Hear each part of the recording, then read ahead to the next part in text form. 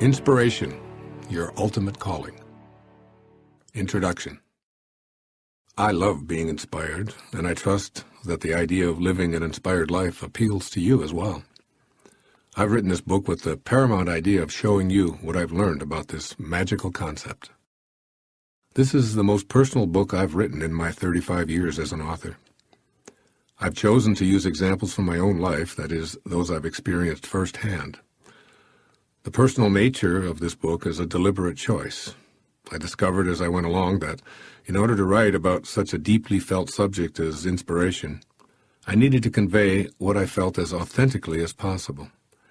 Just as one can never actually know what a mango tastes like from another person's description, I wouldn't have been able to adequately convey my familiarity with the experiences of inspiration by citing case studies of others. By writing from my heart, and speaking from my heart, I've been able to keep the flavor of inspiration alive here in this program. By the way, if you're interested in why I appear on the cover of this program looking blissfully at a butterfly, you'll find out in the final chapter, How Life Looks When I'm Inspired. As I was finishing this work, I had an incredible mystical encounter with one of God's most fragile creations. In the last chapter, I've described that astonishing experience, along with what your life might begin to look like if you apply the insights offered throughout inspiration. I'm also well aware that I've repeated one theme over and over throughout this work. I decided not to edit out this repetition because I see this program as an instrument for moving you to a place where you truly understand what it means to be in spirit. This oft-repeated theme is, live in spirit. You came from spirit, and to be inspired, you must become more like where you came from. You must live so as to become more like God. One of my favorite mentors and storytellers, Anthony DeMello, was a Catholic priest who lived in India and could convert complex philosophical issues into understandable and simple teachings using the art of storytelling. Here's one of those short tales from a book called The Heart of the Enlightened, in which Father DeMello does such a good job of summing up much of what I want to convey to you about living in spirit here in this program. Quote, the devotee knelt to be initiated into discipleship. The guru whispered the sacred mantra into his ear, warning him not to reveal it to anyone. What will happen if I do? Asked the devotee. The guru responded, anyone you reveal the mantra to will be liberated from the bondage of ignorance and suffering. But you yourself will be excluded from discipleship and suffer damnation. No sooner had he heard those words than the devotee rushed to the marketplace, collected a large crowd around him, and repeated the sacred mantra for all to hear. The disciples later reported this to the guru and demanded that the man be expelled from the monastery for his disobedience. But the guru smiled and said, he has no need of anything I can teach. His action has shown him to be a guru in his own right. I trust that the meaning of this story will become clearer and clearer as you immerse yourself in this program. You have a profound calling back to spirit. It is working right now in your life. Otherwise, you wouldn't be listening to these words in this very instant. I urge you to heed that calling and come to know the pure bliss that awaits you as you make an inspired life your reality. In spirit, that's me, Wayne Dyer.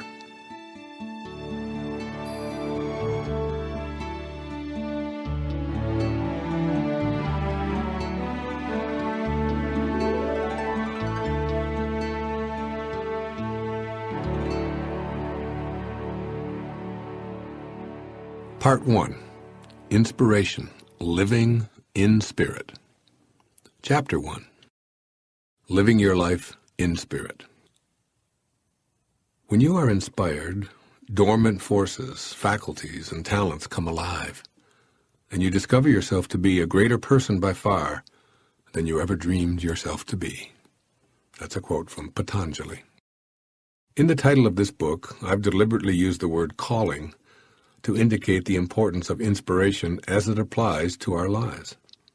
There's a voice in the universe entreating us to remember our purpose, our reason for being here now in this world of impermanence. The voice whispers, shouts and sings to us that this experience of being in form, in space and time, has meaning. That voice belongs to inspiration, which is within each and every one of us. Inspiration responds to our attentiveness in various and sometimes unexpected ways. For example, when I began writing this book, I debated between the two titles, Inspiration, Your Ultimate Destiny, or Inspiration, Your Ultimate Calling. One day, while I was swimming in the ocean, I was going back and forth in my mind, trying out both titles. Still uncertain, when I'd finished my swim, I called Reed Tracy, who's the president and CEO of my publishing company at Hay House, from a payphone to get his opinion about the title. While I waited for him to answer, the word calling appeared on the miniature screen of the telephone. Nothing else, just calling. And then the word began to flash on and off as if it were trying to get my attention. When Reed answered, I told him what had just occurred, and we both agreed on Inspiration, Your Ultimate Calling, for the title of this book and this program. All of this may appear to be nothing more than a silly coincidence, but I know better. We know that there's something deep within us waiting to be known, which we sometimes call a gut reaction to life's events. We have a built-in yearning to seek our inspired self and feel wholeness, a kind of inexplicable sense that patiently demands recognition and action. We might describe it as a mechanism persistently projecting the words destiny or mission or purpose on our inner screen. It's possible to have our daily behavior so aligned with these inner feelings that we unequivocally know what our calling is. In fact, if you pause the recording and check it with what you're feeling at this very moment, my guess is that you'll hear a part of yourself crying out, "Yes, I want to have more inspiration in my life. I want to know my calling." I think of the word inspiration as meaning being in spirit. When we're in spirit, we're inspired. And when we're inspired, it's because we're back in spirit, fully awake to spirit within us. Being inspired is an experience of joy. We feel completely connected to our source and totally on purpose. Our creative juices flow, and we bring exceptionally high energy to our daily life. We're not judging others or ourselves. We're uncritical and unbothered by behaviors or attitudes that, in uninspired moments, are frustrating. Our heart sings in appreciation for every breath, and we're tolerant, joyful, and loving.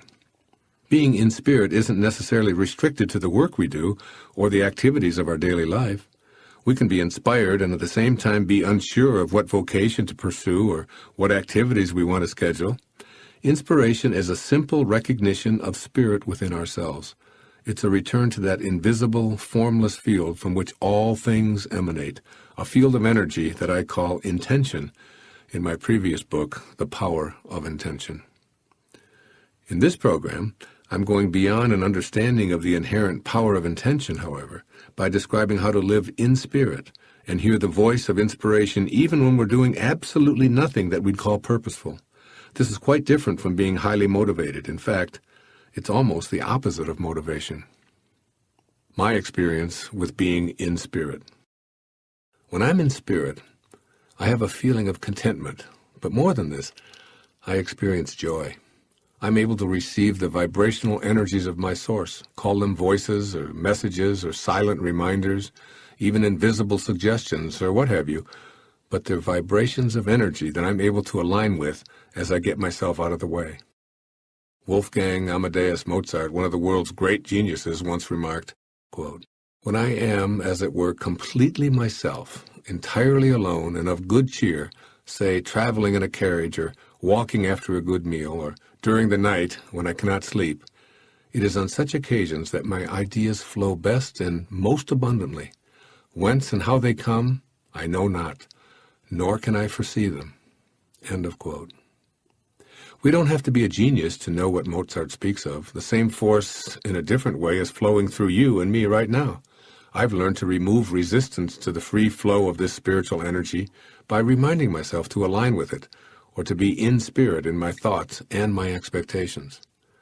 When I sit down to write, my desire is to invite spirit to express through me, and I encourage ideas to flow freely. Like Mozart, I'm connected as if it were to my source in spirit, thinking and expecting to be the instrument of my spiritual source. Ideas flow, and whatever assistance I need just shows up.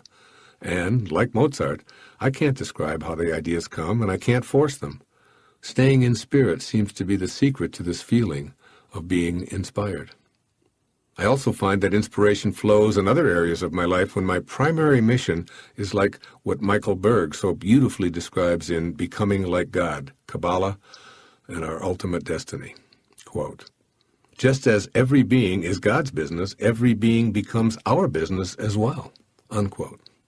That is, being inspired necessitates the willingness to suspend ego and enter a space where I want to share who I am and what I have in a completely unlimited fashion. At a recent lecture, for instance, a woman named Rolina De Silva approached me at the break to ask if I'd visited her teenage daughter Allison in the hospital for sick children in Toronto, Ontario. Allison had been hospitalized for many, many months due to a rare disease that's characterized by a breakdown of the lymphatic system. Her intestines had been perforated, so she was unable to process proteins and fats, and her prognosis was dismal at best. As I sat with Allison on my third visit with her, I held her hand and noticed that a scab was forming on the top of her hand from a minor injury brought about by an intravenous injection. Something came over me in that moment, and I looked into the girl's eyes and reminded her that the scab was a gift to her. It indicated that the essence of well-being, our source, was working within her. I reminded her that all she had to do was to summon that same well-being to her abdomen.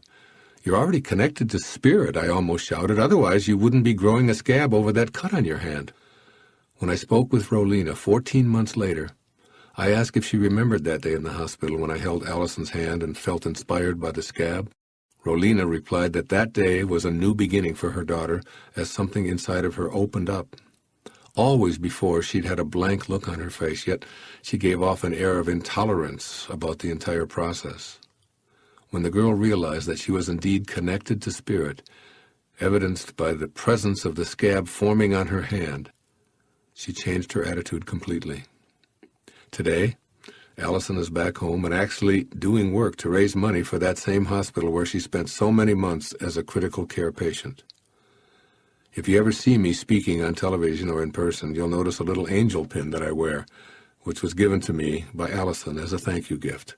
To me, this pin is a symbol of the angel that guided me that day to speak to Allison as I did. I know in my heart that when we remember we're always connected to this source and that we can summon the well-being of God, it is then that we're said to be inspired. Whether the outcome is miraculous, as was Allison's, or our physical reconnection to our source is completed through the death of our body, we live out our moment in spirit. It's important to understand that each and every one of us represents God or spirit, revealing itself here and now on our planet. So in what direction are you moving? Being in spirit is a direction we take rather than a destination to be reached. Living our life in spirit requires us to determine that direction, and we do so by noticing our thoughts and our behaviors. Thoughts that are in spirit reflect a vibrational alignment, moving us toward our ultimate calling. And obviously, this is the direction we want to take. Once we begin to observe our thoughts, we realize that there are many times we're going in the opposite direction. When we catch ourselves with conscious effort, we can make a U-turn with new thoughts. For example, blaming something we call evil is thinking in the wrong direction. When we see things in our world that we label evil, what we're really seeing are people moving away from their source, not individuals in the grip of an evil power.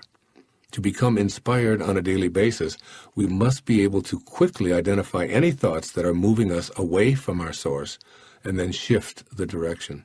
We need to bring love to the presence of hatred, as St. Francis advised. When we're consumed with thoughts we've labeled as evil, we need to notice that we're headed in the wrong direction. It's difficult to comprehend because we're accustomed to blaming our problems on external forces, such as evil or hatred, but we know better.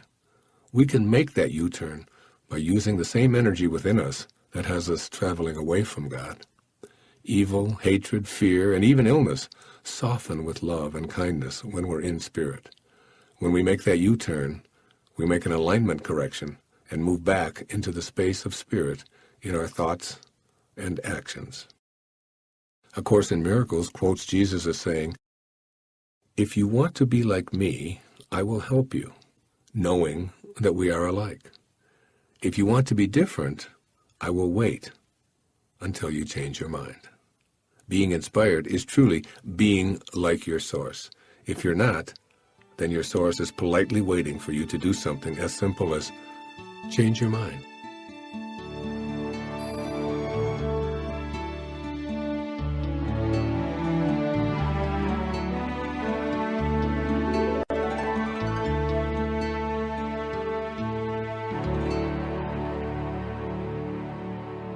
Chapter 2. Your life before your birth into a body. All bodies emerge from the soul and return to it. The visible emerges from the invisible, is controlled by it, and returns to it. That's a quotation from Lau Russell. This is clearly a purposeful universe with an intelligence supporting its creation and continuing evolution. And we're pieces of that intelligence by virtue of having emerged from it. Consider, for example, that scientific analysis of even a droplet of blood reveals all of the characteristics in our entire body's supply. The percentage of iron in that droplet is proportionately the same as in that which flows through our entire body. So it's easy to agree that the drop of blood is identical to the source from which it was removed. Now think about what happens to that droplet of blood when it remains in the state of separation. It can't fortify or heal us, and it can't circulate freely. Disconnected from its source long enough, it will simply dry up, decay, and disintegrate, even though it contains all of the physical properties necessary to survive that its original source does. I believe that our transition from spiritual source to physical beings made up of particles is similar to that bit of blood in that we contain all of the same properties as our source. But unlike that droplet, we're never completely separated from our source. I know that there are no accidents in a universe directed by a source energy that creates endless real magic in the form of its creations. I know that we agreed to move from the world of spirit into the world of particles and form, to come forth at the exact time that we did, and to leave when we've agreed to do so. I also know that we decided to bring joyful perfection to this world and to share that godlike energy with everyone we encounter here on earth. It's our nature to do so. Our life, before becoming an embodiment of spirit, was exactly like our source. Then we began the transition process and became a tiny fetus intended to spend 9 months developing in our mother's womb. I contend that we've chosen to enter this world of particles and form. In ways that we don't readily comprehend now, we knew what we were coming here to accomplish, and we participated in setting this life process in motion. Why place the responsibility or blame on anyone or anything that's not a part of us? On earth, we've been given the gift of volition, that is, we can choose. So let's assume that we had the same capacity when we resided exclusively in the spiritual realm. We chose our physical body, just as we chose the parents we needed for the trip. And it doesn't seem too great a stretch to believe that we chose this life in concert with our source. The very first particle of human protoplasm intended to be ourself wasn't the architect of our physical being. Instead, it was an aspect of an invisible, formless energy field that was our self manifesting. In the particle and the energy field from which it emanated were the size and shape of our eyes, our legs, our mouth, and so on. So it feels intuitively natural to me to assume that in that field of energy, the very shape of our life was also encapsulated.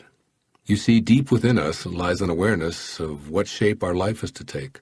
We can hear that voice, the one that wants us to know our calling if we choose. But first, we need to surrender to that divine plan we signed up even before our conception. Our first 9 months in form. Let's take a moment to go back to what took place from the very first moment of your manifestation into a particle, right up until you emerged from your mother's womb.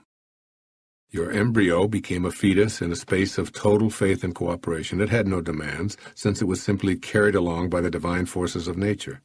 The basics of your development occurred without your interference. Your brain developed independent of your ideas about how it should be done.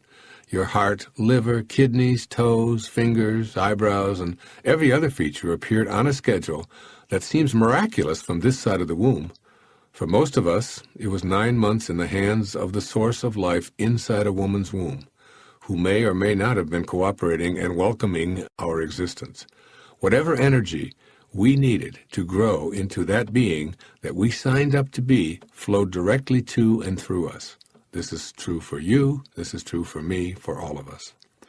How could we have gotten along so well in those first 9 months with only the cooperation of our mother allowing us to develop inside?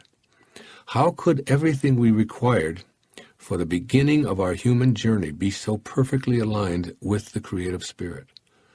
The seed that we came from was so tiny that millions of them could fit on the head of a pin, and it looked identical to the seed that brings a giraffe, a palm tree, or any other living organism into the world of form. So how did it eventually become you or me? The seed materialized into what we intended to become under the auspices of the creative intelligence, and it flourished with the assistance of that remarkable spirit that's responsible for all of life. The entire process of creation simply unfolded. During those months that we lived in the womb, it's safe to say that we were in spirit. We were allowing spirit to perfectly align without any effort on our part. We were provided for entirely by a life force that none of us can completely describe or explain. We were a little larvae-shaped oozeball that, in a relatively short period of time, became a human being with the apparatus necessary to support life outside of the womb. We can see that there's a force in the universe that's 100% trustworthy, one that we relied upon to get us here. It creates and manifests from a spirit of love, cooperation, beauty, and expansiveness, and it's to this flawless work of spirit that we can return in order to know inspiration. Throughout our life, we continue our development outside of the womb, wherein we rely on the energy of creation to fuel the light of inspiration within us. Now I'd like to share a conversation I was privileged to have with my originating spirit. This is an exercise that anyone can do in their imagination. My imaginary conversation with my spirit before manifesting into a physical particle. Being in a universe that's created and guided by an organizing intelligence that precludes accidents and coincidences, I've always felt that my presence here at this time is a component of that intelligent system. In a powerful experience of hypnosis, I recreated a conversation between my highest spiritual self and my originating source, to which I'm still connected. This one imaginary exchange has been exceedingly helpful to me for the major portion of my adult life. I was conceived on the first day of September in 1939 and born on the 10th day of May in 1940. The day of my conception was the exact same day that Adolf Hitler invaded Poland. 2 days later, World War II was initiated. I was born on the same day that the Nazis invaded and occupied Belgium, the Netherlands, and Luxembourg, and I saw the Holocaust coming. I knew that I was to play a dominant role in reversing the kind of hatred that precipitated the horrendous actions that resulted in the slaughter of millions and millions of people. I came here to teach self-reliance and compassion, just as in an earlier incarnation in the 13th century, when I wandered through Europe and Asia with or as Francesco Bernardone, who later became St. Francis of Assisi, attempting to stop the vicious activities known as the Crusades. My infinite soul was and still is tormented by human beings' inhumanity to their fellow humans and wants to eradicate suffering caused by separating ourselves collectively and individually and using violence to settle disputes. The answer, it seems to me, is to teach others how to connect to their source and stay in this consciousness of love, peace, kindness, and oneness. When enough of us make this journey back to being in spirit, our groups and collectives will reflect the inspiration I am called to promote in one way or another. As I readied myself to make the shift from an exclusively spiritual being into the world of particles in 1939, I had the following conversation with the creative intelligence I'll call God. God, what would you like to accomplish on this journey you're about to undertake? Me, I'd like to teach self-reliance, compassion, and forgiveness. God, are you certain that this is what you wish to dedicate this entire lifetime to? Me, yes, I can see the need even more clearly now.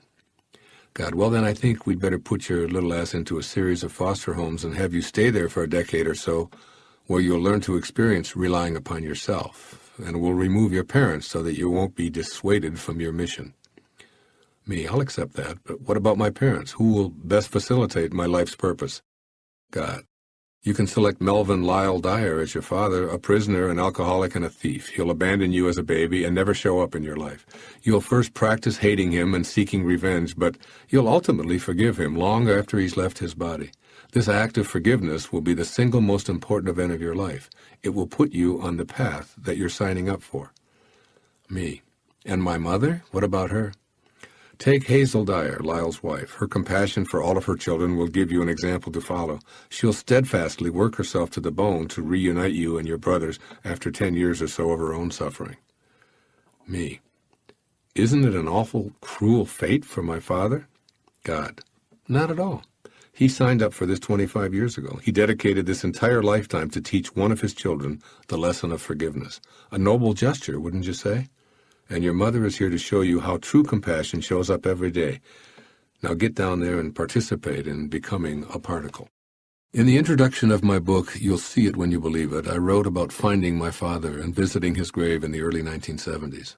The facts that led me there defy the laws of logic, and visiting it was the final hurdle I needed to overcome before initiating my writing and speaking career, or the mission I'd signed up for back in 1939.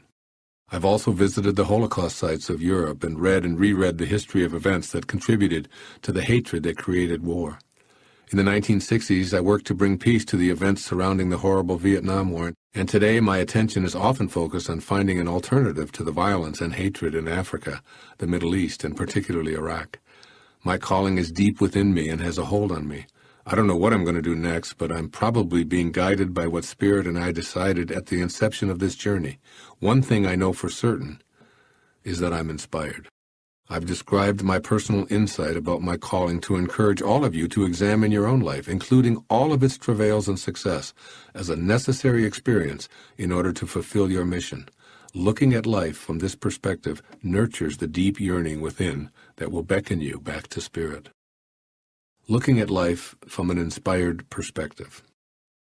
As you can see from my own example, it can be a great help to look at your entire life as the unfolding of a plan that you participated in before you even arrived here. By doing so, you shift from blaming others and circumstances to being responsible and feeling your purpose. Whatever shows up in your life then becomes a part of the perfection of this plan. When everything you experience seems unwelcome, for instance, you can search for what you gain from the apparent obstacles. If we can remember that we're responsible for what we're attracting, we can then eliminate the negative energy we wallow in. If what we desire is to be inspired and feel joy, but the opposite keeps showing up, rather than cursing fate, we can view ourselves as simply being out of creative vibrational alignment. We can shift our vibrations in the form of thoughts to those that are more harmonious with our desires, and we can then begin to take the small steps necessary for our inspiration to be sensed. Source energy will cooperate with us when we seek it energetically. Moreover, we can begin to reassess our lives for misaligned attractions and imagined bad luck. When we feel peaceful within ourselves, we begin to attract more of the peace we desire because we're functioning from a spiritual place of peace. When we engage Spirit, we regain the power of our ultimate source. Regardless of what goes on in the world of form, inside of ourselves, we'd still be living in Spirit. For example, a beggar on a street corner may have agreed to come into this world of boundaries to teach and generate the awareness that leads to more compassion in this world, or even to teach a single person, perhaps you, to become more compassionate. In an infinite universe, there's no time restrictions on how many lifetimes we get. With an infinity before us, spending one lifetime teaching compassion doesn't seem so outrageous. When we feel peaceful within, we begin to attract more of the peace we desire because we're functioning from a spiritual place of peace. When we engage Spirit, we regain the power of our ultimate source. An inspirational attitude is less judgmental and more appreciative, with a keen eye for how God or source energy manifests. And remember, source can't be removed from what it creates. Everyone and everything contains God or the source, so be on the lookout for the God force in every living thing. Explore how this force has delivered to us many blessings in disguise. We came from a world of pure spirit and allowed that source to take over without any interference or questioning on our part. As long as we were in spirit, our source materialized in a multitude of ways to handle everything for us. Then, almost immediately after our birth into form, we initiated a program to deny spirit and emphasize the ego. But now, as you listen to these words, you're on the threshold of dropping ego identity and returning to a life where inspiration awaits you.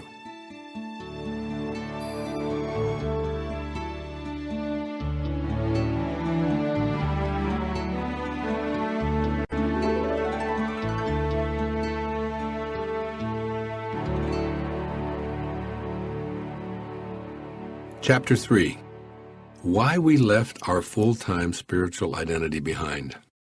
Quote, "A sense of separation from God is the only lack you really need correct."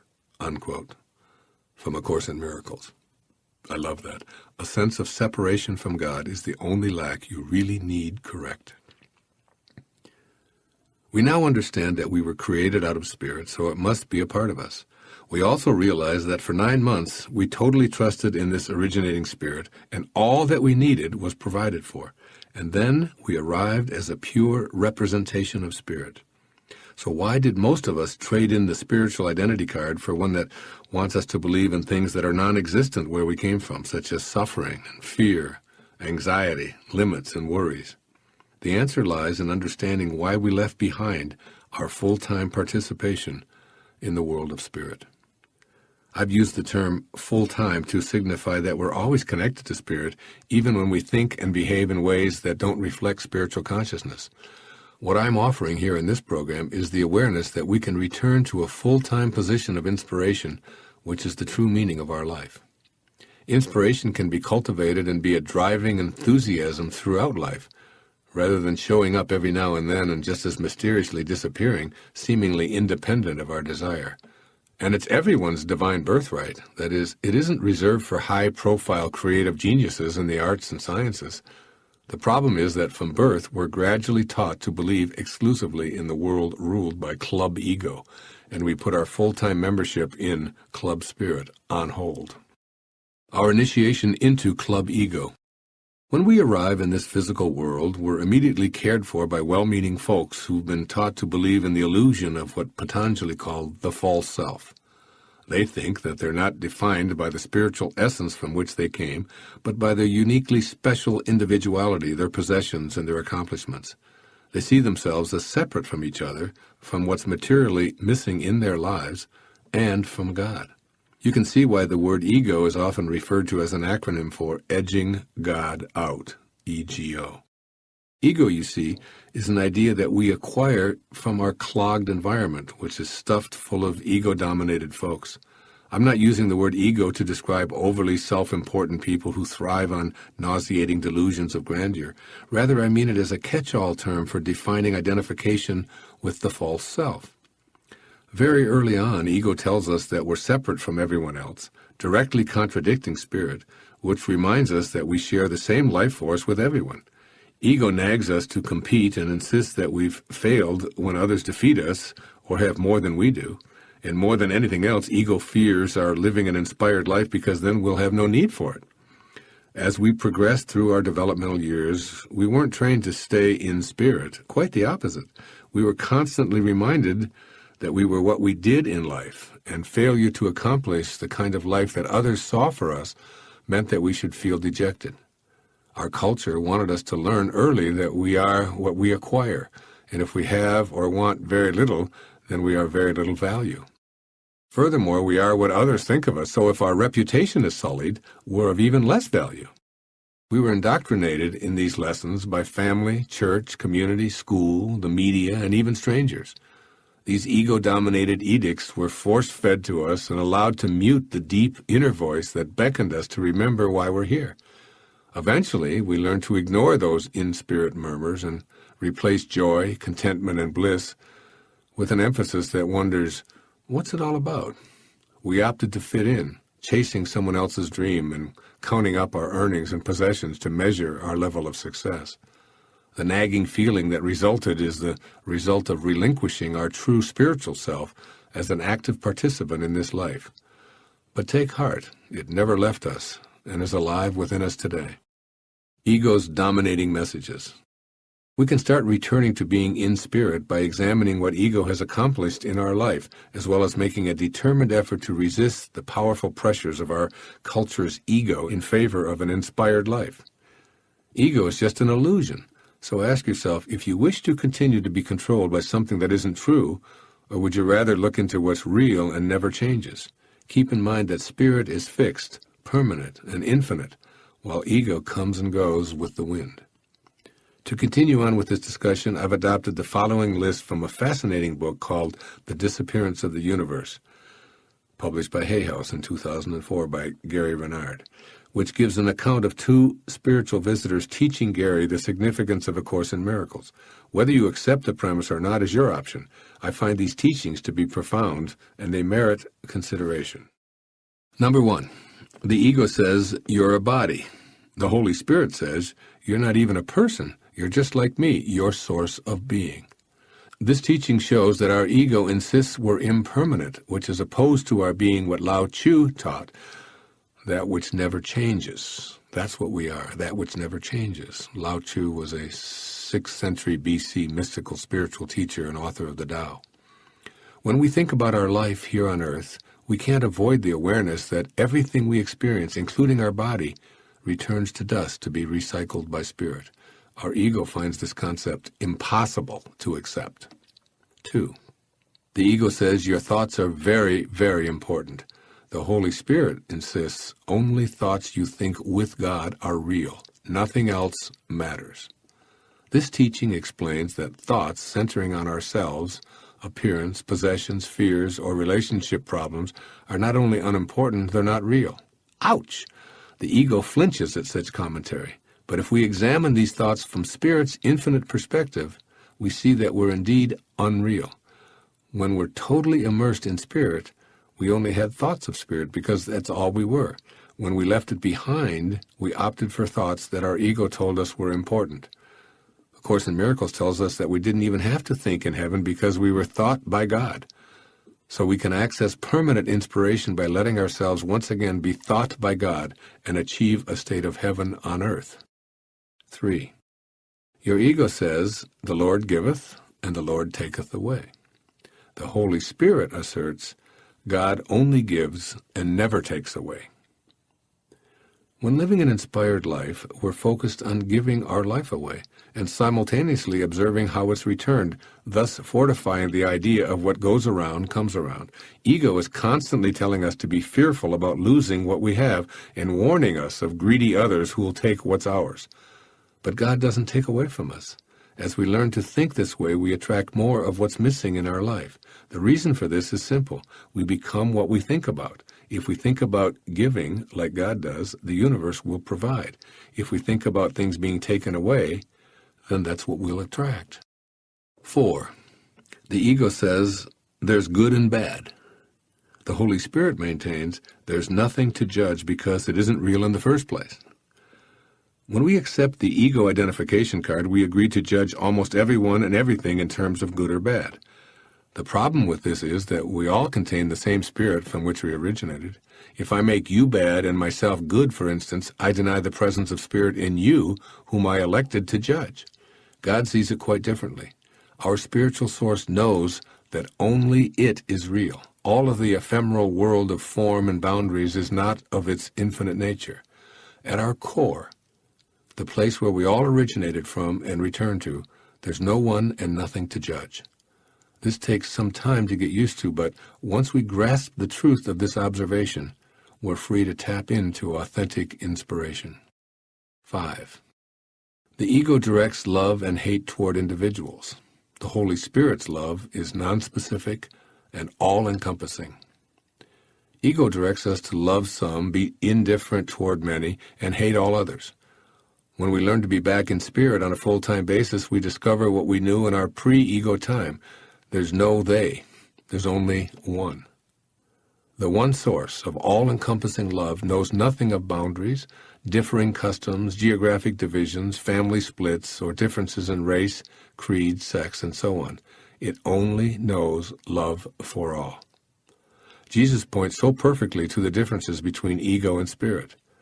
When we were in spirit, we were a child of our Father in heaven. And, quote, he causes his sun to rise on the evil and the good. Matthew 5:45. This, of course, means that it's all one. Evil, good, righteous, and unrighteous are all the same. Some move away from the Father and some move toward him. This is such an important and powerful lesson to get as we move toward becoming inspired by living in spirit. 6. The ego devises clever reasons why we should continue to listen to its selfish counsel. The Holy Spirit is certain that at some point we'll turn toward it and ultimately return.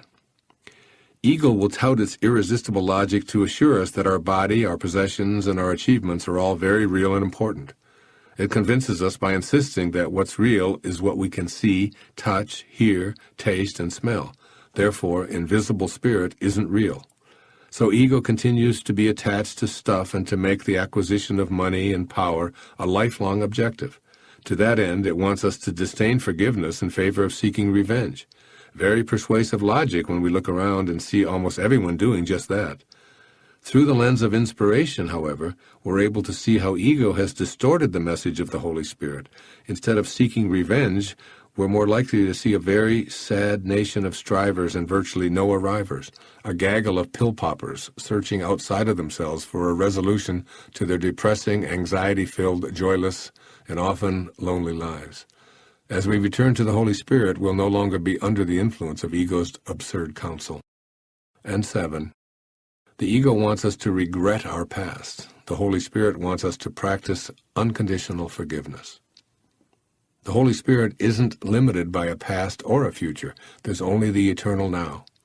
Any energy we place on what transpired in the past is groundwork for guilt, and ego loves guilt.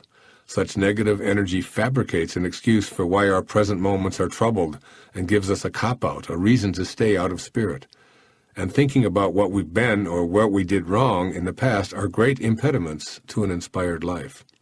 On the other hand, when we're inspired, we're totally engaged in the now. In an infinite, never-beginning and never-ending universe, there can be no past. All guilt and regret simply serve as ways to avoid being here in the only moment we have, which is now. This is where we reconnect to spirit, now.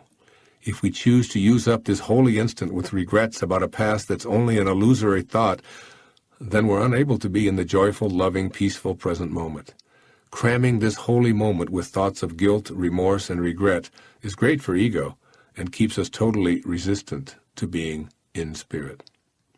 These 7 messages are the dominant ones the ego drones on about. If we don't listen, it will try to drown out inspiration by intensifying worrisome and fearful thoughts. I've managed to tame this annoying voice of the ego so that its influence is almost negligible in my life, and I know you can too. How I learned to slay the ego intruder. I realize that the ego's voice has most of us convinced that we're powerless to manage our own destiny. There was a time when I felt much more kindly toward the ego since it plays such a dominant role in the lives of so many people, almost everyone, in fact. But today, I see it as something that needs to be destroyed.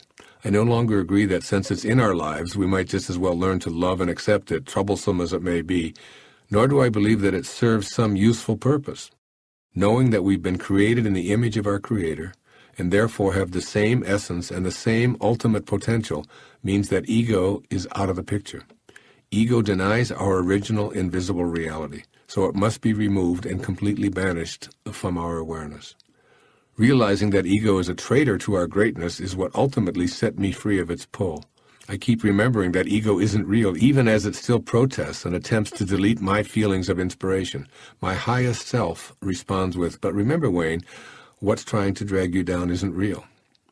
What also helps to keep me on track is parenting. I'm the father of 8 children, so I can recall thousands of instances of being sucked into a black hole of confusion and uncertainty with my kids, arguments with them concerning schoolwork, questionable friendships, curfews, staying at a pal's house, dress codes, dating, cigarettes or drugs, what was right from my perspective and wrong from theirs, and vice versa, and on and on and on this list could go. There was anger and hurt feelings, sleepless nights, and of course, much happiness, joy, and contentment as well. As I look back on those years of parent-child conflicts, I realize today, in this now moment, that none of it exists. It isn't real because it's in the changing world of time and space.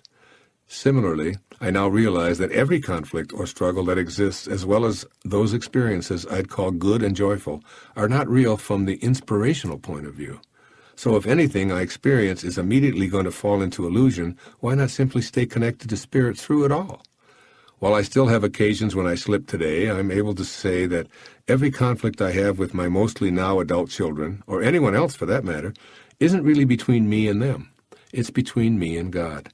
I look for a way to be like God and stay loving, caring, forgiving, and peaceful within myself, suspending my need to be right and knowing that in the next moment it will all be gone, which is true of everything that's being played out in this illusory world. I want to emphasize that I'm not suggesting that peace means being in a place where there's no noise or trouble. Rather, it means that in the midst of turmoil, I can still feel calm. Not one of the things that I was so upset and out of control over matters today. Not one. It's all illusion fed by my ego's need to make me important by winning, being right, or coming out on top. The best way I can think of to summarize and conclude this chapter in this program is to take you back to the opening quotation from A Course in Miracles. To me, this observation helps us understand why we've left our spiritual identification. Quote, "A sense of separation from God is the only lack you really need correct." Now let's go to work on correcting that separation.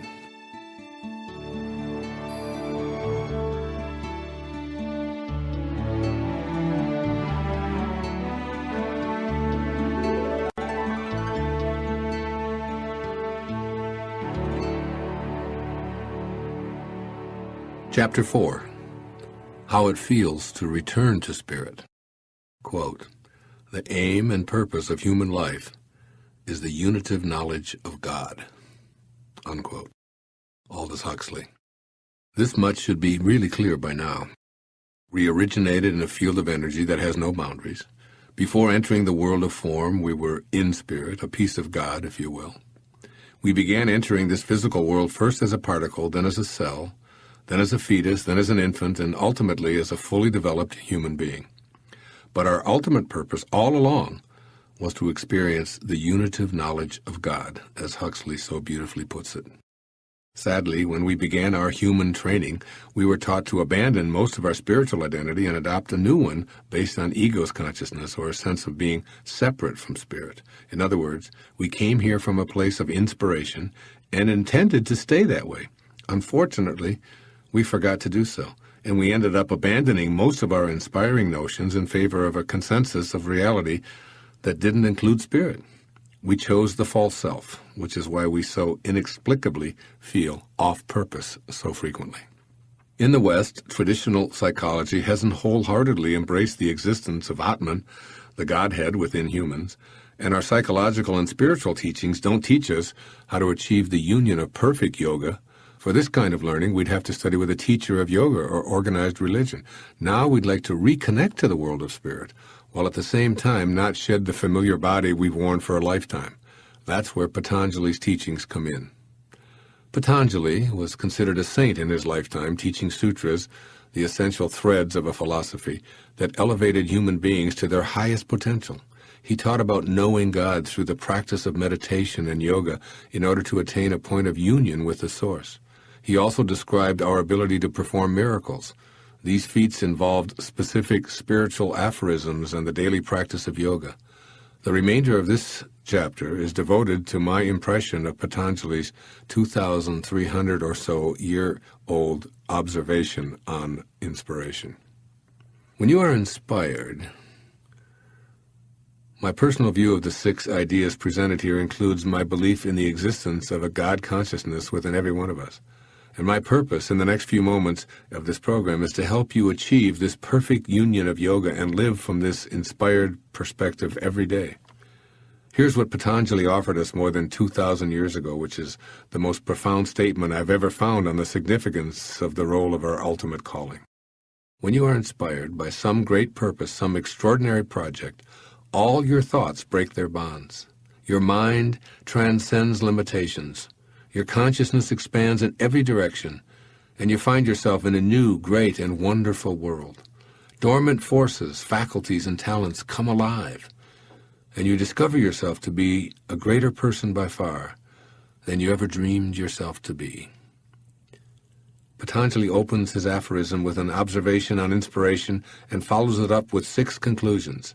These 6 key points are the basis for the next few moments in this chapter, as they describe what it feels like when we return to the world of spirit. Number 1, when you are inspired, all your thoughts break their bonds. As I explained earlier, being inspired is equivalent to being back in spirit. Before we showed up in form, our mind and the mind of God were synonymous, which means that we were free from the bonds of the ego mind. This is simply how the world of spirit works. It's impossible to have limiting boundaries or self-imposed shackles placed on us. When we're in harmony with the mind of God, we simply don't have thoughts that tell us we can't accomplish something. After all, our thoughts are of a higher energy. Returning to spirit results in a grand sense of being in tune with our uniquely divine purpose. Just imagine being able to go on and on for hours at a time without experiencing fatigue or hunger or thirst or mental exhaustion, all thanks to one factor, the willingness to be back in spirit. I've personally found that when I have thoughts of being inspired by some great purpose or extraordinary project, I let go of fatigue. That is, being in spirit somehow eliminates thoughts that send the "I'm exhausted" signals to my body. In the middle of writing or speaking or touring with my family or playing a tennis match or anything that inspires me, all bonds are shattered by my mind, and fatigue is impossible. Furthermore, matching up my desires with plans and behavior in the form of my thoughts and actions breaks down the bonds of hunger and discomfort. I've literally written for up to 14 hours without eating or experiencing any hunger pangs. Somehow being inspired allows my thoughts to remove any of the bonds that can serve as excuses not to do what I know I'm here to accomplish. This observation that Patanjali made so long ago is awesome.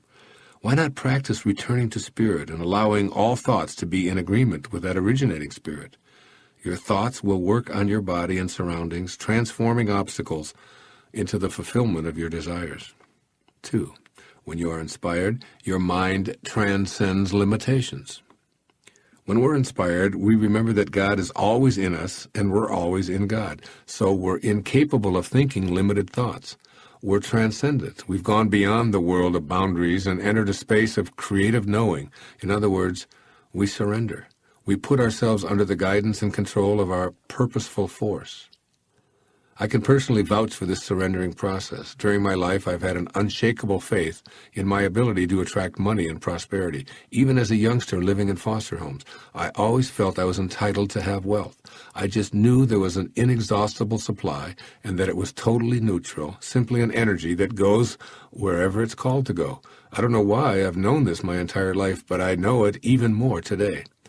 A television interviewer once asked me if I ever felt guilty about making so much money from my writings and recordings. I responded, much to her surprise, I would feel guilty, except that it's not my fault. When she asked what I meant, I explained that money has always come to me because I've always felt within me that I am money. I attract prosperity because I feel entitled to it. In fact, I feel that it's actually a definition of me. Money has always come to me, and because it has, I direct it wherever I perceive it to be needed. It's simply an energy system that my mind has created. It flows to me because it's who I am. I've never doubted that I came from an energy source of pure, unlimited abundance. And because of my unshakable faith, I've always acted on this prosperity consciousness. I've never known a moment of unemployment through good or bad economic times. 3. When you are inspired, your consciousness expands in every direction.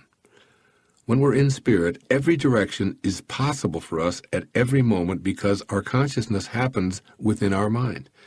Now, this inner world of ours, reunited with its originating essence, doesn't think in only one direction. Rather, it allows all possibilities. Our consciousness is in the absolute state of allowing. All resistance in the form of thoughts is non-existence. I'm speaking here of a feeling that comes over us when we're inspired by a great purpose, an extraordinary project, when we experience the bliss of an expanded consciousness with the unsurpassed allowing of any and all possibilities to enter our daily life. We cease looking for answers in a directional way. They don't come from someplace north or west of us, nor are they arriving from up above or impeded by something down below. We begin to feel the larger sense of life, what being a part of all is like once again. Is there any place that God isn't? And if we came from God, then mustn't we be like God? You see, we're already connected to everything we need when we're inspired. What takes place is a realignment within us that allows for everything, every event, and every person to merge in our inspired consciousness. When we re-emerge into the perfect oneness of spirit, we view everyone we meet as an ally through our inspired way of life. We feel extraordinarily guided and attract people, events, and circumstances to join us in our inspired state because our world has transcended from the elementary cause and effect, birth to death path to all directions simultaneously. We're living at maximum allowing. With non-existent resistance, we're back in spirit. 4. When you are inspired, you find yourself in a new, great, and wonderful world. In 1976, I made the choice to live in spirit on a full-time basis. I resigned from my professorship at St. John's University to teach and write on a much larger stage. I knew within myself that I was finally listening in earnest to the inner voice that chose my destiny before I was conceived. I incarnated here to teach self-reliance and to help our planet move to a more unified means of living heaven on earth. But I was here for 35 years before devoting myself exclusively to my mission. At the age of 36, I was consumed by my writing and by telling the world about my book, Your Erroneous Zones. I was filled with excitement and passion about what I was involved in.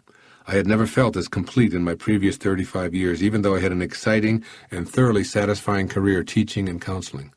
The moment I resigned from being an employee to living my dream, when I mustered up the courage to be in spirit, lives in my mind even today, some 30 years later. I found myself in a new, great, and wonderful world. It was as if a huge blanket had been removed from me and breezes were allowed to refresh me at every turn I made. The world became my oyster when I shifted into the world of inspiration. Suddenly I began receiving requests to appear on radio and TV shows to discuss what I believed in so passionately. The more I spoke from what I now recognize as inspiration, the more invitations I received. Radio hosts began asking me to fill in, sometimes for 6 or 7 hours on all-night shows, and then for a week at a time in cities across the country. I stayed with my inspiration, loving every moment, working 18-hour days, and being willing to do whatever it took to stay in spirit. Soon national shows took an interest in me, and all the while, precisely the right people showed up to teach and guide me through this process. Publicists, editors, book distributors, talent coordinators, travel agents, bankers, everyone who was needed kept surfacing. All I had to do was stay inspired and follow my bliss, in the words of Joseph Campbell. It was as if a gigantic hand was pulling the right strings. Moment by moment, day by day, I was in awe of it all at the time, and I'm still in awe as I write these words many years later and speak to you today. More than ever, I trust in Patanjali's advice, now, today, to stay in spirit.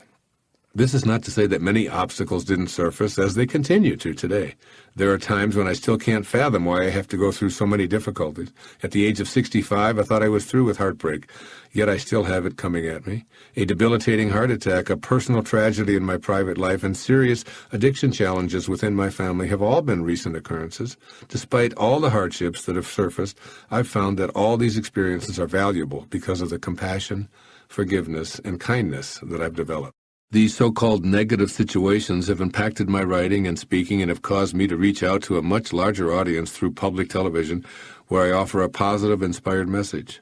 My lesson has been to stay in spirit and step outside my body and my life circumstances, to observe all that has and continues to flow to me from a perspective of detachment. It's not about me. It's about staying in spirit, knowing that all that comes my way is a divine blessing, even the struggles. 5. When you are inspired, dormant forces, faculties, and talents become alive. I know that forces exist to guide me through every stage of this program and all of my writing. When I pick up a book, I often open it to precisely the right page, and exactly what I need appears before me. I smile inwardly and say aloud, "Thank you, God. You're always there for me when I write, seemingly alone here in my dining room and looking out at this magnificent ocean." I love watching those dormant forces come alive and guide me in my own inspired offerings.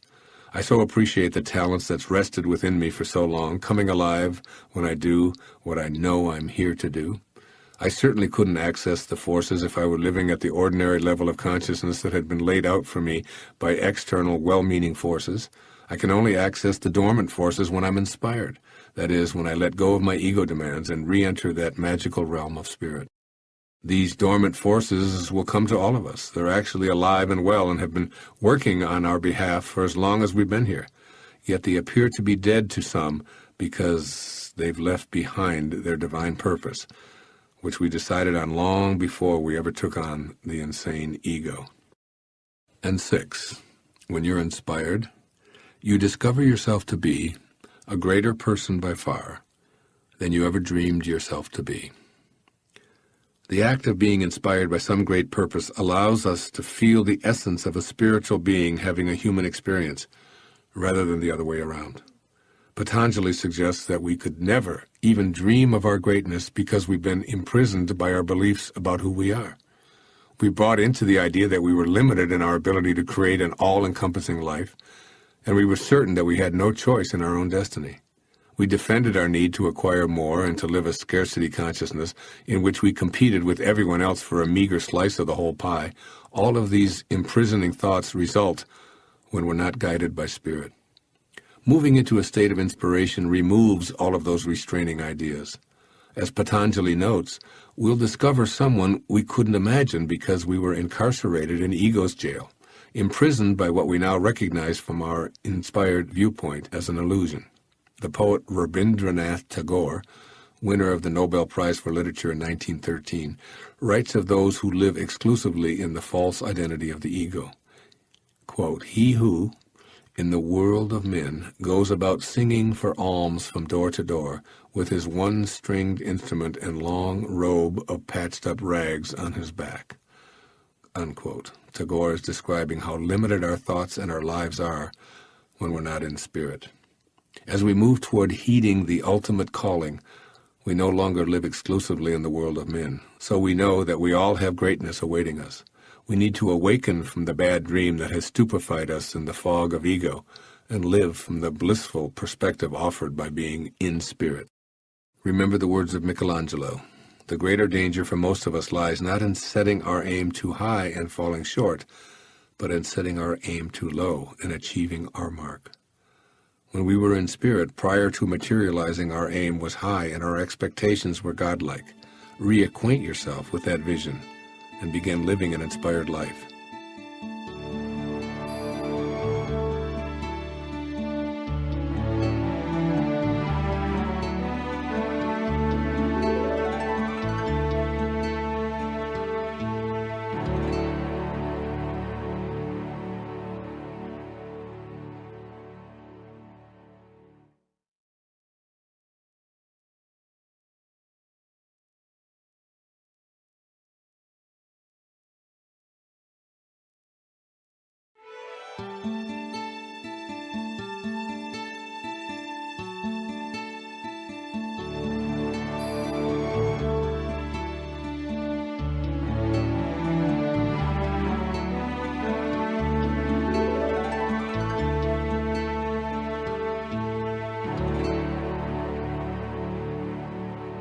Chapter 5. Finding Your Way to an Inspired Life. Quote, "If we examine every stage of our lives, we find that from our first breath to our last, we are under the constraint of circumstances, and yet we still possess the greatest of all freedoms, the power of developing our innermost selves in harmony with the moral order of the universe, and so winning peace at heart, whatever obstacles we meet.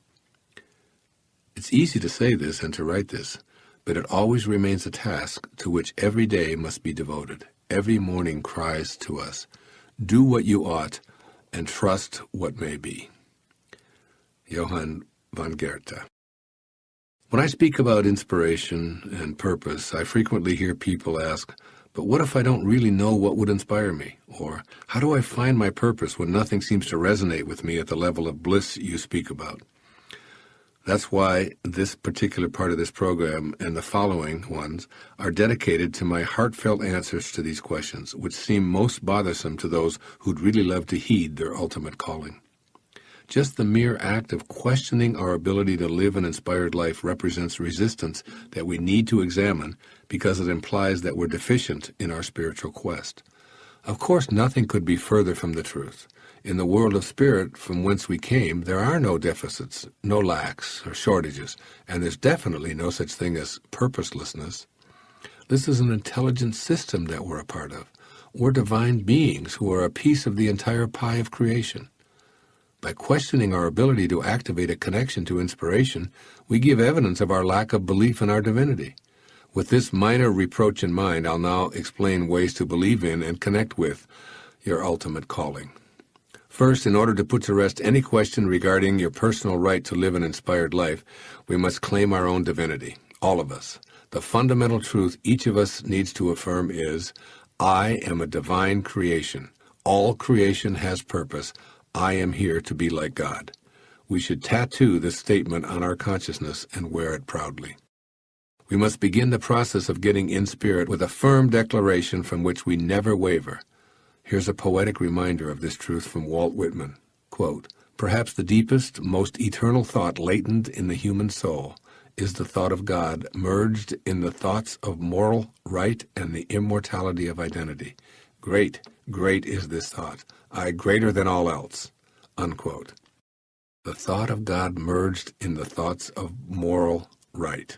I love that. Yes, as Whitman says, this thought of being merged with God is greater than any we could ever have. Once we've accepted this, we can move on to knowing why we're here and what inspires us.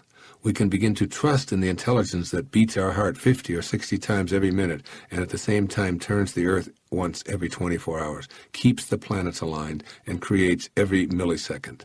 Our job is to be as much like the source of all beings as we can be. And the nagging question about what inspires us and why we're here dissolves in this grand desire.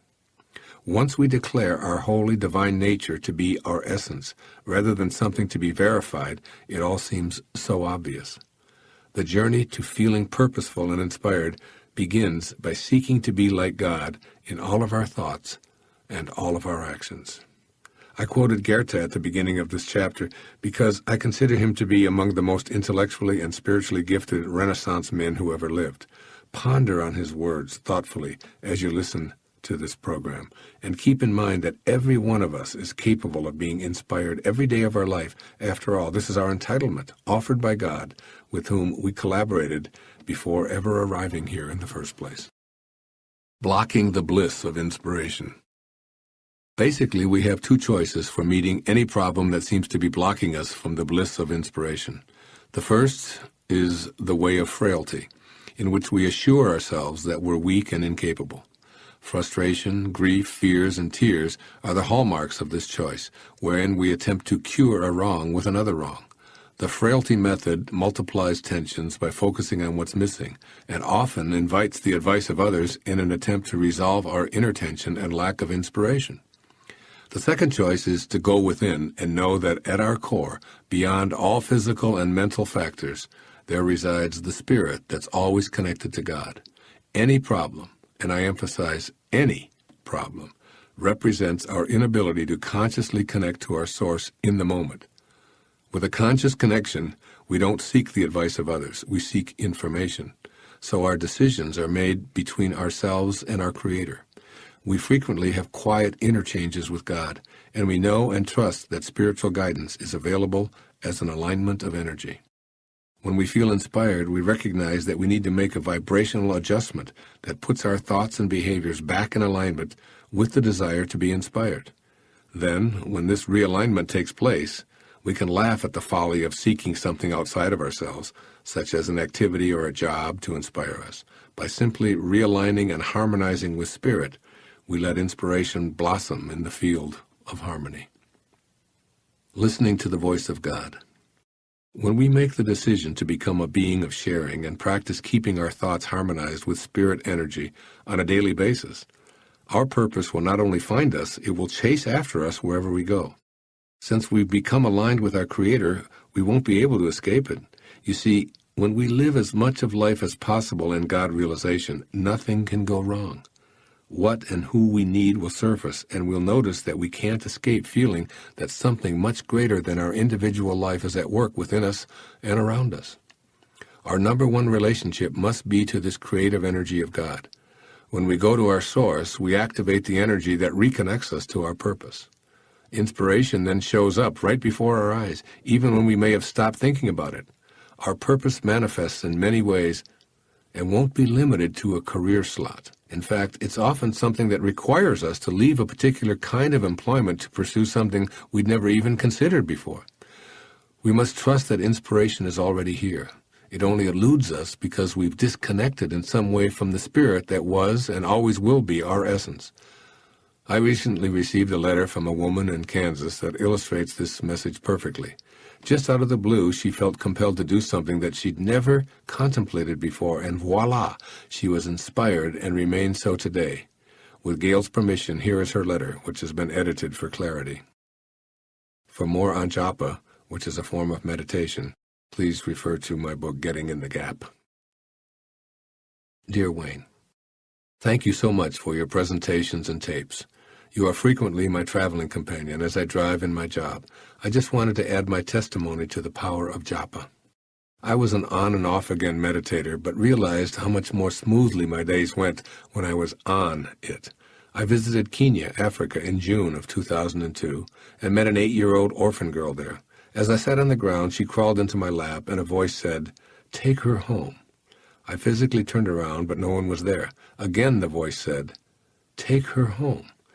I asked my 18-year-old daughter, who was with me on the trip, what she thought about my adopting this beautiful child. With the quickness of a sprinter, she replied, "Go for it." When we returned to the States a week later, I realized that if I didn't follow through with this adoption, I'd always regret it. Regret seemed much larger than the task of adopting.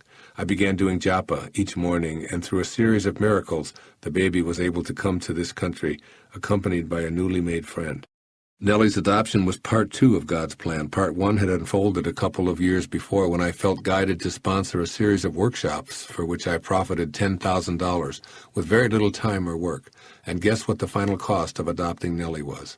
The first time I heard the voice, I chose to disregard it and or think it through, making lists of pros and cons. But I couldn't rest until I proceeded with the workshops. That's how I explained to my family that I needed to proceed with adopting Nellie. Obedience had brought abundance into our lives, and now it was time to share that abundance. Nellie has brought the abundance of love and forgiveness into our home. She is truly a treasure. Thank you for sharing your gift of this wonderful meditation. It changed my life and the life of a little girl. Sincerely, Gail Beal, Topeka, Kansas. Gail used her meditation practice to stay connected to her Creator, and when a small orphan child in Kenya crawled into her lap, purpose did indeed find her. Gail calls this God's plan, but she's actually a piece of God. She came from God, so she must be like what she came from. Hence, God's plan is her plan, and vice versa. In her meditation practice, Gail heard a voice. That voice belonged to her highest self, the part that never left spirit, is always inspired, and can be heard when allowed to come through. It's a voice that lives in each and every one of us. Creating and holding on to our vision. The desire to find our way to inspiration involves creating a vision of living in spirit 100% of the time. Even if we don't have a clue what we should be doing or what our mission is, we need to practice creating this vision anyway. Our inner picture has to be based on our intention to feel good, which is, of course, synonymous with feeling God, good and God. If we made this an inner mantra, I intend to feel good, we can picture ourselves experiencing joy regardless of what's going on around us. We can remind ourselves that whatever we desire is on its way in amounts greater than ever imagined. If we keep this vision uppermost in mind, then before long, the all-creating source will conspire to bring our vision into our physical life. Most important, we'll begin to act on our vision and receive divine guidance. The truth is that we react to the vision we create and hold, and so do all of the cells in our body. So it's vitally important to hold a clear vision of ourselves as deserving of feeling inspired, knowing that it's our ultimate calling, and choosing to be in spirit even when everything around us suggests otherwise. We need to opt to be a being of sharing, living as close to God realization as is possible. The ancient Persian poet Rumi states this so perfectly with the following lines. Quote, "The garden of the world has no limits except in your mind. Its presence is more beautiful than the stars, with more clarity than the polished mirror of your heart." Unquote. Clear your mind of limits and move into spirit, whose presence, as Rumi tells us, is more beautiful than the stars. Here's a question that Ralph Waldo Emerson posed, which I'd like you to ponder before going on to the next part of this program. We are very near to greatness. One step, and we are safe. Can we not take the leap? One step. Surely you can take one step for your own inspired greatness.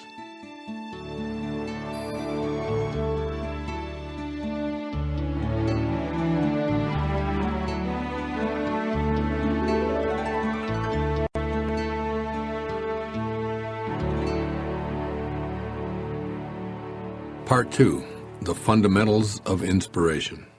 Chapter 6, Essential Principles for Finding Your Way to an Inspired Life.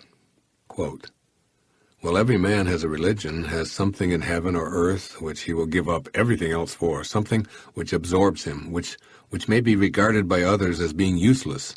Yet it is his dream, it is his lodestar, it is his master, that, whatever it is, seized upon me, made me its servant, its slave, induced me to set aside the other ambitions, a trail of glory in the heavens, which I followed with a full heart. When once I am convinced, I never let go." Walt Whitman. This chapter presents 6 principles that are important to observe as we seek an inspired life. They're a blueprint to refer to as we reconstruct a life in spirit. I'm listing them here and talking about them in no particular order of importance because I believe they're all equally essential. Principle number 1, be independent of the good opinion of others. There are many well-meaning people in our lives who have ideas about what we should or shouldn't be doing. Relatives tend to be specialists in this area. If we let them guide us with advice that isn't congruent with our inner calling, we'll suffer the anguish, the slings and arrows, if you will, of an uninspired life. Each of us can feel what we're being called to be.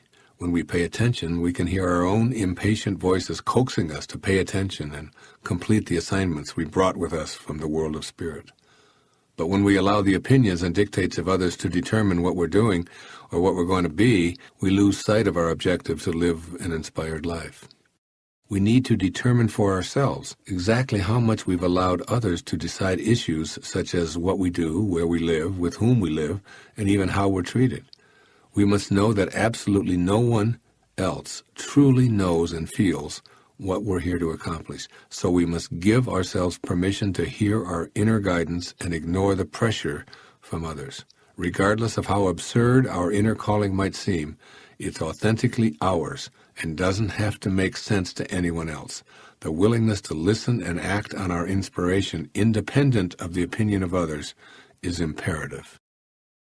Principle number 2, be willing to accept the disapproval of others. Logically following the previous principle, this one notes that we're going to incur the disfavor of many people when we follow our inclinations to be in spirit and live the life we came here to live. This isn't a selfish or cynical attitude. When we begin to follow our ultimate calling, there will be a lot of resistance. In fact, the purpose of the slings and arrows sent our way is to get us to change our mind and be reasonable, which translates to, do it my way.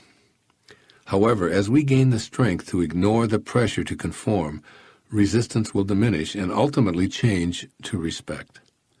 When we steadfastly refuse to think, act, and conform to the mandates of others, the pressure to do so loses its momentum. All we have to do is endure some initial disapproval, such as dogmatic persuasion, anger, pouting, silence, and long-winded lectures, and then we're on our way to inspiration rather than frustration. The people who receive the most approval in life are the ones who care the least about it. So technically, if we want the approval of others, we need to stop caring about it and turn our attention to becoming an inspired being of sharing. One little note of caution here. When we raise our children according to these principles, and they observe us living them on a daily basis, we'll have to deal with their determination to respect their inner calling. For example, when my daughter Summer was about 11 years old and I asked to see her report card, I was a bit taken aback by her response. "Why do you want to see it?" she asked me. When I said, "Well, I'm your father, and I think I should know how you're doing in school," she just matter-of-factly replied, "But these are my grades. They're not yours. And if I thought you needed to see them, I would have shown them to you already." I assure you that she wasn't being disrespectful. She simply had no need to share her grades with me. And since I knew that she was doing very well in school, I let it go and let her be who she wanted to be. Principle number 3, stay detached from outcomes.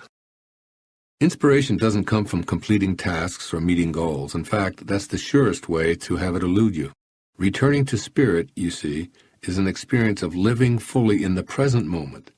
Our purpose in life isn't to arrive at a destination where we find inspiration, just as the purpose of dancing isn't to end up at a particular spot on the dance floor. The purpose of dancing and of life is to enjoy every moment and every step, regardless of where we are when the music stops. Yoga Master Sri Swami Sivananda offered the only worthwhile goal I know of when he said that the goal of life is God realization. Now here's a goal that I can live with.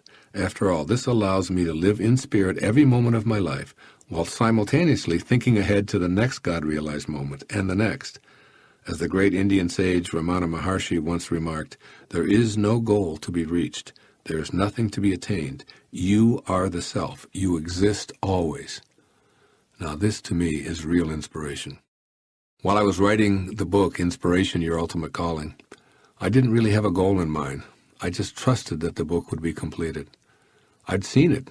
Even though I was months away from the final product, I lived in the bliss of creating right then, right now, in the moment, and I relished every one of those moments. I trust that the outcome will be handled by the same source that inspires these words to appear seemingly out of nowhere. I'm here, now, in peace, in love, and in awe. And my only goal as I was writing was to stay in this consciousness and enjoy every moment, putting into practice what I agreed to when I was in spirit before coming the particle that began this glorious, glorious journey. Principle number 4. Know that we need nothing, no things to be inspired.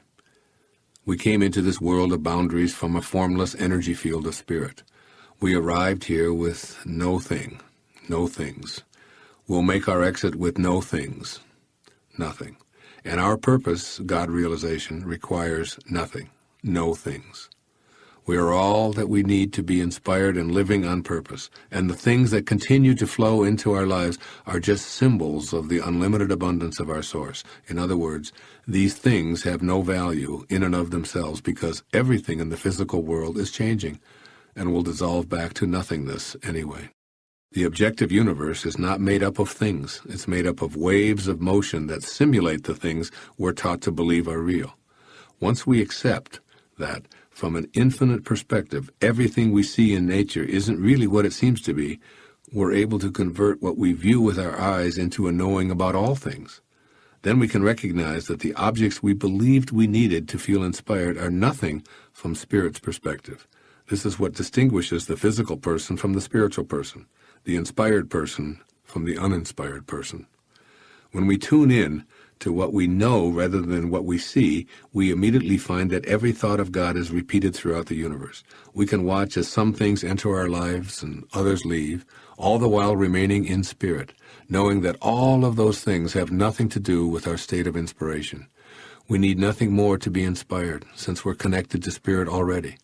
The ancient Persian poet Omar Khayyam offered us these words, which summarize this principle that we don't need another thing to be inspired. It's all right here, right now.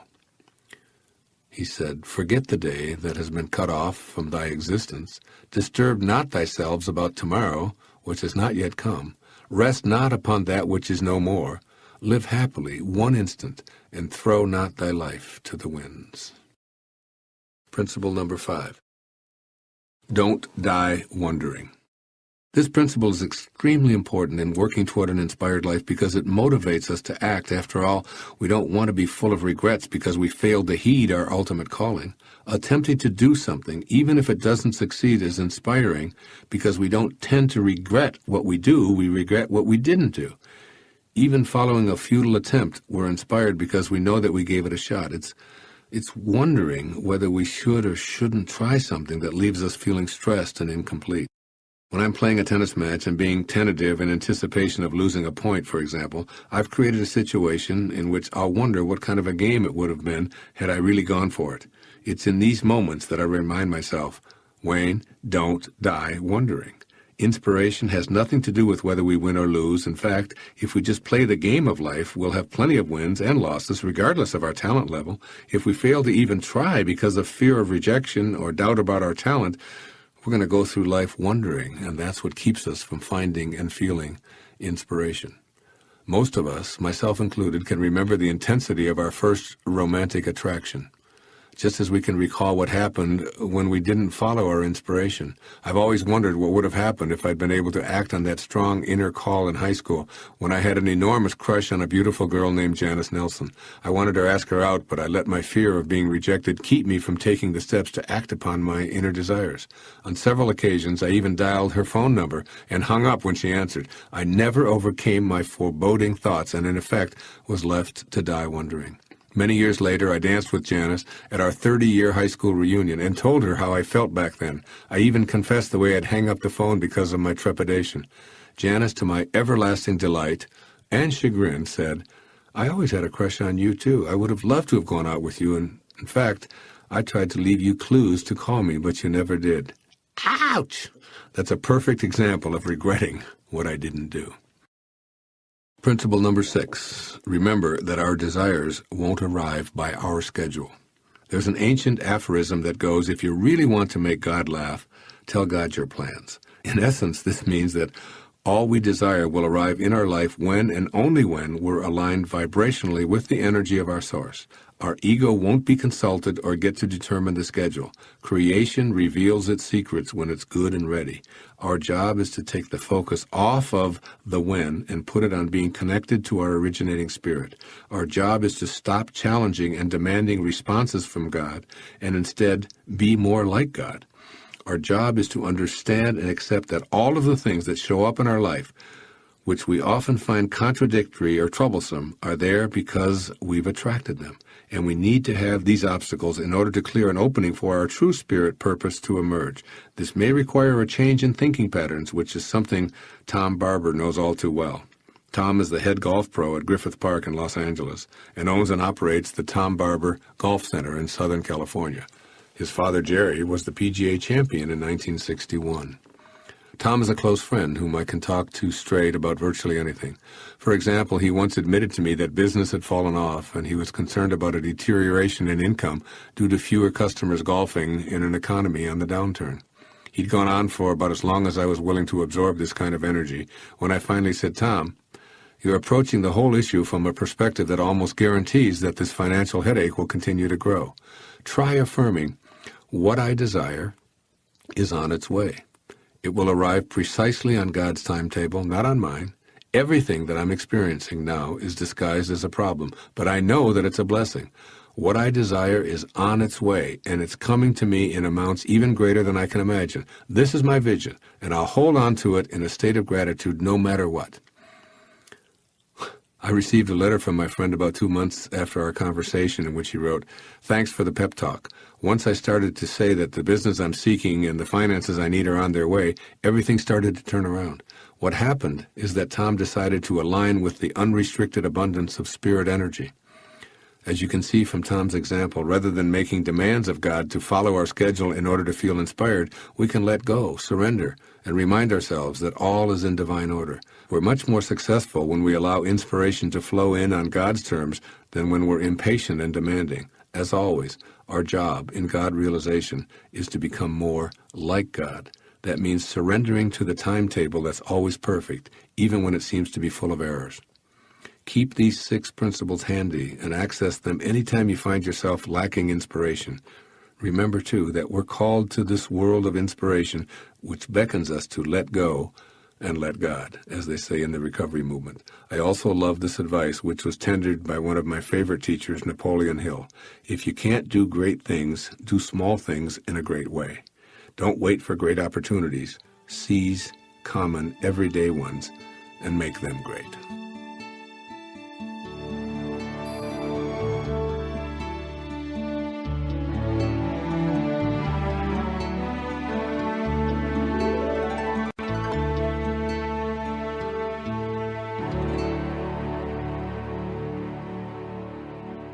Chapter 7, Inspiration and Your Own Magnificence. Quote, what is necessary to change a person is to change his awareness of himself. Unquote, Abraham Maslow. Second quote, you are a primary existence. You are a distinct portion of the essence of God and contain a certain part of him in yourself. Why then are you ignorant of your noble birth? You carry a God about within you, poor wretch, and know nothing of it. Epictetus, a former Roman slave and philosopher. In this chapter, we'll look at our divine magnificence and examine the ways in which we can view ourselves in these terms for the rest of our lives. How would we think and act in daily life if we were truly aware of our divine essence?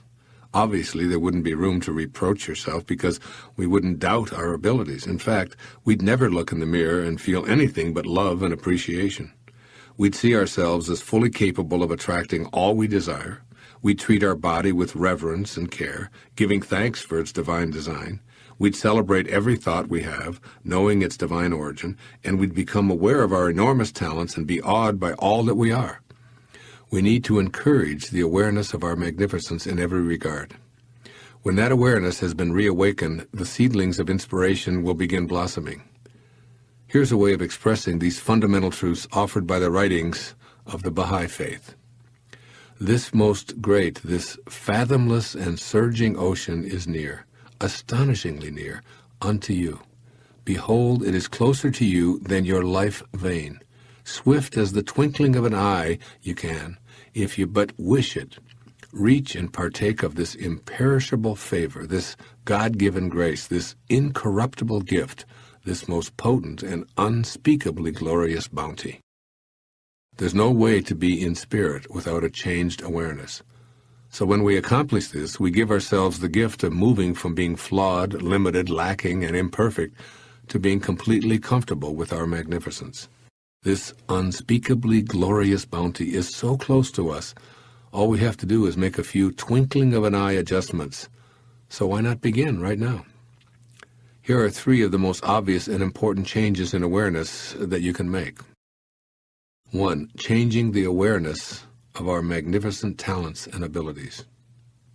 I want to emphasize an extremely important point.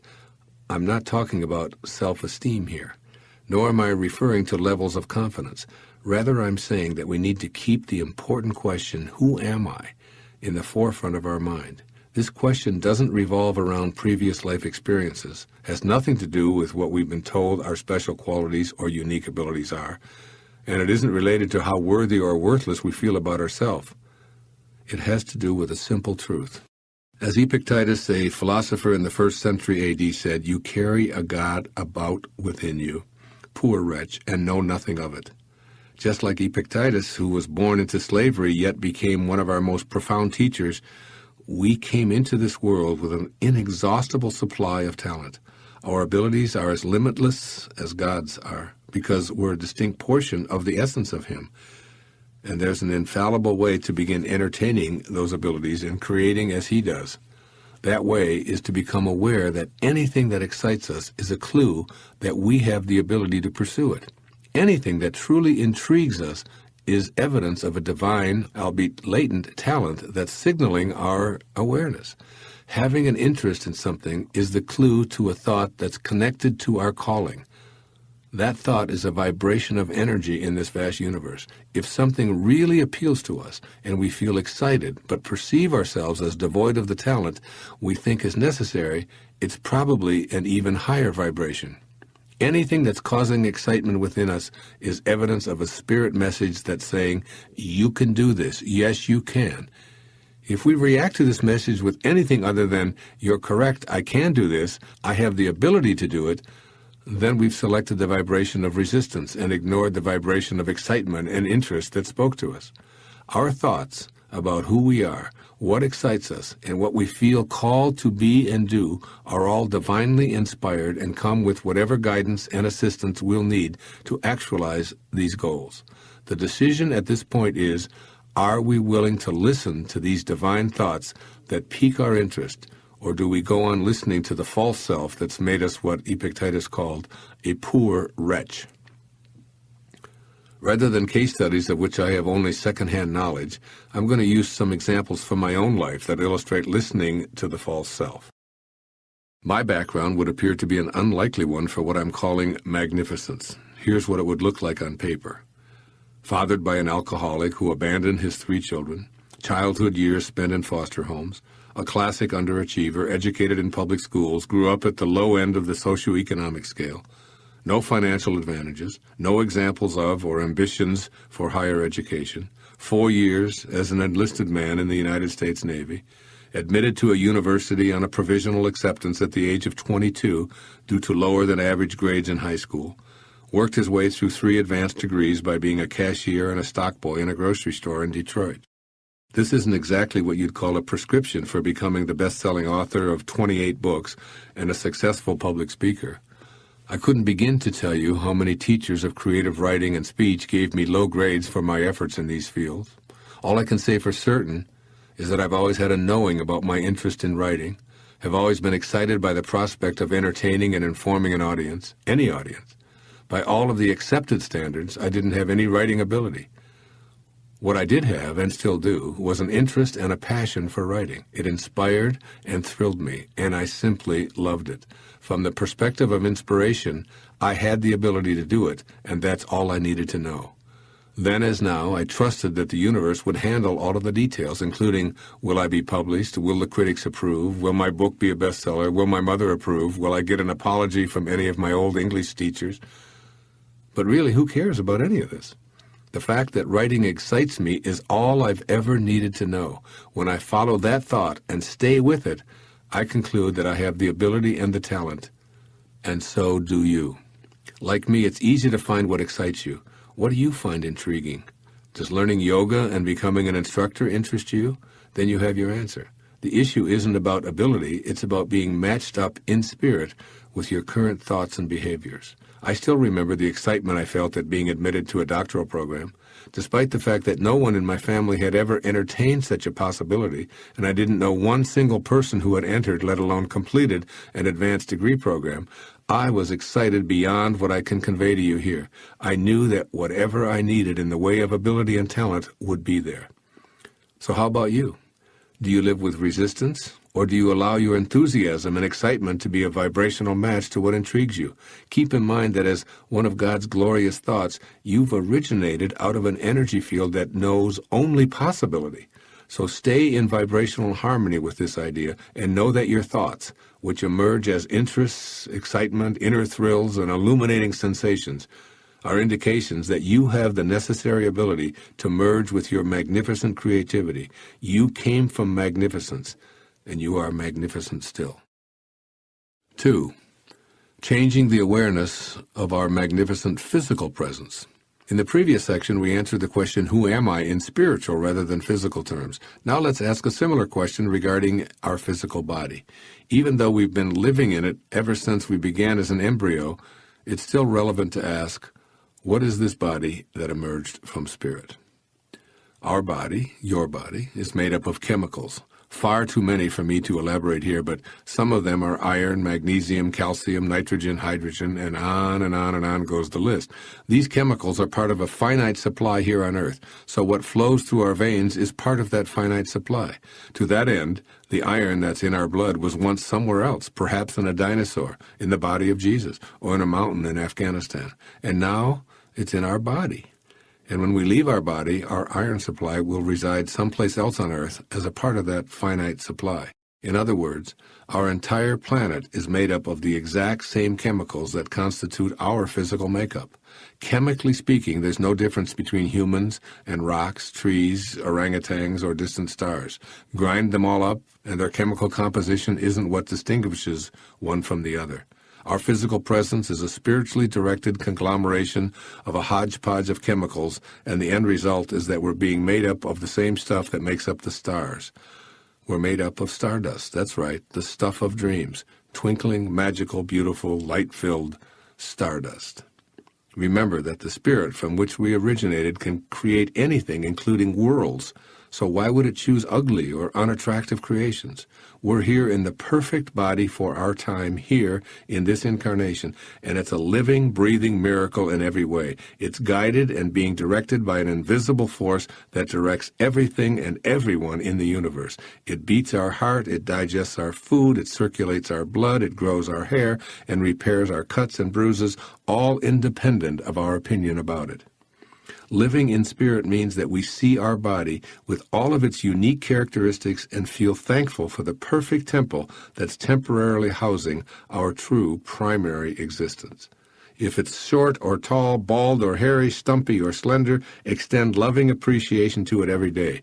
If it can't see or hear, resides in a wheelchair or a hospital bed, has crooked teeth or only 3 toes, whatever, love this collection of stardust. A prayerful thought might go like this: I think of my body as a piece of the eternal, an individualized expression of God. I live in spirit, inspired, because I'm the same as the loving energy that created me, which is perfect. Think about the logic of what I'm saying here. Obviously, we can't live a life of inspiration if the physical shell we take with us everywhere is perceived as anything other than a divine, perfect creation. Our attitude toward our body, along with how we feed and exercise it, must match up with spirit. We came from love, so we must extend that love and appreciation to our body at all times in order to be genuinely inspired. 3. Changing the awareness of our magnificent personal history. This third and final element of our inspirational magnificence is perhaps our greatest challenge. How can we look upon all that we've done or failed to do and view it through the lens of our magnificence, especially when we've been trained to feel shame and self-reproach as a result of our perceived failures or flaws? We've all reacted to situations in the past in ways that we wouldn't want to today. I personally have done many things that I wouldn't choose to repeat, yet every recovering or recovered addict looks back with gratitude for the experience that brought him or her to a higher, more loving, sober place. As I've said in other places, true nobility is not about being better than someone else. It's about being better than you used to be. Every single experience in my life, right up to this day, was something I needed to go through in order to get to be here now, writing these words. What proof can I offer for this assertion? It happened. That's all the proof I need. As we look back on our life, we've failed at nothing. All we've done is produce some results. It's imperative that we send love to those who were hurt by us and forgiveness to ourselves to heal our inner agony. We can then view it all as what we needed to experience in order to get to a higher place. One thing I've learned in my 65 years is that virtually every spiritual advance I've made toward a higher, closer alignment with God energy has been preceded by some kind of a fall from grace. Such mistakes, in quote, allow me to write and speak from a more compassionate stance.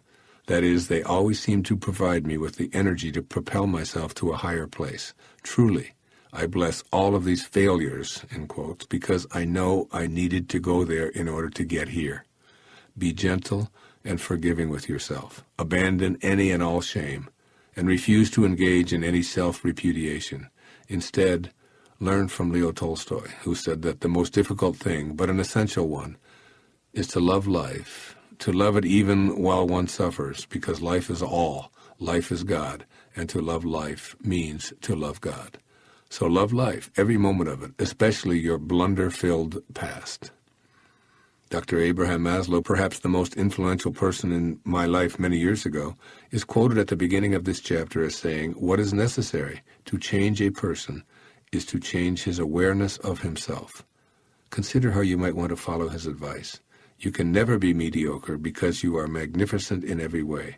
So seek ways to change your awareness of yourself so that you're fully aware of your magnificence and can become receptive to inspiration, your ultimate calling.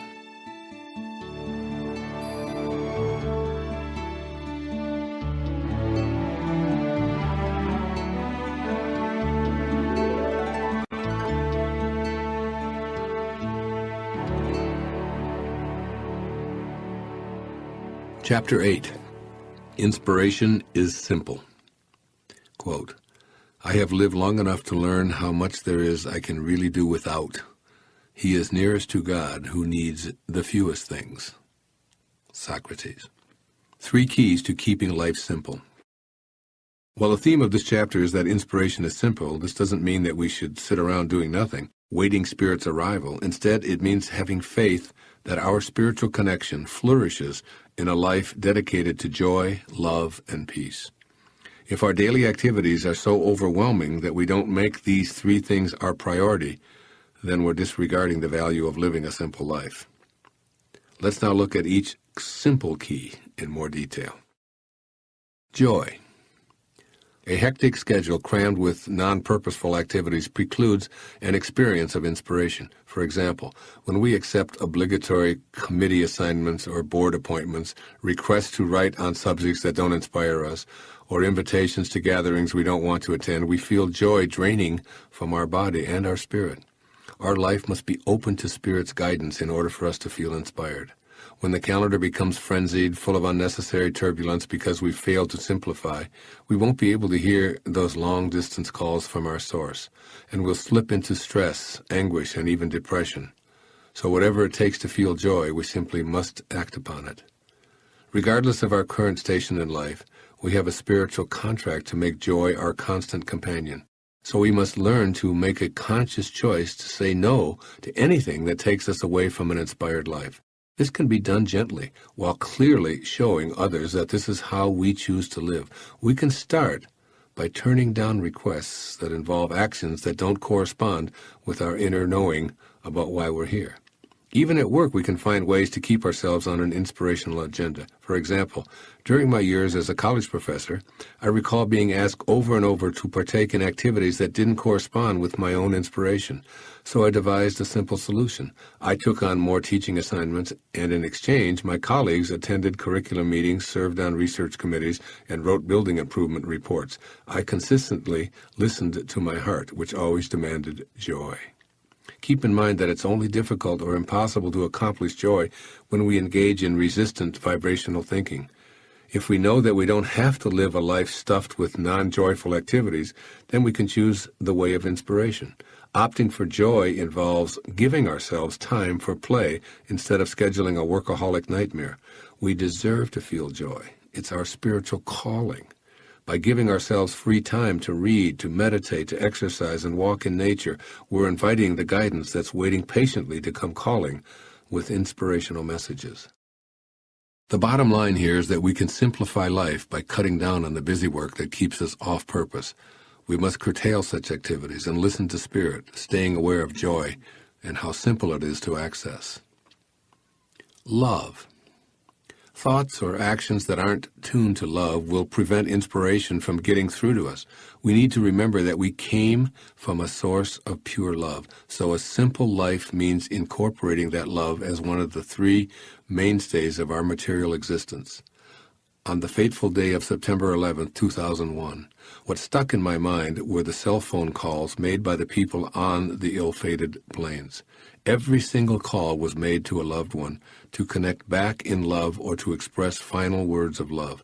No one called the office or asked their stockbroker for a final appraisal of their financial status, as relationships that weren't love-based didn't enter the thoughts of those who knew they were leaving this physical world. Their top priority was to be certain to close out their lives in love. Tell the kids that I love them. I love you. Give Mom and Dad my love. Just as love is the priority in the final moments of life, so it must be as we simplify life now. We can go toward a clearer life by examining and purifying our relationships with those we love, with ourselves, and with God. What we're looking for are connections that keep us in an energy of love, which is the highest and fastest energy in the universe. Peace. I know that having inner and outer peace is simply crucial for me.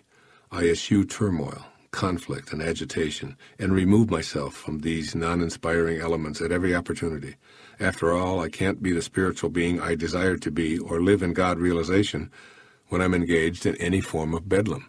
Somehow, I've been directed to maintain the peacefulness I crave by having those dormant forces Patanjali spoke about earlier in this program work for me throughout my career. Many people who have a similar semi-celebrity status as myself are surrounded by a long list of people who orchestrate virtually every aspect of their lives. I, however, have chosen a simpler route, and the universe has responded by sending me a very few individuals who supported my desire for peace. I'd like to spend the rest of this section telling you about each one of them so that you'll have some clear illustrations of how these wonderful people have helped me stay in spirit. Years ago, I realized that I needed help in managing the affairs of my growing enterprise, yet the idea of agents, business managers, advisors, attorneys, accountants, mediators, bodyguards, personal trainers, and any number of people to represent me seemed beyond my tolerance level. Many of those who do what I do, even on a smaller scale, have a large entourage of personal attendants for all manner of duties and activities. And I've had these contemporaries complain to me about being burdened with all of their representatives and spending more than they take in to support the services of all of these individuals. This is not my way. In fact, I have one person who handles almost all of my requirements. One day, while I was running a training session for a marathon, God sent me the perfect person to handle so many of my upcoming unforeseen pressures and requirements in the form of a woman who'd left high school in a foreign country to come to America with her 2 daughters. She doesn't have any fancy degrees or specialized skills, but what she does have is a heart as big as the sky, fierce loyalty, and a willingness to do whatever it takes to learn with on-the-job training. Originally from Finland, but now a U.S. citizen, Maya Lebos is the ultimate definition of a multitasker. In 3 decades, she's never said, "I can't do that, it's not my job." She manages every request, answers my mail, books all of my talks and my appearances with the media, takes me to and from airports, maintains my personal privacy by deflecting low-energy requests, and deals with the hundreds of appeals I get for endorsements and writing requests. Yet she also handles innumerable tasks, including grocery shopping, vitamin purchasing, office tidying, or bringing clothes to the cleaners. I can count on her to take care of everything and anything I need.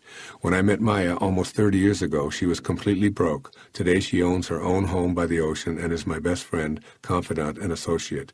You see, when we're open to matching up our desire for peace and simplicity with the peace and simplicity from which we originated, God sends what we need. In my case, I got an entourage of one to handle what myriad specialists can't do for so many of my contemporaries.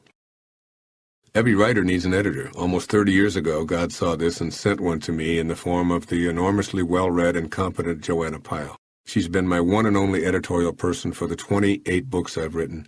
I don't submit to editorial boards. Joanna does for me what many writers ask for from their team of editors, editorial assistants, line editors, rewriters, revisers, amenders, annotators, and so on. I want to keep it simple, and Joanna knows how I write. She's also the only person who can read my scribbles since I write in longhand. As the computer age dawned on the publishing world, Joanna trained herself to meet these newly emerging technological requirements. She didn't ask me to write on a computer or to change anything. She knows my desire for simplicity and peace, and she accommodates me perfectly. When I finish a chapter, I send it to Joanna with complete trust that she'll edit it in such a manner that it will be consistent with my original intent. She transcribes it, types it, reorganizes it, and computerizes it, all with a smile and genuine gratitude for being able to fulfill her purpose. Joanna is me. I am Joanna. Once I was able to convince her to leave her non-fulfilling employment as a flight attendant and pursue her bliss as an editor full-time, she was finally able to feel the joy and peace that comes from matching up her energy with her desires. She lives inspiration, and she allows me to do the same. I only employ one individual who handles any and all matters related to the complexities of taxes, particularly where foreign royalties are concerned. I don't use a team of legal experts who charge by the hour or tax consultants who receive as much as what I owe the government. One man, Bob Adelson, knows my desire for peace by keeping it simple, so he organizes everything for me. He works diligently and thoroughly, doing what he loves, and I treasure his presence in my life. In 1976, after Your Erroneous Zones was published, I decided to move from New York to Florida. I knew absolutely no one in my new hometown, yet I needed an investment person whom I could trust to help me with the bonuses I'd received from the success of my first book.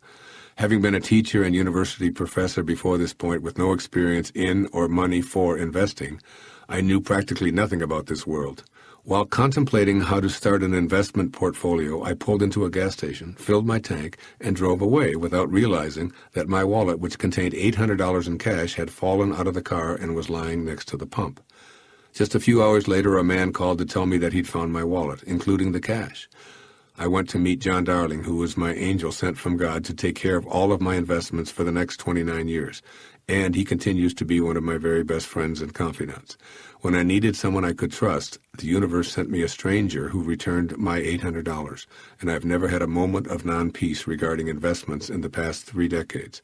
John has managed it all for me, always keeping in mind how I like things to be simple, risk-free, and uncomplicated, knowing what my ultimate investment objectives were and what I desired for my family.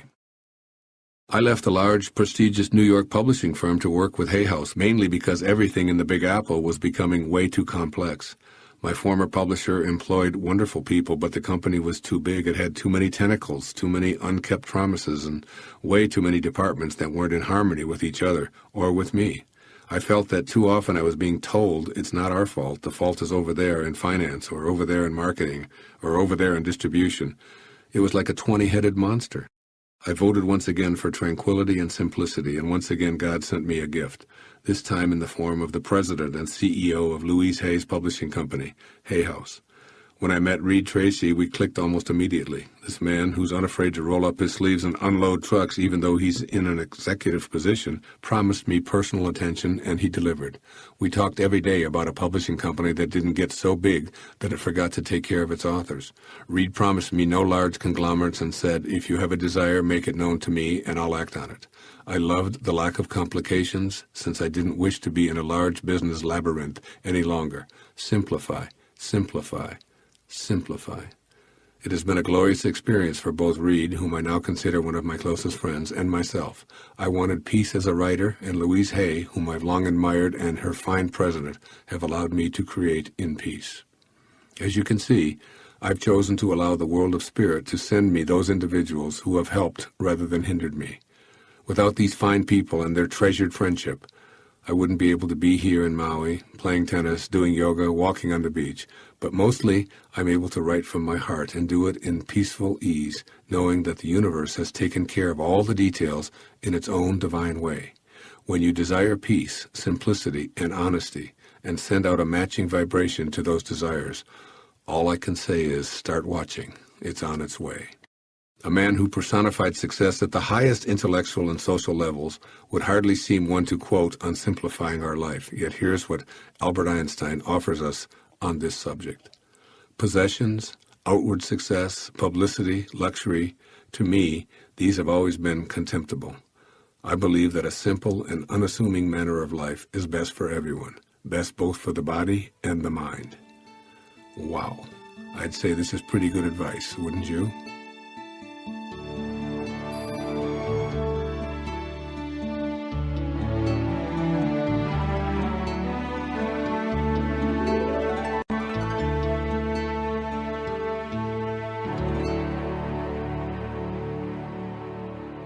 Chapter 9. There's nothing more powerful than an idea whose time has come. Quote, neither does anyone, however many wounds he may have received, die unless he has run his allotted term of life. Nor does any man, though he sits quietly by the fireside under his roof, escape the more his fated doom. It's written by a great philosopher and playwright named Aeschylus. Inspiration requires faith. After all, returning to spirit while in our physical body is unlikely to be successful if we don't believe that it's possible. We may even have to focus on renewing our faith prior to accessing inspiration, since faith allows us to trust and thereby make use of the vast power that's responsible for creating every physical object in the universe. Faith is an internal knowing that the all-creating Spirit provides what we need precisely on schedule. This doesn't mean that we don't have a voice in what happens to us. We do. But the voice only becomes activated when we get our ego out of the way and realign with Spirit. When our spirit works with the Divine Spirit, we can participate in creation and truly know the meaning of this chapter's title, There's Nothing More Powerful Than an Idea Whose Time Has Come. There's perfect timing in the universe, and our arrival on earth was a part of that synchronicity. In other words, we were an idea of God's whose time had come. This chapter introduces the concept of perfect timing and how to believe in it, notice it, tune into it, and apply it. Faith banishes all doubt. We know that ego has virtually no control over what happens to us. Our body grows, develops, changes, and declines independent of ego's desires or opinions. We know that eventually we'll shed this garment we've been wearing for a lifetime, not when our ego decides, but when that idea's time has come. Re-listen to the quote by Aeschylus at the beginning of this chapter about our allotted term of life as an example of what I'm referring to. Aeschylus was the most famous playwright and scholar of his era, and he claimed direct divine guidance in his writing.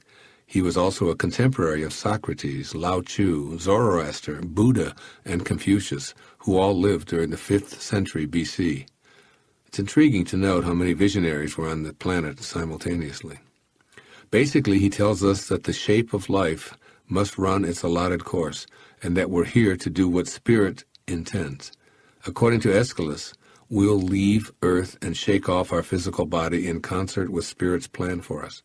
Whether we're ready at age 17, 25, or 105, he advises us to trust in our source.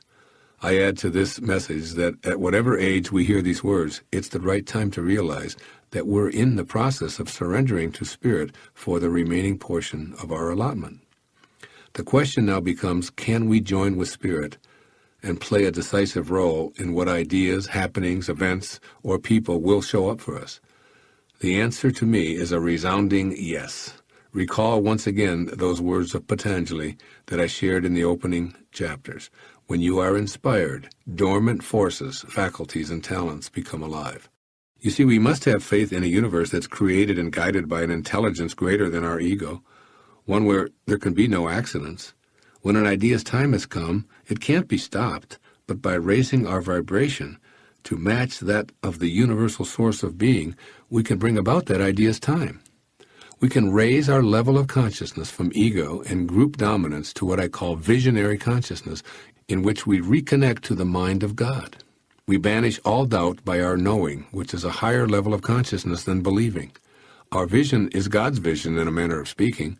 Let me offer you an example of how this visionary consciousness plays out.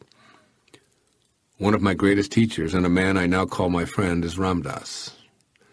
He lives from the spiritual faith I'm writing about without doubts or fears. I'd been a long-distance follower and devotee of his for 30 years, always knowing that we'd connect in person. I had this knowing without ever needing to hurry or force what I sensed was a future connection in his and my lifetime. And when that idea's time came, Ram Dass moved to Maui, where I'm writing to you and speaking to you right now in this moment. Today I have the great pleasure of being in the service of my teacher, helping him in these advanced years of his life. The following self-explanatory letter that I wrote recently is posted on my website, drwaynedyer.com. I'm including it here to precisely illustrate how what I'm relating in this chapter can unfold. One of the truly great men of our time needs our help, and I write these words to encourage your generosity and support. Back in the 1960s, a Harvard professor named Richard Alpert left behind the hectic world of academia and traveled to India. There he was to meet his spiritual teacher, who gave him a new purpose to fulfill, along with a new name. He, of course, is Ram Dass. His guru told him, love everyone, feed people, and see God everywhere. Ram Dass became a person who lived out this mandate, doing what so many of us could only dream. He connected to his spirit and devoted his life to serving others. In 1969, he wrote and published the signature book on spirituality and applied higher awareness, Be Here Now. In keeping with his commitment to love everyone and feed people, he donated all of the royalties and profits to foundations that did just that. With millions of dollars at stake, Ram Dass simply chose to live his life as a man of service to God. After years spent in India in pursuit of a higher, more enlightened consciousness for himself and for our troubled world, he returned to the United States to lecture throughout the country. He spoke to packed venues wherever he went, and as always, he donated the proceeds to such causes as would keep him in harmony with his mandate to serve. He co-founded the Seva Foundation, www.seva.org, and his writing and lecture fees were primary sources for this compassionate and inspired work. To me, Ram Dass was and is the finest speaker I have ever heard, period. He was my role model on stage, always gentle and kind, always speaking without notes from his heart, sharing his inspiring stories, and always with great humor. I tell you this from my own heart. I could listen to his lectures for hours and always felt saddened when they would end. He was the voice for applied spirituality. His life was the model. When he was threatened by having his own private sexual preferences exposed in a time when a closet was the only place that was even mildly safe, Ram Dass called a press conference and proudly announced his preferences to the world. He paved the way for tolerance and love when no one else would dare to do so.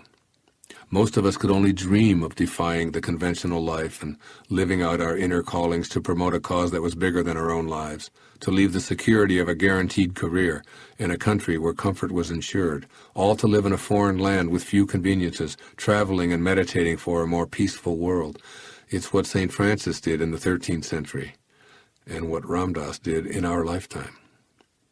When Ram Dass's father, who had largely criticized his son's unconventional lifestyle, was close to death, Ram Dass devoted himself to 100% service in those final years. He fed his father, he bathed his father, he placed him on and off the toilet until the day he died. Why? Because he felt this was his mandate.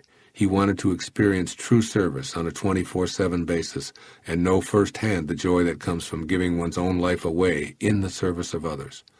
Always, for over 30 years, Ram Dass was in the service of others. In 1997, Ram Dass was struck by a semi-paralyzing stroke and became wheelchair-bound. Still, he wrote of his adventure in a powerful book titled Still Here. He continued to travel, although he could no longer walk, and continued to speak to audiences, although he spoke from a slowed-down body, but still he did it, and he did it to serve others. Now it's our turn. Ram Dass's body can no longer endure the rigors of travel.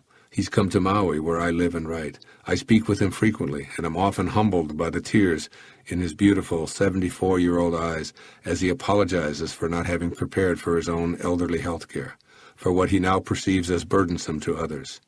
He still intends to write and teach. However, without the travel, we can now come to him. Maui is healing. Maui is where Ram Dass wishes to stay for now. He is currently living in a home on Maui which he doesn't own and is in jeopardy of losing. I am asking all of you to help purchase this home and to set up a financial foundation to take care of this man who has raised so much money to ensure the futures of so many others, to live out what Ram Dass has practiced with his actions. Please be generous and prompt. No one is more deserving of our love and financial support. In the end, any donations will help ensure that Ram Dass and his work will reach another generation, or remind a current generation that it is in giving that we receive. If there has ever been a great spirit who lived in our lifetime, literally devoting his life to the highest principles of spirit, it has been Ram Dass. I love this man.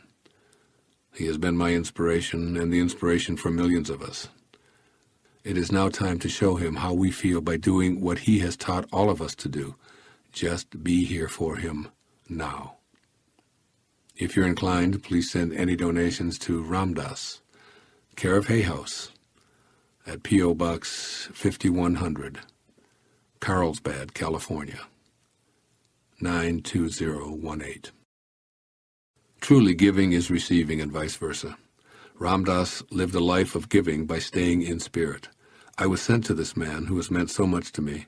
I always had a knowing that I'd be involved in his mission and his life. It was an idea that I held in spirit for several decades, and now its time has come and cannot be stopped. If you feel called to help, you can send in any contributions, and I will see that it goes directly to Ram Dass. It was Ram Dass's total belief in what his spiritual teacher told him to do with his life that allowed this all to unfold. When we banish all doubt in favor of faith, there's nothing more powerful on this planet. You must believe, and then you'll see it unfolding right before your eyes. Spirit's timing at work. The power of an idea whose time has come is really the power of spirit at work. Equality for all is how God is, for instance, and we seek to be like God. When enough of us, along with one or two at visionary consciousness, begin to contemplate these in-spirit ideas, they can't be stopped. Let's take some time here to note a few such ideas from America's history. When it was time for the unspeakably horrid practice of slavery to be abolished, that was an idea whose time had come. This was because a critical mass of individuals with a new vision for humanity began to contemplate something that had been espoused a few generations earlier. We hold these truths to be self-evident, that all men are created equal. It took more than 85 years after Thomas Jefferson wrote these words, but then the idea couldn't be stopped. Even though slaves represented a tiny part of the population and had no voting rights, when a man with visionary consciousness, Abraham Lincoln, along with many others, approached this idea from an inspirational perspective, it was clear that the time had indeed come to end slavery. This new idea of equality for all is the way of spirit. Next, we can see also an idea whose time had come in the granting of voting rights for women in 1920. Despite the opposition of a non-visionary president, Woodrow Wilson, and over the objection of a majority of men who had voting privileges, the idea couldn't be stopped. Several visionary women who aligned with many other men and women believed and made it happen, a right that we take for granted today. Next, the racial integration of the United States is another example of an idea whose time had come. When this concept began to surface in the visionary consciousness of a few people such as John F. Kennedy, Martin Luther King Jr., Lyndon Johnson, and Rosa Parks, it couldn't be stopped. Despite the objections of millions of people, many of whom were in positions of political power, today, in schools that once practiced segregation, we have a multiracial student body. It's still in the process of manifesting everywhere in our society, but make no mistake about it, this idea cannot be stopped. Next, gay rights is another idea whose time has come. One of the many reasons I admire Ram Dass so much is the stand he took a long time ago on equal rights for people of all sexual orientations. No individual or group can be denied legal or social privileges because we all come from one source, which excludes no one. An idea whose time has come is always in perfect alignment with our originating spirit. And finally, the shift in consciousness from a collective belief that smoking in public places is permissible to one where it's not tolerated was an idea whose time had come. The idea became unstoppable when one visionary airline banned smoking on their commercial flights, and then the rest fell into spiritual alignment. When we come from a non-toxic source of well-being, aligning with it is our destiny, and it can't be stopped. I could go on and on with examples of such ideas manifesting in our society, but instead, I propose that we begin looking around us for evidence of ideas whose time has come. You see, when we're ready, willing, and open to it, the divine guidance we seek will spring into action on our behalf. It has been that way throughout our life. We're in a system that's directed by a supreme intelligence, and we're part of that system. Everything is on purpose. Our vibrational matchup determines what we attract and what we repel in our life. We needn't focus on what's already happened and what we've gone through. Rather, we must shift our vibration upward so that it harmonizes with spirit, and then and only then will spiritually based ideas come knocking on our door. These ideas won't give up or go away because, as we know, there's nothing in this universe more powerful than an idea whose time has come. Our responsibility is simply to become beings who expect and await inspired ideas that will not and cannot be stopped. Truly, there's absolutely nothing in this universe, including ourselves, that isn't perfectly timed. There are no wrongful deaths or mistakes. What shows up is ours, and it showed up precisely on schedule. Before we move on to part 3, I'd like you to think about the simple wisdom that the former slave and philosopher Epictetus imparted to us nearly 2,000 years ago. It is my business to manage carefully and dexterously whatever happens. Now there's a powerful idea whose time has come.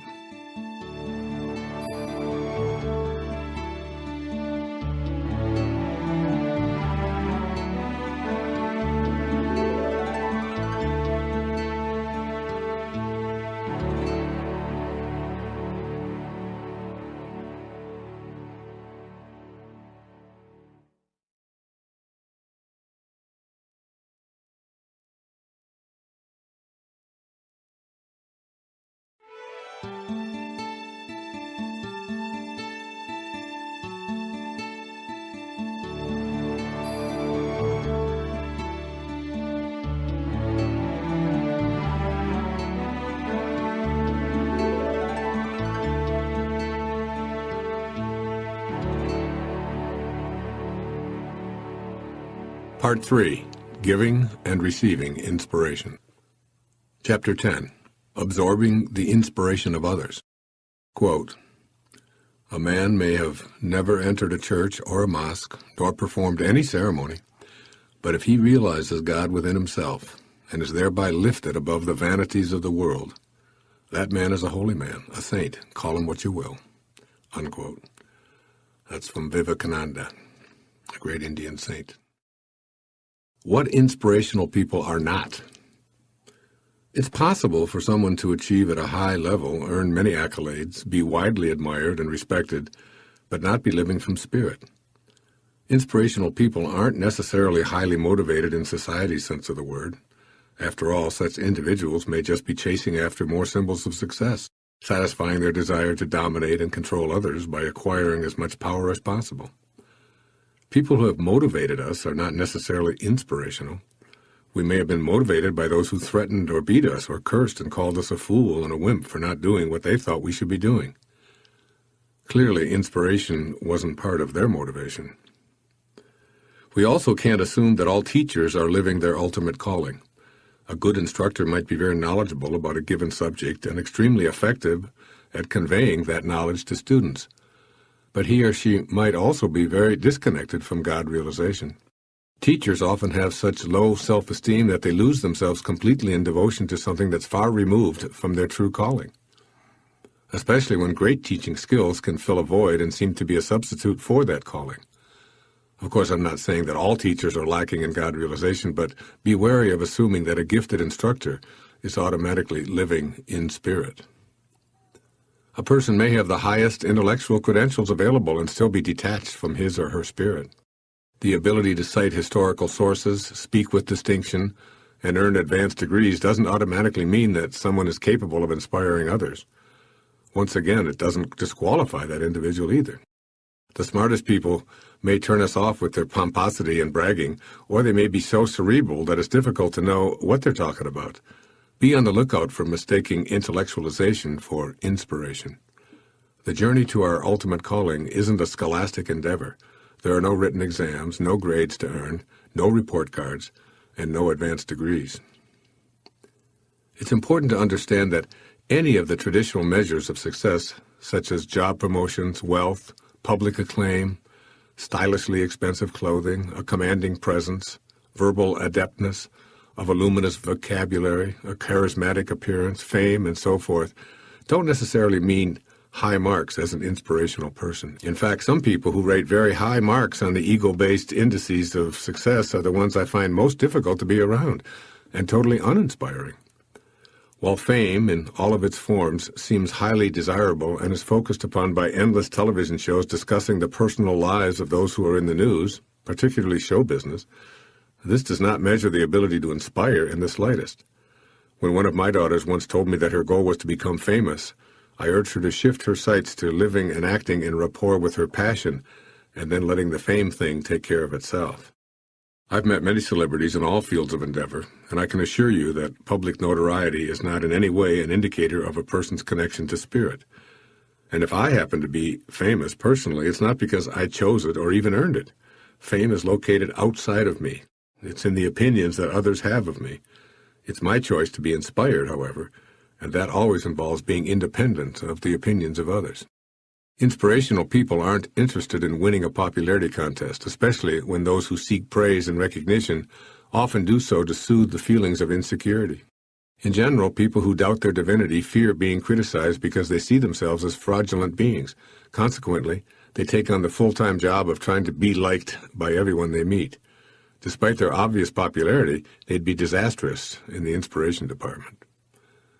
I need to add a disclaimer here. I don't in any way want to imply that a person who has gained great popularity and notoriety is thereby disqualified from being a source of inspiration. Quite the contrary. Many of the most inspiring people I've come across in my life have achieved worldwide acclaim. I simply urge you not to equate inspiration with recognition. What inspirational people are. When we meet others who we think might be living in spirit, we must ask the following questions. Do they seem to have a rapturous heart, sending out signals that they love the world and everyone in it? Are they jubilant about the work they do? Do they see the world as a friendly place? Are they at peace with themselves? Do they appear to be kind rather than judgmental? Are they confident without being boorish? Do they tend to be cheerful? Do they love to play? Are they elated to be in the company of young children as well as older people? Do they listen rather than lecture? Are they willing to be students as well as teachers? Do they nature? Are they in awe of the world? Do they express rational humility? Are they approachable? Do they take great pleasure in serving others? Do they seem to have tamed their own egos? Do they accept all people as equals? Are they open to new ideas?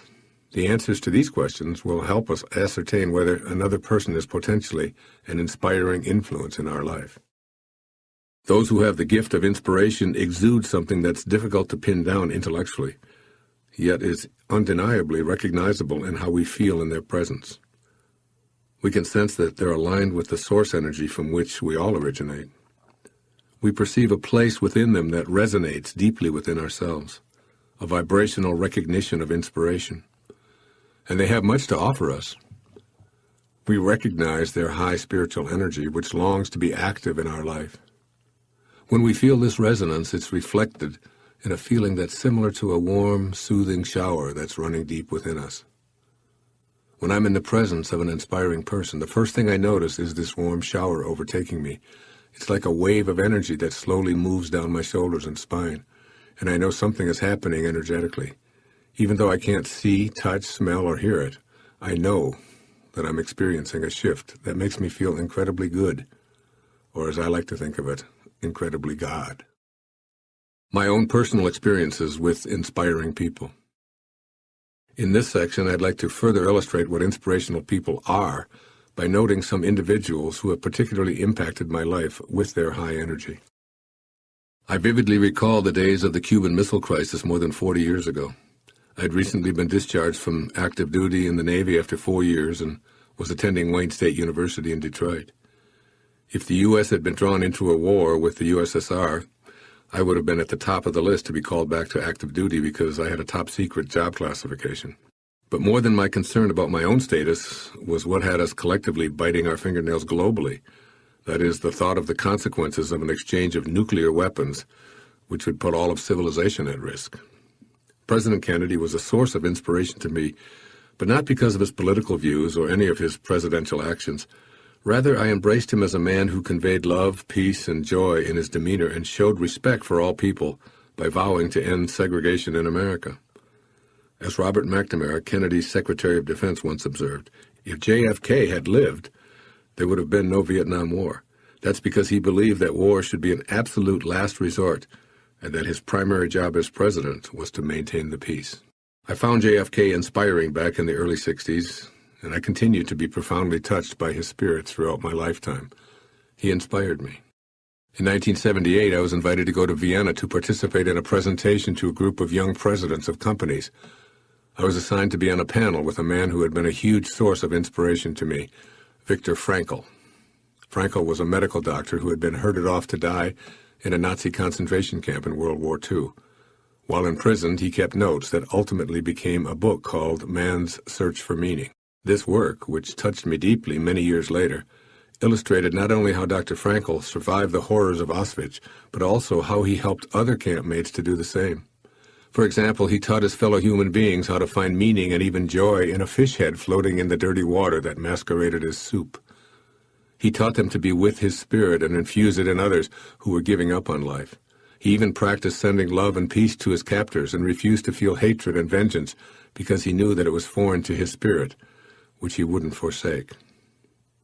So, 33 years after his liberation, I was about to address hundreds of corporate presidents who were all under the age of 50, as was I at the time.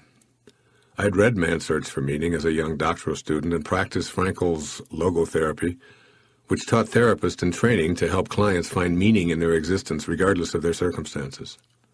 Viktor Frankl had been one of the truly inspirational figures in my life, and being on the same panel under the pretext of being a colleague of this master teacher was overwhelming to me.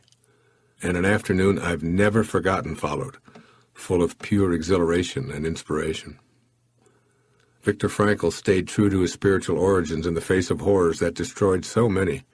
When I met him, he exuded joy, peace, kindness, and love, and he wasn't bitter. Instead, he felt that his experience taught him lessons he'd never have known otherwise. I spent a good part of that afternoon in Vienna in 1978, listening and being in awe, and now, years later, I'm still greatly impacted by the presence of this man in my life. Yes, indeed, Viktor Frankl inspired me. In 1994, 24-year-old college student Immaculée Ilibagiza came home to be with her family in Rwanda for the Easter holidays, and inadvertently found herself in the middle of one of the worst genocides in history. As a member of the Tutsi tribe, Immaculée was forced to hide in a tiny bathroom, which was configured in such a way that it appeared to be inaccessible from the house, with 7 other women for a total of 3 terrifying months. As she told me, by the grace of God, we were never found. How that happened, I do not know. All we could hear was the smoke of hatred coming from the men right outside the door. After living in this terror for 90 days, trembling in fear every day, knowing that they would be hacked to death if they were discovered, the women were finally released from their entombment into the protection of French soldiers. As Immaculée related, when we were finally safe, I learned how most of my family had died. My father was shot by soldiers, my mother was killed by machete, and my younger brother was murdered in a stadium while searching for food. My big brother was executed after questioning. They said they wanted to see the brain of a person who had a master's degree, so they cut him to pieces. I met this incredible woman in New York after she was granted an asylum visa as a victim of this organized attempt at ethnic cleansing by a band of thugs. Just about 1 million men, women, and children were systematically slaughtered with machetes or blunt instruments, and the U.S. didn't intervene, something that former President Clinton publicly acknowledged was the greatest failure of his own administration. Immaculée isn't bitter or filled with rage. She merely wants to be sure that such a tragedy never occurs again. She has love in her heart, and she's committed to telling her story, which is published by Hay House. I was privileged to write the foreword for this amazing book, which is titled Left to Tell, Discovering God Amidst the Rwandan Holocaust. Truly one of the most inspiring books I've ever read in my life. I'm honored to join this divinely inspiring woman by going to Rwanda and helping set up a program to educate and provide for the vast number of orphans who were left behind by this genocide. And yes, being in Immaculée's life in the small way that I am inspires me beyond anything that I can convey here to you in words. In 1999, I was invited to South Africa to lecture to some public audiences. While in Cape Town, I took the ferry over to Robben Island to visit the prison where Nelson Mandela had been incarcerated for so many years. I actually visited at the time of the 10th anniversary celebration of his release. Here was a man who spent more than 27 years of his life imprisoned. He wasn't even allowed visitors because he was a vocal opponent of a system of apartheid in which an entire race of people were declared by law to be inferior and unworthy of the same privileges as the remaining citizens of the country. And he worked all day in a limestone quarry, where the burning sunlight glared so against the white rock that his eyes became mere slits due to the squinting that he was forced to practice in order to survive. I personally spent 30 minutes in that quarry, and my eyes stung all day. Imagine what years of such exposure would wreak. Mandela went deep within himself, and when he was finally released, he came out with forgiveness and reconciliation in his heart. His staying in spirit was the force behind the dismantling of apartheid and his ultimate election to the presidency of an emerging democracy of South Africa a few years later. As I meditated in the prison outside of this great man's cell, I felt the warm inner shower I described earlier in this chapter. Then I was handed an autographed copy of his book, Long Walk to Freedom, which I treasure. Nelson Mandela conveyed the spiritual energy of love, peace, kindness, and tolerance during all of his travails, and this spiritual energy provided a blueprint that changed the face of Africa and the world forever. Yes, Mandela inspired me. Closer to home, I was inspired by Mrs. Olive Fletcher. In 1956, I was taking biology for the second time at Denby High School in Detroit. I'd failed the class the previous year because of my own stubbornness. I'd refused to complete a leaf collection, which my then 15-year-old self perceived to be an absurd requirement. At that time, my mother was divorcing my alcoholic stepfather, and I was working in a local grocery store every evening during the week and all day on Saturday and Sunday. My instructor for this second foray into biology was Mrs. Fletcher, and she was the very first teacher I encountered who seemed to care about me personally. For example, she talked with me after school, called my home to see if I was okay during the tumultuousness, including frequent fights and other unpleasantness, taking place at the time, and allowed me to put my head down and sleep during study periods when I'd completed my assignments. She also encouraged me to tutor other students because she recognized something in me that I'd never heard a teacher say before. She told me that I was brilliant and had a mind that could take me wherever I wanted to go. Thanks to Mrs. Fletcher's inspiration, I went from a failing grade the previous year to an A. I wanted to excel just for her because she had so much faith in me.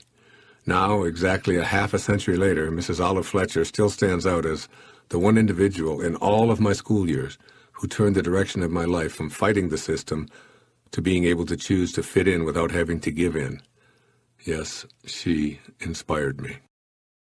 I could write many more short descriptions of those who provided me with life-altering inspiration, but I'd be remiss if I were to omit the one person among all of those I've known who has been my greatest source of it. Back in 1942, when I was 2 years old, my mother was left to take on the responsibility for raising my two brothers, ages 3 and 5, and me alone. My father, of whom I have absolutely no recollection, literally walked out on his family and never once placed a phone call to see how we were doing. He paid no child support, since he spent a great deal of time in trouble with the law, including some jail time for being a thief. He simply walked away and never looked back. After I was born, my mother brought me home to their tiny apartment on the east side of Detroit and discovered that my father had left my 16-month-old brother Dave in the care of my 4-year-old brother Jim and had temporarily moved in with a woman in Ann Arbor, some 40 miles away. Try to imagine the scene.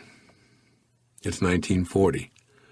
A depression has left almost everyone economically bankrupt.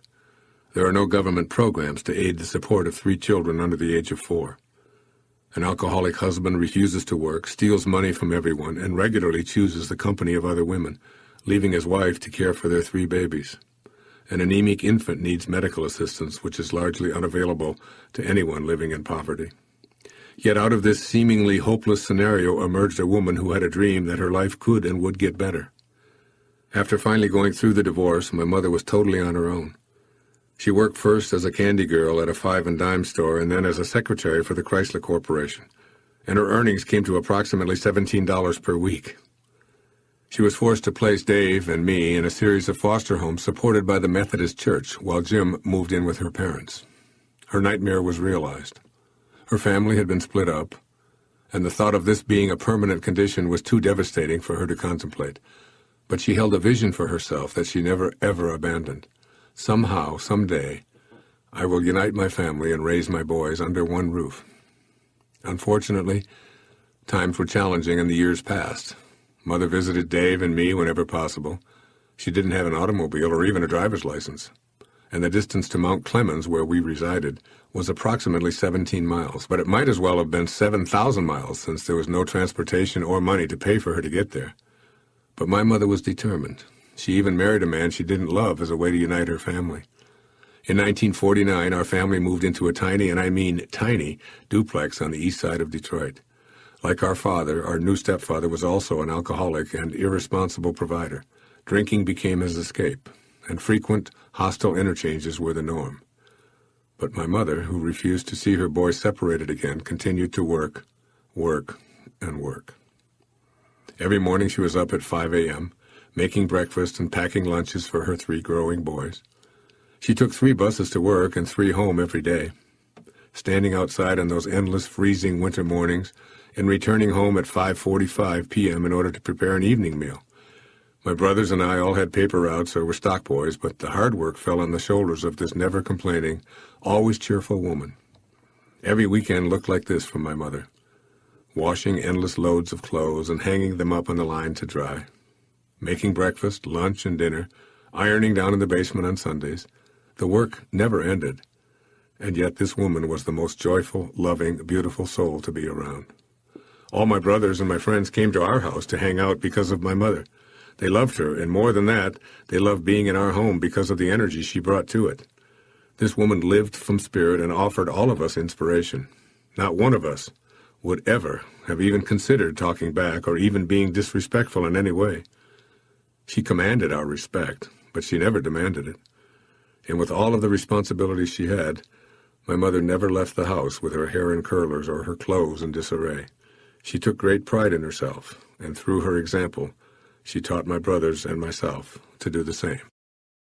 While going through a second divorce from a now out-of-control alcoholic, she never abandoned her role as a mother to all of us. In later years, when her own mother was quite sick, I watched in astonished admiration as she took on the sole responsibility for caring for her mom, despite the fact that she had 4 siblings. And then, wonder of wonders, as my ex-stepfather reached a stage where his alcohol and smoking addictions were taking their final toll, I watched in amazement as she cared for this man who had largely mistreated her throughout their marriage. She went to his home, did his laundry, called for medical help, visited him in the hospital, and extended love where she had received only mistreatment and even abuse.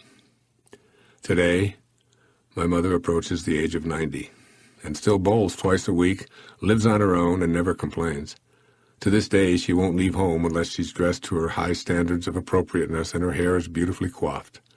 She respects herself, and this esteem has trickled down to me, her youngest son, and my 2 brothers as well. Now she has 3 boys who are all eligible for Social Security and Medicare, yet still she lives and breathes that loving spirit. Yes, Mother, you inspire me, and I've dedicated this book to you and to Immaculée. Ramakrishna, a great saint who lived in India and inspired millions of others from his God-realized perspective, once offered this observation.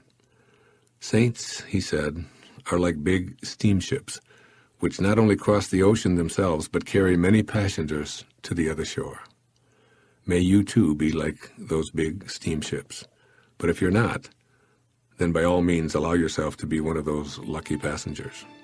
Get on board by going on to the next chapter.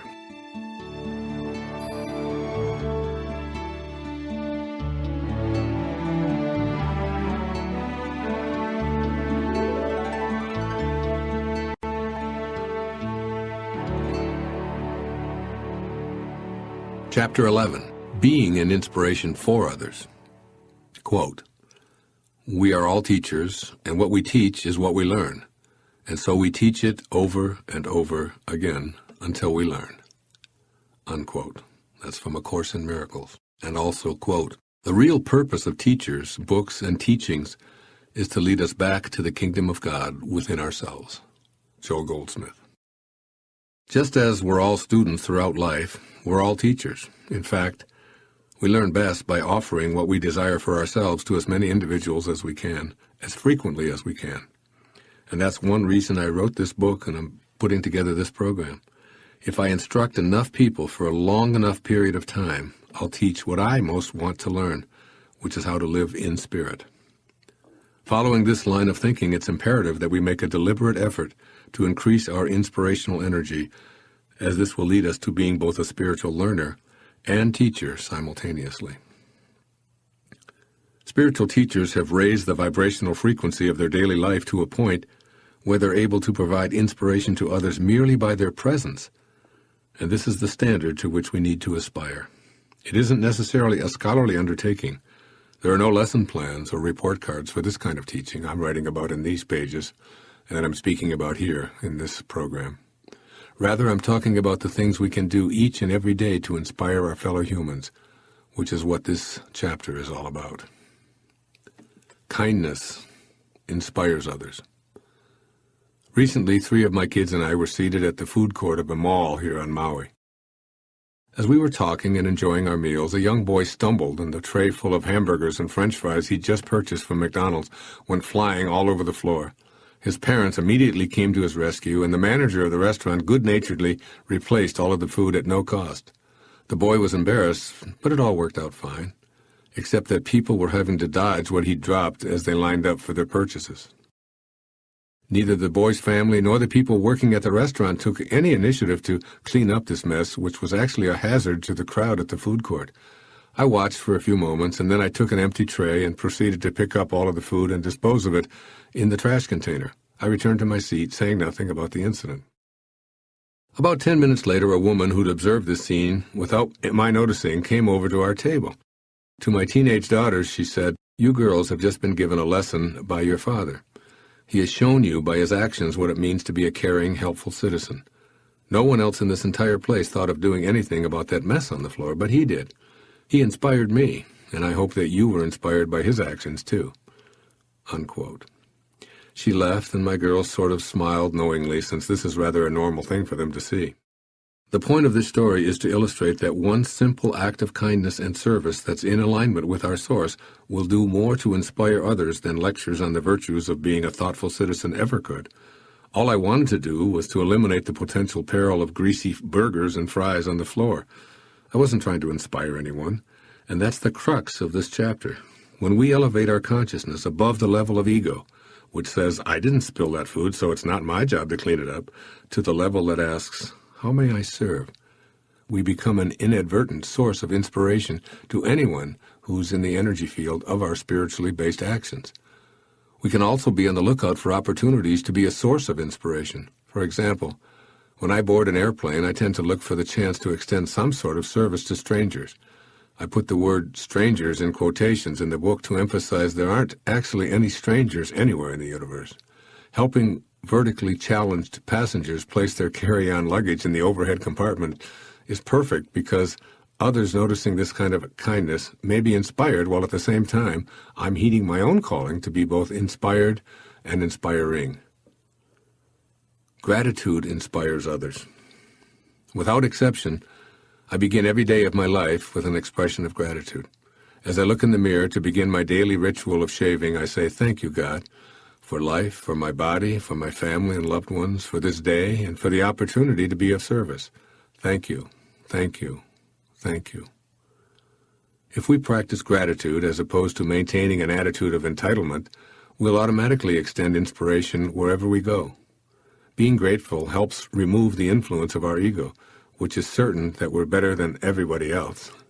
An attitude of gratitude allows us to adopt what's called radical humility, a trait that's very persuasive in helping others feel inspired. Most of the people I've met or observed who are at the top levels in their chosen fields have these attitudes of gratitude and radical humility. After all, when so many high achievers reach for their statuette or championship trophy, they often say, "First, I'd like to thank God." It's almost as if they can't help themselves. They're so grateful for their accolade, but even more than that, they know that there's a force in the universe way bigger than they are that allows them to act or sing or write or compete or design. And if we adopt this kind of an attitude, we'll inspire others. It's that simple. Generosity inspires others. It doesn't matter if we call it God, Krishna, Atman, Allah, the universal mind, Ra, Yahweh, or even Anna or Fred. I think we'd all agree that the all-creating source of everything is the most generous being there is. Along with life itself, it offers us unending abundance in the form of air, water, lungs, heart, kidney, liver, and all we need to sustain life.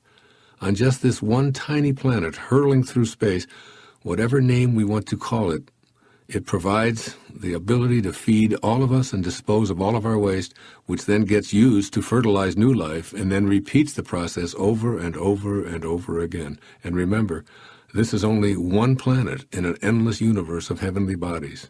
Talk about benevolence. Generosity is obviously one of the ways to be more godlike. I know that I'm inspired when I see evidence of it on the part of others. Very often it's manifested during or following times of crisis, almost as if God gets our attention and reminds us to be more like Him when we face devastating circumstances. A tsunami diverts our aircraft carriers away from killing each other and into a zone where food and shelter are offered. An earthquake motivates us to risk our own lives to save strangers who days before were called enemies. And hurricanes bring out the best in us. Such so-called disasters lead us to the inherent godlike generosity that's latent within all of us. However, we don't need a crisis to remind ourselves to give. We only need to be in spirit to be reminded of the joy of donating our energy, time, and possessions to others. Listening inspires others. As ironic as it may sound, we're far more inspiring to others when we're willing to listen than when we're giving them advice. That's because conveying to others that we value what they have to say is a way of demonstrating that we care. It's a way of being inspiring, a way of listening like God. People who find it difficult to listen to another person without bringing the conversation back to themselves are convinced by their ego of their self-importance. And as you're well aware by now, that ego is an illusion that's convinced us to pay attention to a false self. There's no higher compliment than to be told we're a good listener. Everyone loves a good listener, largely because it makes them feel loved, cared for, and worthy of being heard. When we leave any encounter where we feel we've been heard, even if we know the listener strongly disagreed with us, we're still inspired. Why? Because for a few moments the listener has emulated what it feels like when we pray. In deep prayer, we're not looking for the resolution of conflict or answers falling from the sky. We just want to feel as if we're in contact with someone who cares enough to hear us out. This brings to mind something Mahatma Gandhi, one of the truly inspirational beings of our time, once said: "Silence of the sewn-up lips is no silence. One may achieve the same result by chopping off one's tongue, but that would not be silence. He is truly silent who, having the capacity to speak, utters no idle word." In addition, these words from Ralph Waldo Emerson have always reminded me to be a listener. "I like the silent church before the service begins better than the preaching," he said. This is great advice if we wish to be a source of inspiration. Being at peace inspires others. Being at peace with ourselves is a way of going through life eschewing conflict and confrontation.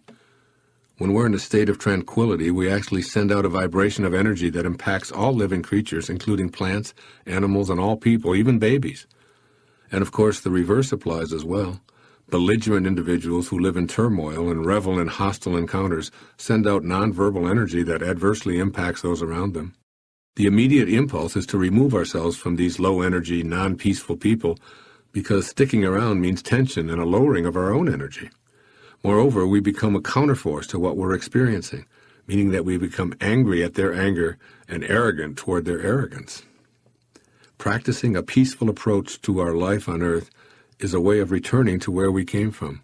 At the same time, it's a powerful source of inspiration to all living creatures. Living passionately inspires others.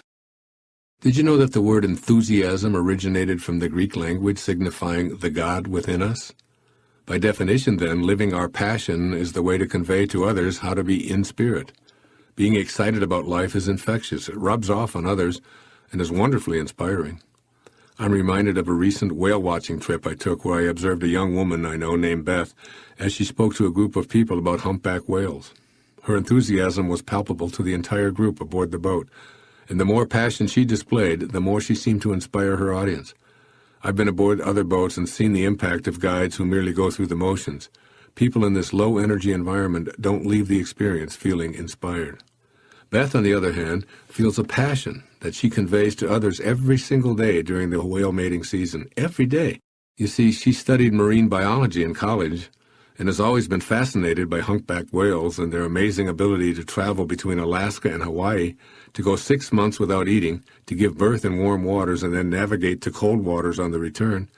For Beth, these whales are a part of God's mysterious, miraculous creation. She's living her passion, and she inspires others by her enthusiastic way of being. In fact, everyone in this vicinity knows that expeditions with Beth are almost a guarantee that you'll not only get to see the whales, but that they'll dance and breach and even swim under the boat for you. It's as if the whales themselves are inspired by Beth's excitement. When we're enthusiastically living our passion, whatever it may be, we transmit spiritual signals to those around us that we're in spirit, loving who we are, what we came here to be, and whoever comes into our field of vision. And finally, truth inspires others.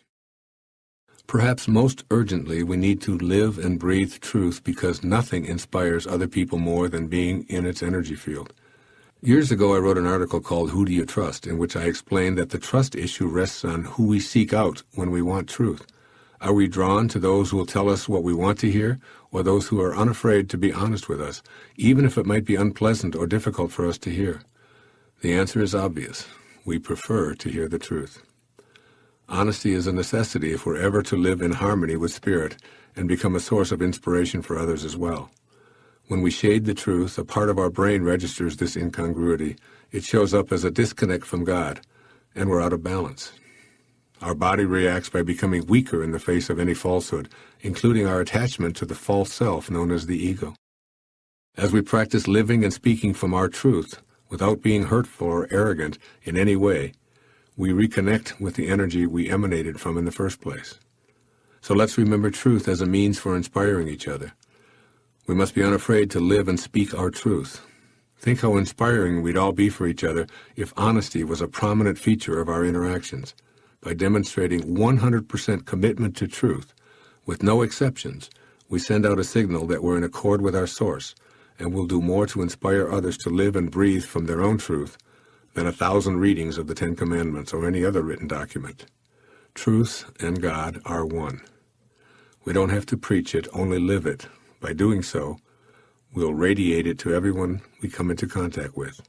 As an ancient Hindu saying reminds us, the name of God is truth.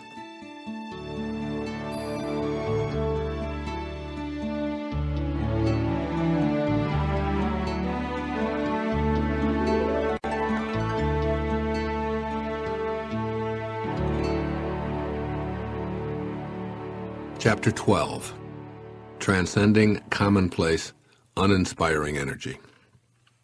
Quote, "For all our insight, obstinate habits do not disappear until replaced by other habits. No amount of confession and no amount of explaining can make the crooked plant grow straight. It must be trained upon the trellis by the gardener's art." That was Carl Jung. And another quote from William Wordsworth, "Habits rule the unreflecting herd." Thanks to the world we live in, we've developed many habits that are the direct result of living almost exclusively in ego rather than in spirit. This chapter will stress how to gain awareness of these ego habits, how to immediately protect ourselves from these onslaughts, and how to develop alternate strategies to ensure that we remain connected to spirit, even in the face of a blitzkrieg that's designed to take us away from living an inspired life. I'm not suggesting that there's a conspiracy to keep us from living in spirit. My contention is simply that when a majority of society members are raised and persuaded to believe in the illusion of ego, then that society will develop and evolve firmly committed to that false self. It would then be natural for such a society to put forth messages designed to promote the idea of the importance of ego and all of its inherent ideas, and we're fully immersed in such a society right now. Ego's warriors. Let's take a look at some of the habits that rule the herd, in the words of William Wordsworth. Following are several omnipresent, lacking in inspiration entities that join up with ego to bombard us daily and that we need to become aware of. The media. A century or so ago, long before the media became such an active force in our lives, the news was almost exclusively received from one's village. Bad news was rare and tended to only involve accidents or natural disasters such as fire, flood, drought, or the occasional crime perpetrated by someone in the community. For the most part, one's daily life was consumed by work and family interaction. Any kind of news was essentially information about the village and was primarily communicated by word of mouth. Today, however, it's a very different picture. We've created a society that sends out specially trained people to scour the globe for depressing bulletins that are delivered to us wherever we are. The news is now available at home, at work, in our car, at the gym, on airplanes, standing in line at the bank, in the hospital, and on portable devices wherever we go. We're now able to directly tune in to the reports of those organizations who search for information designed to make us feel bad, that is, removed from spirit, which is all about feeling good or feeling God. We're constantly subjected to this army of bad news collectors who gather and disseminate low vibrational energy for our consumption. Keeping in mind that being inspired is about feeling good and returning to our source of love, it's imperative to become aware of what we're allowing into our consciousness. These bad news assemblers are on a mission to convince us of the inherent evil in the world. They can't possibly believe that we live in a friendly universe, and they seem determined to convince us that their illusion is the truth. The defense against a media blitz of uninspiring energies is to remind ourselves that we want to feel good, in the sense that good and God are synonymous. We can't feel bad enough to change any of the bad news we're exposed to, nor can we eliminate hatred in the world by feeling hateful. We can't do anything positive or loving by joining those who've elected to live in these energies or even those who broadcast it to us nonstop. However, By feeling good, that is, by feeling God, we have an opportunity to be a small force that can transcend and convert lower energies into spiritual ones. The world of advertising. Everywhere we turn, we're a target of someone wanting to sell us something. There are advertisements on buses, in the backseat of cabs, at the movies, on telephone poles, on our cell phones, after every click of our computers, on the radio and television for more than a third of the airtime, in more than 50% of magazine pages, in most cases anyway, while we're on hold on the telephone and even in restrooms. It's difficult to escape this assault on our senses and our spirit as well. Behind this huge blitz that's aimed at us during every waking moment of our lives is the idea that we need to purchase something in order to be fixed or to be complete. Madison Avenue just keeps telling us that we'll overcome our deficiencies and be happier and more fulfilled if we simply buy whatever it is they're selling. The essential message behind this juggernaut is that we need more in order to be happy.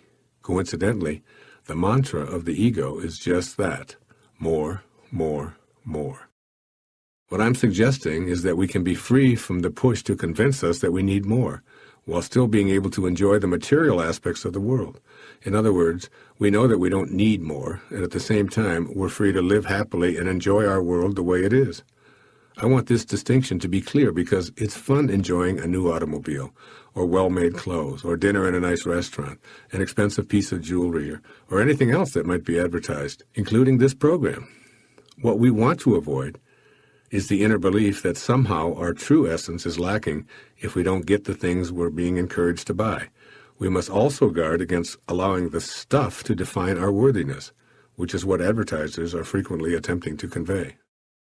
Entertainment. As we progress toward a more inspired life, we'll begin to notice that the activities we've called entertainment have actually been leading us away from being in spirit. Since everything that we allow into our life represents an energy that impacts us both physically and spiritually, it's imperative to raise our awareness level and defend against the habits that deter us from being in spirit. It's vital that we're conscious of the following big four, which are really low-level energies masquerading as entertainment and are obstacles to anyone's ultimate calling to inspiration. 1. Violence. On average, children in America see 12,000 simulated murders in their own home on commercial and cable television before their 14th birthday. And virtually all movies made to appeal to a younger audience have grim killings, explosions, and chase scenes built into the storyline, which seems to consist of guns, guns, guns, and kill, kill, kill. The more gruesomely, the better. These decidedly uninspiring messages continually bombard all of us when we're supposedly experiencing uplifting entertainment, but we can do something about it. If enough of us decide that this is not going to be on our daily menu, then the manufacturers of this kind of recreational material would bring it all to a halt. For example, if more of us were aware of the content of the video games that our kids play, many of which simulate rape, torture, and even murder, we wouldn't permit them in our homes. Yet there are alternatives available to us. First on this list is screening our entertainment options for violence and making a commitment to choose only those pastimes that are free of any energy that doesn't match our desire to be in spirit or inspired. Our Creator creates out of love, kindness, and peace. So if we clear opposite energies out of our life, we'll almost immediately feel inspiration returning to our life. What follows is one of the most poignantly inspiring letters I've ever read, written by my dear friend Ram Dass to the parents of a young girl who'd been brutally murdered. Even in such horrific circumstances, Ram Dass was able to provide inspiration. I reproduced this moving letter with Ram Dass's permission in order to help you see how it's possible to transcend violence with inspiring spiritual energy. Dear Steve and Anita, Rachel finished her work on Earth and left the stage in a manner that leaves those of us left behind with a cry of agony in our heart as the fragile thread of our faith is dealt with so violently. Is anyone strong enough to stay conscious through such teachings as you are receiving? Probably very few, and even they would only have a whisper of equanimity and peace amidst the screaming trumpets of their rage, grief, horror, and desolation. I can't assuage your pain with any words, nor should I, for your pain is Rachel's legacy to you. Not that she or I would inflict such pain by choice, but there it is. And it must burn its purifying way to completion. For something in you dies when you bear the unbearable, and it is only in that dark night of the soul that you are prepared to see as God sees, and to love as God loves.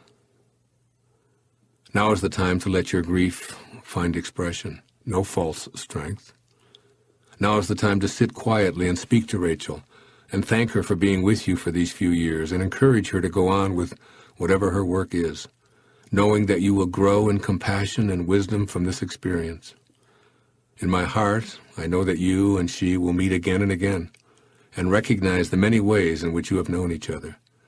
And when you meet, you will know, in a flash, what now it is not given to you to know, why this had to be the way it was.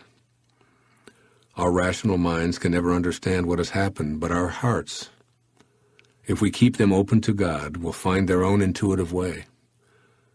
Rachel came through you to do her work on earth, which includes her manner of death. Now her soul is free, and the love that you can share with her is invulnerable to the winds of changing time and space. In that deep love, include me. In love, Ram Dass. I can't imagine a more inspirational letter being written at such a time of such difficulty. Typical of my dear friend Ram Dass. 2. Hatred. Much of our entertainment dollar is spent watching malice, hatred, and hostility in some form.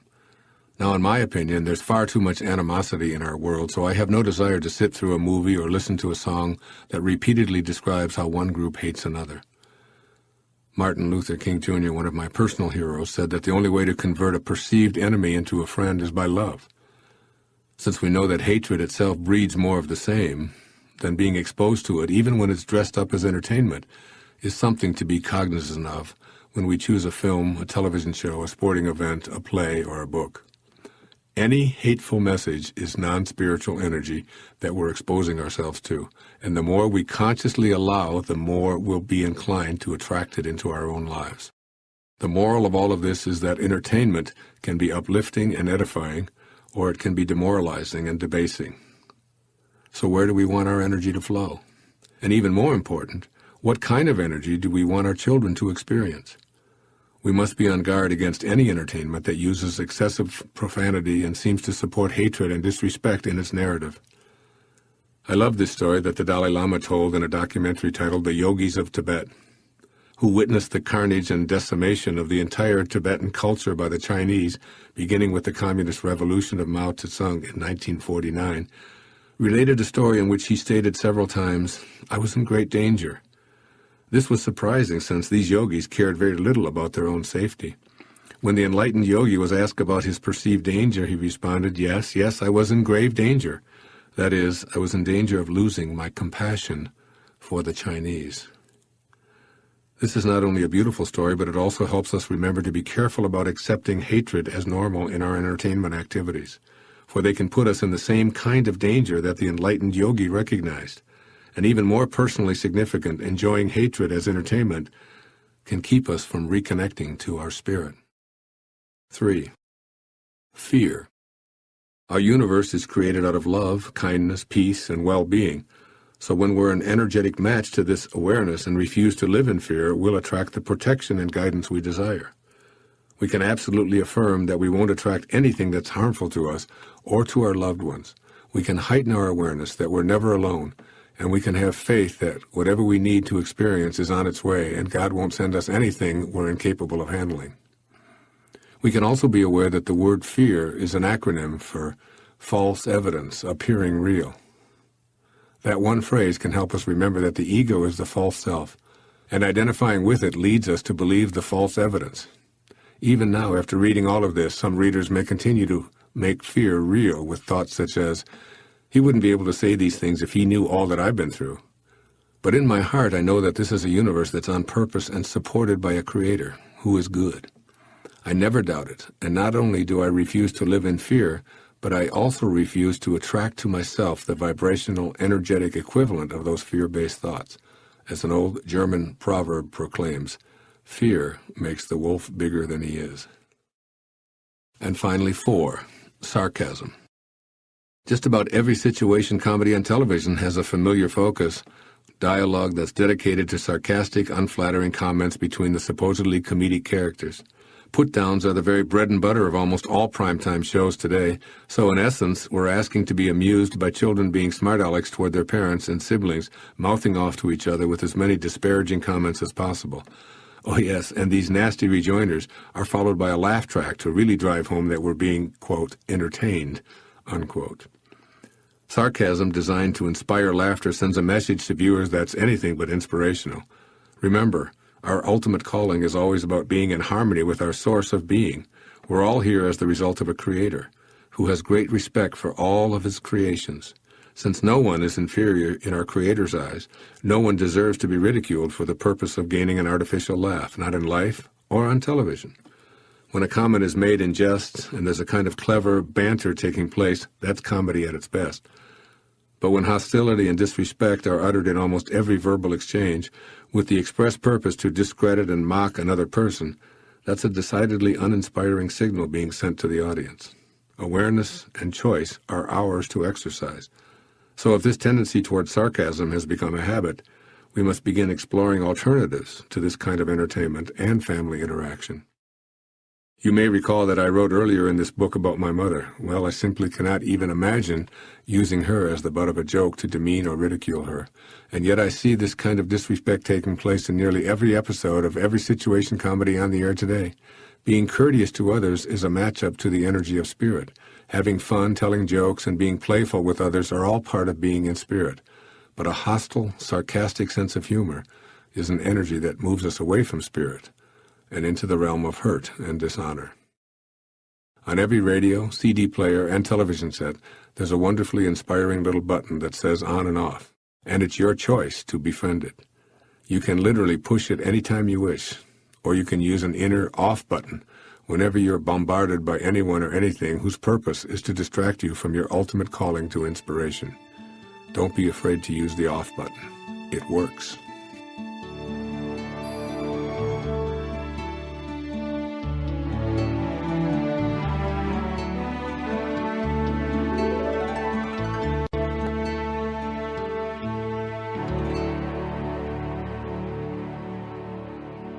Chapter 13.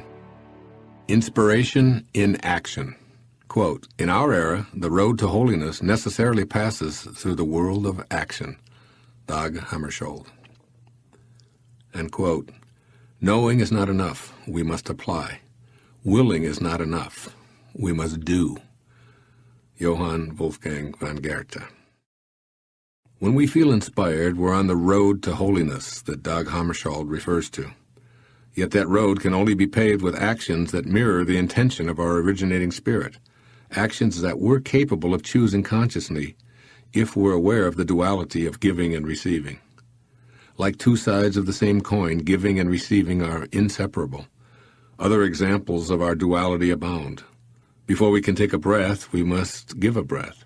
In order to give anything away, we must first have been willing to receive it. And our ability to feed others is linked to being able to accept food ourselves. Who has ever seen a person with a front but no back? How about an inside without an outside? Or a magnet with a North Pole but no South Pole? So just as the prayer of St. Francis reminds us that it is in giving that we receive, in order to receive inspiration we must be willing to give it away, and vice versa. I'd like to present some examples of my own deliberate efforts to put the duality of inspiration in action into practice. I work at this every single day of my life. Every human encounter represents a moment of truth for me, one in which I choose to be reconnected to spirit and offer to others what I genuinely want for myself. The opportunities present themselves in the form of a smile or a greeting or an extension of kindness, even if it's just a silent blessing to a person begging on a street corner, or a prayer said quietly to myself when I hear a siren. The siren is a reminder to me to offer my thoughts of comfort to whomever is in need of assistance. These are habits that I've developed over a lifetime. Then there are the days when I go out on a premeditated odyssey of inspiration without any fanfare or need for recognition. Here's the result of one such inspiration excursion, and keep in mind this all happened in one afternoon. I reside on West Maui, while I'm writing, and on this particular day I decided to make the 20-mile trek to Costco to load up with supplies for 2 weeks of uninterrupted writing. As usual, someone was standing by the roadside looking for a lift to the other side. This is a commonplace occurrence here on Maui, and it's my regular practice to pick up whoever's seeking a ride, usually a young person with a surfboard or a couple with luggage needing transportation to the airport. I always view giving rides as an opportunity to serve another person, and I get to feel good as well. If you're thinking about how dangerous this practice might be, I simply don't ever entertain such thoughts, and I never attract people or events into my life that cause me harm. It's just not my way of being in the world. On this day, I picked up a 41-year-old man from Canada named Raven. Maui tends to attract people with names like that, who needed to get to the airport. As we talked, it turned out that my passenger hadn't spoken to his father in 17 years, distancing himself out of respect for his mother and sister, who had their own unresolved conflicts with this man. Raven admitted that he felt distressed and incomplete.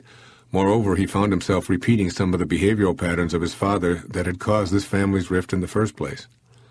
I brought up the subject of forgiveness, mentioning this quote from A Course in Miracles. Quote, "Certain it is that all distress does not appear to be but unforgiveness." Unquote. I related the story of my experience at my own father's grave in 1974 and how that one single act of forgiveness turned my life around and headed me back in the direction of spirit. As I dropped Raven off at the airport, he hugged me. With tears in his eyes, he said, "I can't believe how much this one trip has changed my life. I feel that you were sent here by God to remove this sword that's been hanging over my head. And I know what I have to do, and I will do it, and I'll do it soon." It was a moment of inspiration for both of us. It would have been just as easy for me to maintain silence on that 20-mile ride along the ocean, but I knew that on this day I was on a pilgrimage of inspiration, and Raven was one of my co-conspirators. I headed back to Costco for one of my favorite activities. I love the opportunity to purchase large amounts of goodies of all descriptions in the store's open warehouse atmosphere among lots of local people doing the same thing. At the back of the store on this day, a gentleman who recognized me from my PBS appearances approached me and wanted an appointment to discuss a problem he was having. I informed him that I was writing a book, so a scheduled meeting would be impossible. But knowing that some force had brought us together in the midst of all this delightful chaos, I asked, "What's the problem?" The man told me that he was a diabetic who developed a fail-safe method for delivering insulin in a manner that would leave no one out. "So, what's the problem?" I once again asked. "Why not implement your plan?" He went on to explain how he'd been unable to get the necessary government agencies to meet with him. Various layers of bureaucracy were impeding his progress. On and on he went with a litany of obstacles that he felt were being placed before him, until I finally stopped him. "I sense that you know exactly what's needed since you're a diabetic too," I said, "and you know exactly what needs to be done to implement your idea." He lit up like a Christmas tree, giving me a knowing smile, and he said, "Exactly, but I can't." I stopped him cold, reminding him that when we focus on what we don't want, then that's what we'll get. We get what we think about, whether we want it or not. I then asked him to consider staying out of the system of obstacles altogether. He should go ahead with his plan, forget about what couldn't be done, and just do it, without the assistance or resistance of anyone else.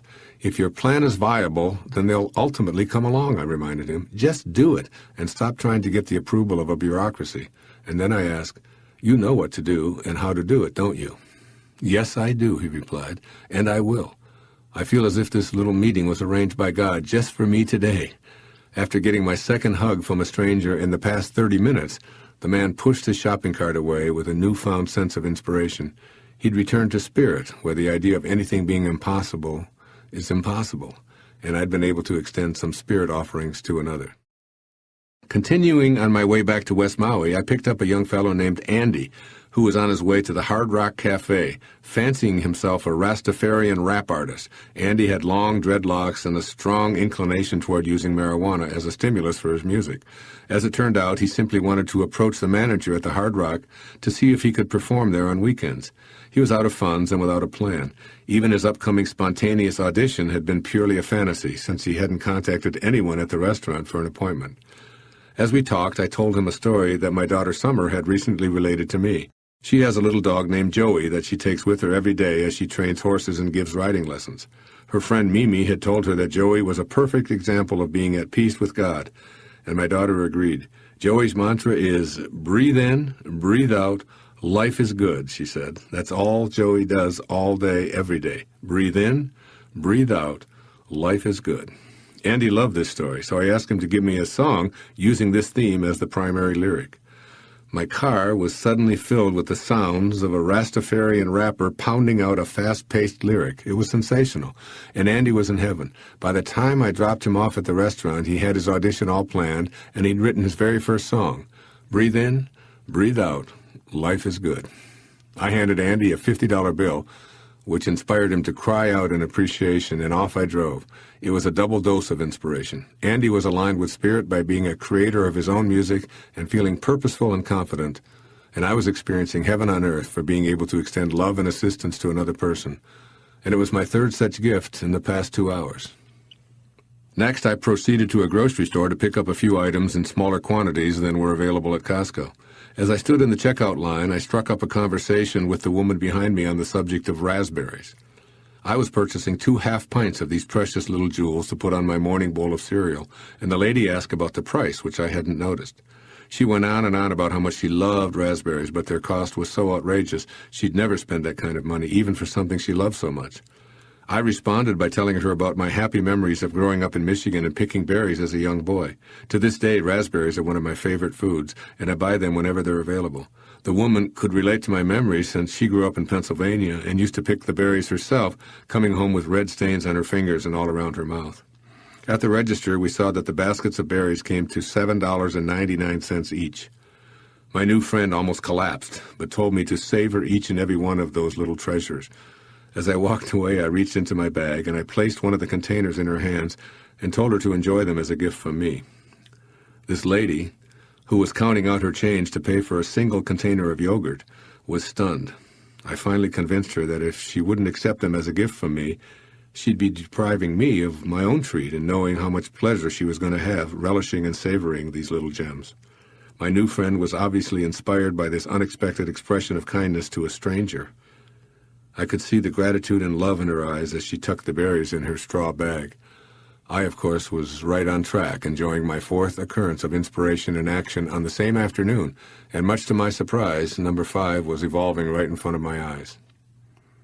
In almost every aisle of the grocery store, I'd seen the same woman, dressed in flowery slacks and a bright orange blouse. As I approached the bakery to buy a loaf of olive bread for my daughter Serena's arrival the following day, she loves this bread, the woman in the colorful outfit talked to me about a multi-grain bread that she absolutely loved. "It's the best I've ever tasted," she said in a heavy foreign accent. As I approached the cashier, there she was again ahead of me, asking if I'd hold her place while she picked up some items she'd forgotten.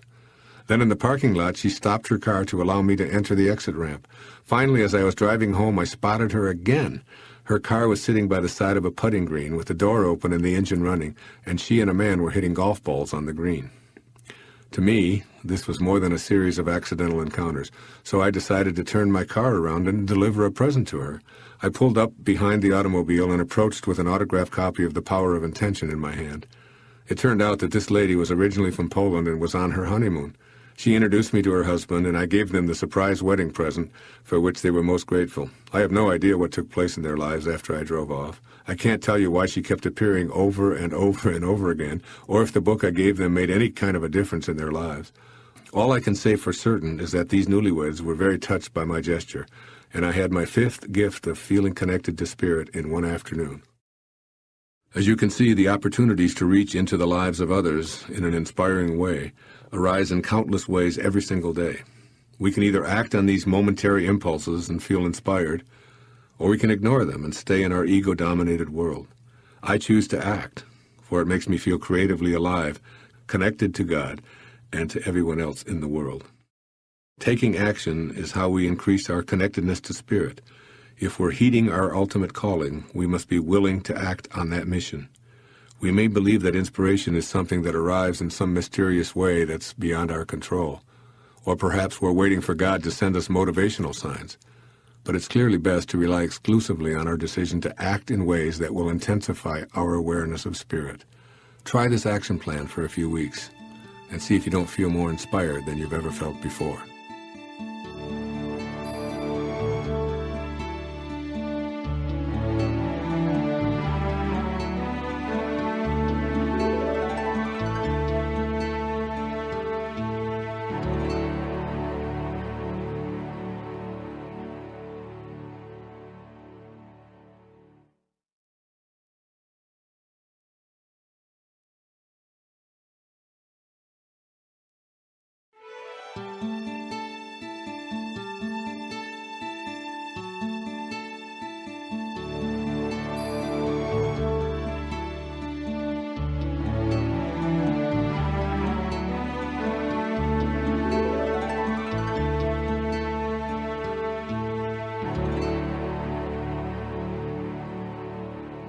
Part 4. Conversing with Your Spiritual Source. Chapter 14. Your spiritual source can only be what it is. I cannot imagine a God who rewards and punishes the objects of his creation, whose purposes are modeled after our own, a God, in short, who but is a reflection of human frailty. Albert Einstein. And from Emanuel Swedenborg, we are because God is. 5 characteristics of God. Let's now examine the elements that most of us agree define the essence of our Creator, along with how they can help us sensibly approach Him. 1. God is love. We came from love, and we desire to return to that heaven while still on earth. I repeat Emerson's appropriate observation that love is our highest word and the synonym for God. In other words, if we dwell in love, we dwell in God. If God is love and cannot be anything other than what God is, and we wish to have a dialogue with God, then it seems to me that we come to our source in love, or we're wasting our time. God cannot and will not respond to unloving requests. No matter what our religion, whatever we want to discourse with our source of being, we must do so without malice or hatred in our heart. In this way, we'll shift our vibrational energy to a frequency that harmonizes with the highest vibration in the universe, which, of course, is that of spirit. As St. Francis instructs us so simply, where there is hatred, let us sow love. Love and forgiveness will then activate the dormant forces I talked about in the opening parts of this program. That is, the right people and the events will materialize synchronistically. This is because we're in spirit, remembering that God simply can't help if we expect Him to hear anything other than love and forgiveness. As Martin Luther King Jr. once said, we must develop and maintain the capacity to forgive. He who is devoid of the power to forgive is devoid of the power to love. This seems to say it all. So in the private, quiet, prayerful moments of asking for God's help, don't ask Him to help defeat others in any way. Rather, pray, Dear God, make me an instrument of thy love. I want to be like you. I have forgiven them, and I have forgiven myself. And remember that there can be no forgiveness without love. And without love, there can be no way of being heard by our source. 2. God is peace. One of the most quoted verses in the Old Testament, which may also be my favorite biblical offering, is this: Be still and know that I am God. So a corollary of this might then be agitated and turbulent, and you will never know God. Along with praying or communing with our source with peace in our heart, we must be still. This means taking time to get quiet before meditating, and also monitoring our breathing. As we exhale, we can train ourselves to let go of all of our non-peaceful thoughts, and as we inhale, we can breathe in spirit. We can also ask St. Francis to guide us. He had very little peace in his lifetime, but when he prayed, he knew what his source was like. St. Francis wanted to be in spirit. So rather than asking God to deliver him some peace so that he could escape the disorder and the chaos he saw all around him, he requested, Lord, make me an instrument of thy peace. In other words, St. Francis knew that God was peace. So in his prayer, he asked to be returned to a state where he'd be like his Creator. We can keep reminding ourselves that all of the non-peace that's in the world is not of God. It's of ego. Then we can ask to be helped back to His peace. This approach will attract the assistance we're requesting. It's all about matching up the vibrational energy of our desire for peace with thoughts and behaviors that are consistently peaceful with those desires. 3. God is all-inclusive.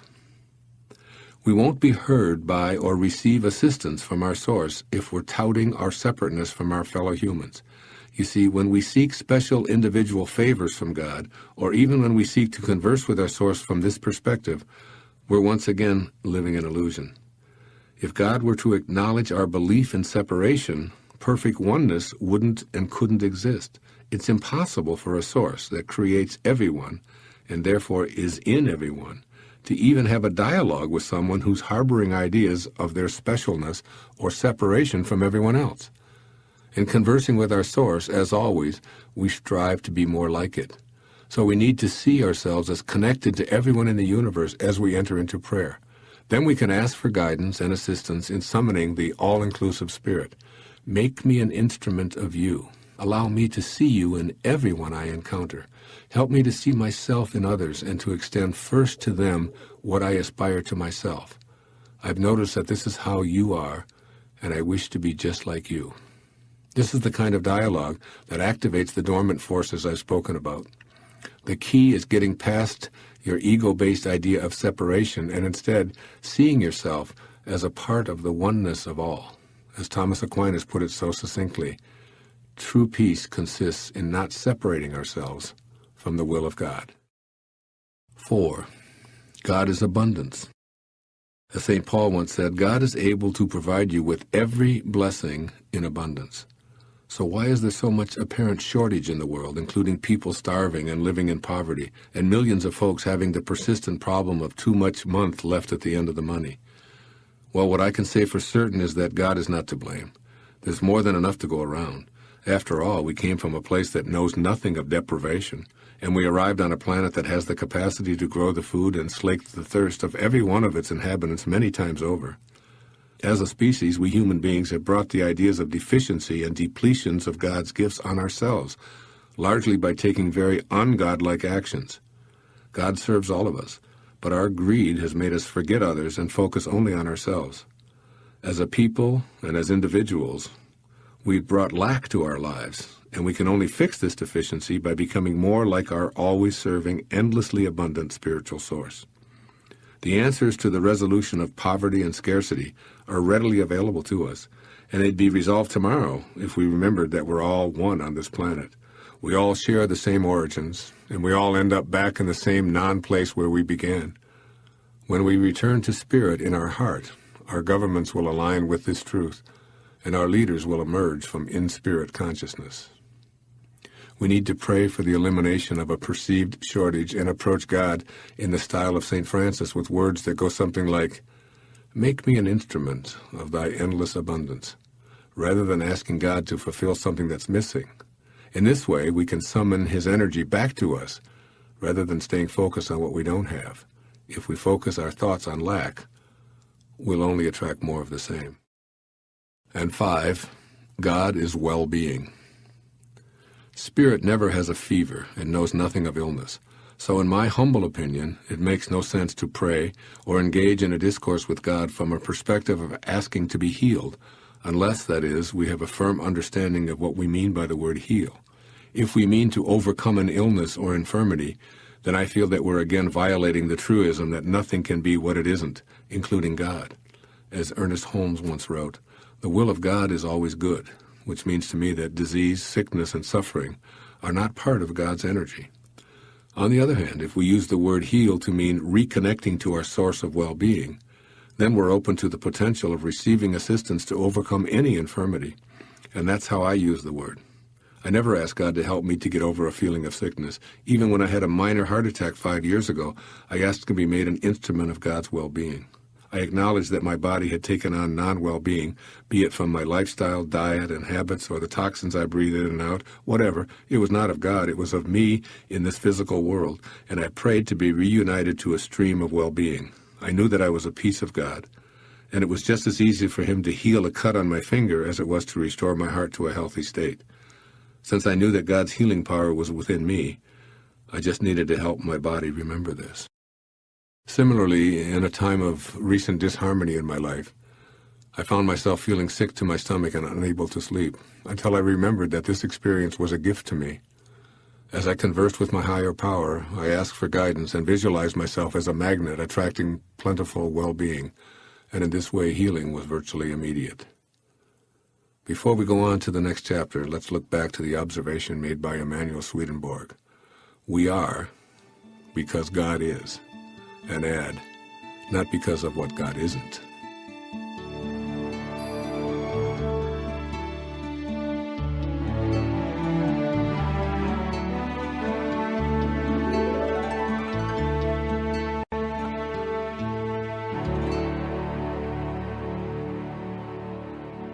Chapter 15. Your spiritual source knows. Quote, "It is true that divine will prevails at all times and under all circumstances. There is no need to tell God your requirements. He knows them himself and will look after them." Ramana Maharshi. And from Ernest Holmes, "The thing we surrender to becomes our power." As the parent of 8 children, it goes without saying that I've witnessed many occasions when a 2-year-old made a request that couldn't be accommodated. Often the request became a standoff with the toddler crying, insisting, and even throwing a tantrum. But since I was the adult, I'd stand firm and refuse to grant the child's wishes. Running around the block unsupervised, racing through the house with a sucker sticking out of his or her mouth, playing with electrical sockets, climbing up the stairs alone, and putting his or her finger in a younger sibling's eyes were some of the behaviors forbidden by me, the parent, who simply knew better. If we put ourselves in the place of toddlers and give our Creator the very same leeway that we as parents took with our children, the purpose of this metaphor becomes perfectly clear. Just as it's absurd for a 2-year-old to insist on having his or her way, our creative spirit doesn't need to be reminded of what to do for us or how to go about doing it. It already knows. In fact, there's a wonderfully enlightening quote in the Bhagavad Gita that says, "Only the fool, whose mind is deluded by egotism, considers himself to be the doer." When we're about to enter into a discourse with our Creator, it's crucial to approach with the understanding that we aren't the doer. It may sound a bit extreme, but this is how Immanuel Kant described our situation. God is our owner. We are his property. His providence works for our good. Please don't take the word owner as an insult. It's only the ego that's offended by this concept. In other words, we needn't presume to tell our source what needs to be done to provide us with a happy, fulfilling life. Instead, it's our job to change our thinking so that it's vibrating to a frequency that matches God's energy. And this begins by understanding that it's impossible for God to forget anything. Unlike human parents, God is omnipotent, so it's unnecessary to remind him of our needs. Trusting and surrendering. Returning to the analogy at the beginning of this chapter, most children are free-spirited little beings who don't think about questioning their parents' judgment. After all, most mothers and fathers know what's in their offspring's best interest, including what's required for successful survival. These senior partners look out for their kids' needs and direct their early life activities, and they do this as long as is necessary, which is usually until their children begin to develop the ability to trust their own instincts and apply what they've learned. As adults, we can look back on our earliest days with a strong sense of appreciation. We learn not to play in traffic, to avoid eating poisonous foods, to get enough rest each day, and so on. Today, we feel thankful and appreciative that our parents were there to guide us toward the responsible, self-contained people we are today. We can appreciate that they did what was best for us, and they never forgot us. I trust that the analogy is clear. Our relationship with God, our all-knowing, never-forgetting senior partner, is just like our childhood relationship with our parents. Just as we did with our mothers and fathers, we're now choosing to trust in the wisdom of our Creator. In other words, we don't need to be told by virtual parents what's best for us. We don't have to rely on so-called religious superiors to keep us in line because we're no longer needy little infants. We now trust our source because we've matured to a point where doubt has been supplanted by faith. Somewhere between childhood and maturity, we surrendered and trusted our parents just as we're now surrendering and trusting the all-knowing, loving source of creation. Co-creating with Spirit.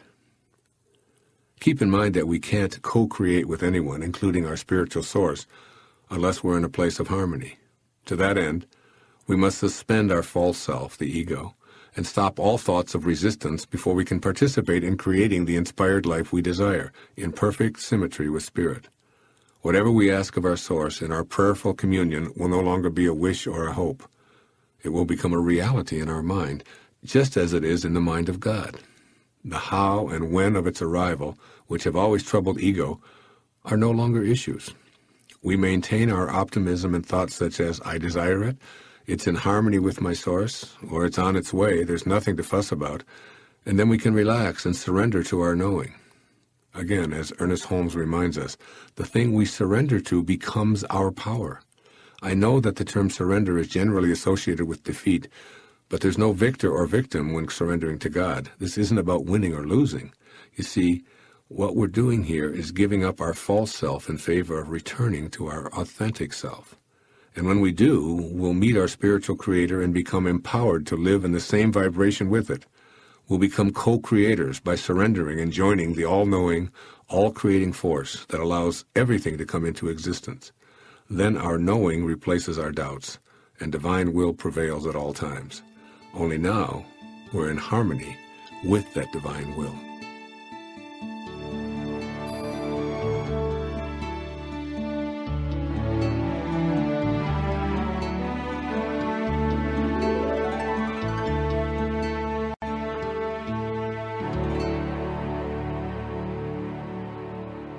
Chapter 16. It's all about remembering. Quote from A Course in Miracles. The memory of God comes to the quiet mind. It cannot come where there is conflict.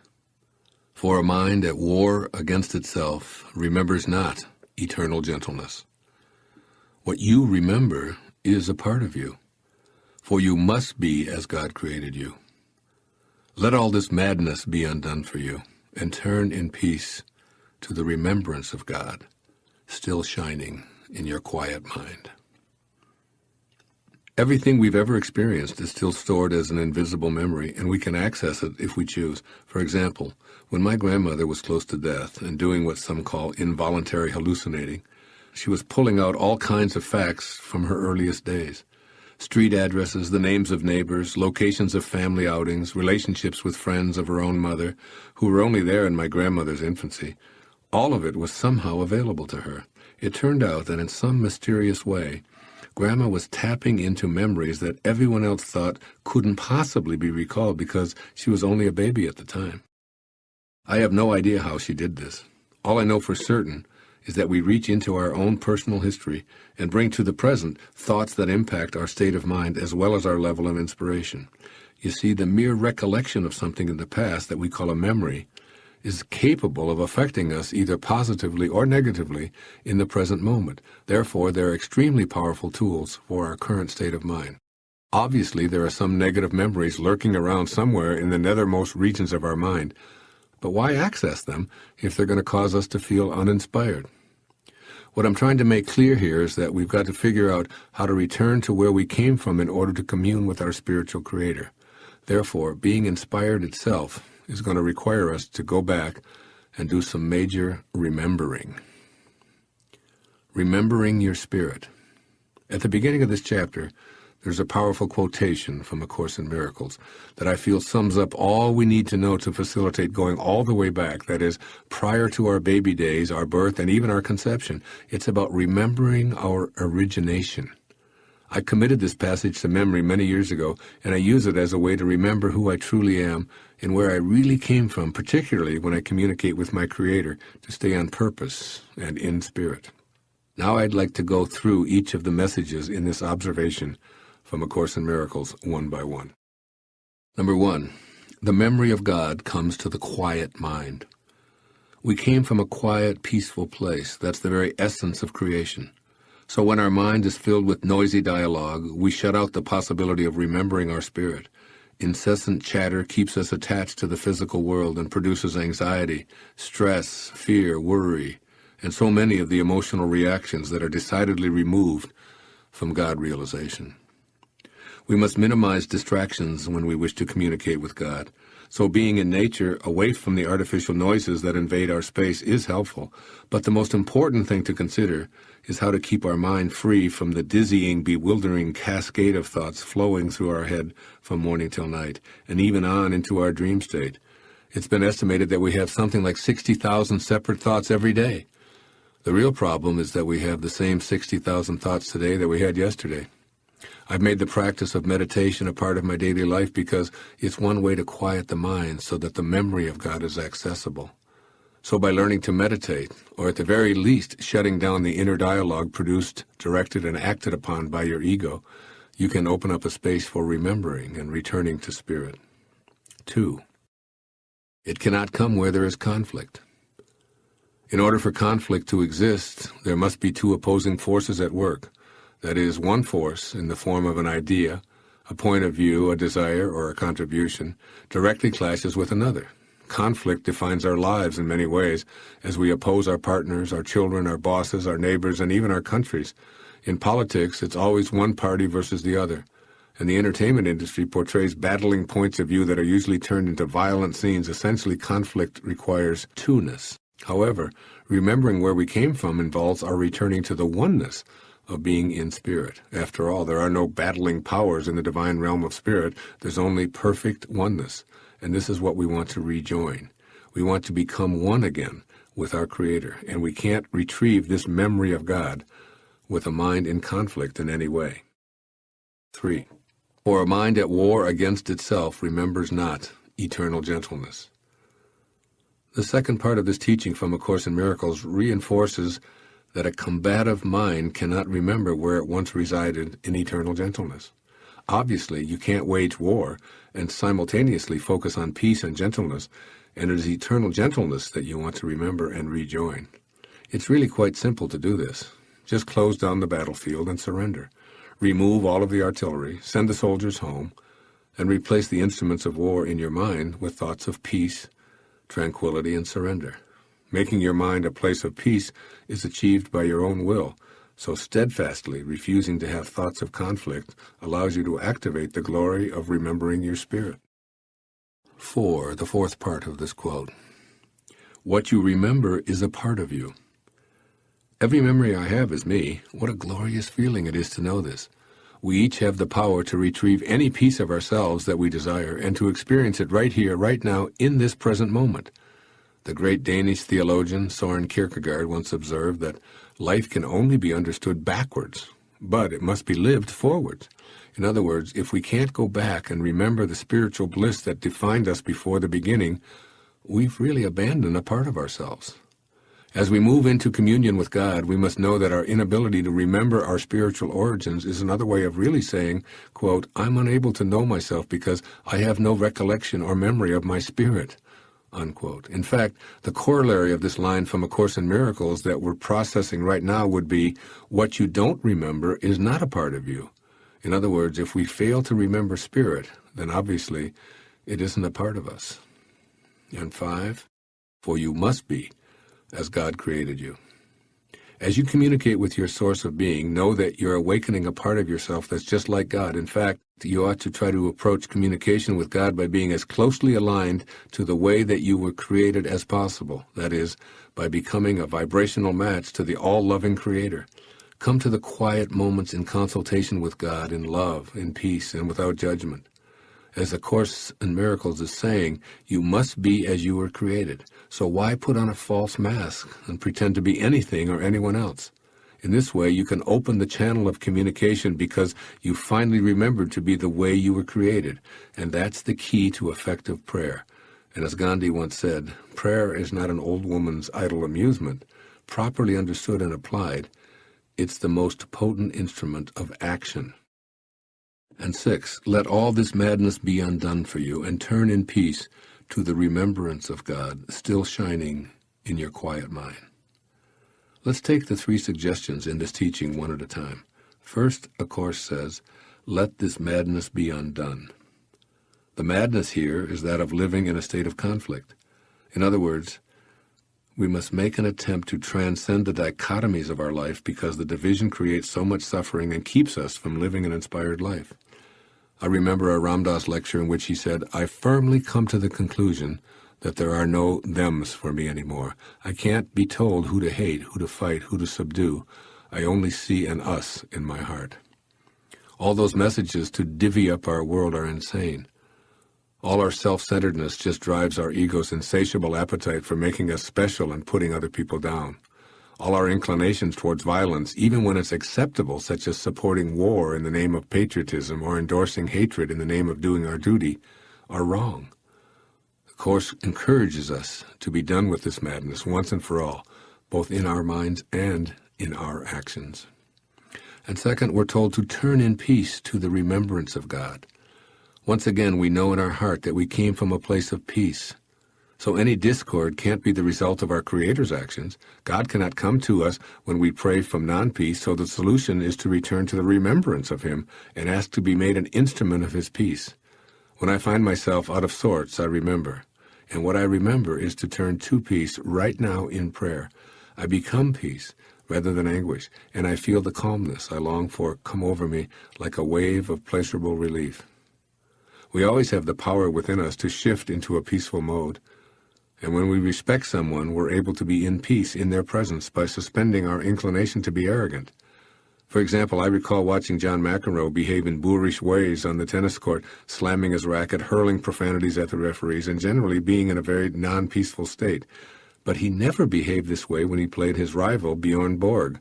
Amazingly, McEnroe was almost always able to control his outbursts of negativity whenever he played this cool, easygoing, non-violent, brilliant tennis player. Because he respected Borg so much, McEnroe came to his presence in peace.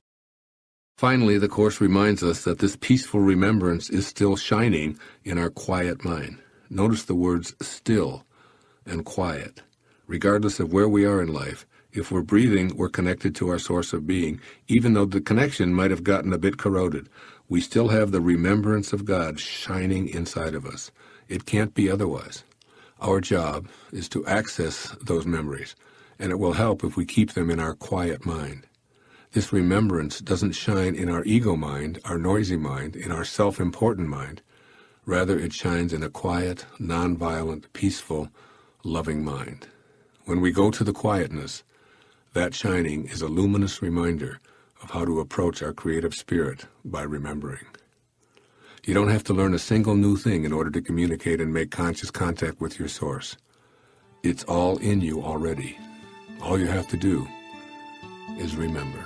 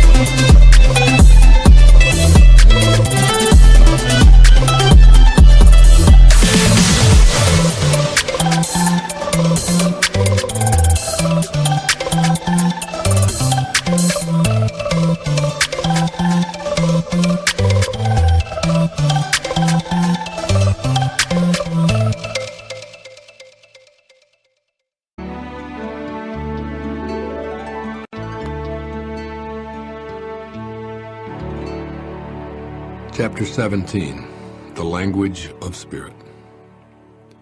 Quote from Satya Sai Baba. When asked where God is, people point towards the sky or some far and distant region. No wonder, then, that he does not manifest himself. Realize that he is in you, with you, behind you, and all around you, and he can be seen and felt everywhere. Unquote. In the previous 3 chapters, I've tried to stress that it's our job to take responsibility for opening the channel to communication to God, rather than viewing him as a cosmic bellboy whose job it is to listen to our whims and respond just because we ask. But how can we recognize when our spiritual source is getting in touch with us? As Jesus said in one of my favorite quotes, which I've shared thousands of times in my life, with man, this is impossible, but with God, all things are possible. Matthew 19:26. I'd like you to listen to the ideas I'm offering here concerning the language of spirit with this quote in mind. As weird as some of the communication patterns I talk about may seem, and as much as your ego may be tempted to dismiss them as mere coincidence and devoid of meaning, remember that, with God, all things are possible. Being ready for the teacher. It's been known for millennia that when the student is ready, the teacher will appear. Well, our teachers are always there because they're gifts from Spirit. The real question is our readiness to tune in to what they have to teach us.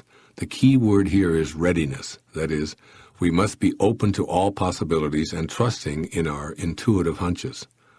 Wondering if something might possibly be a message from God is evidence that we're open to our intuition.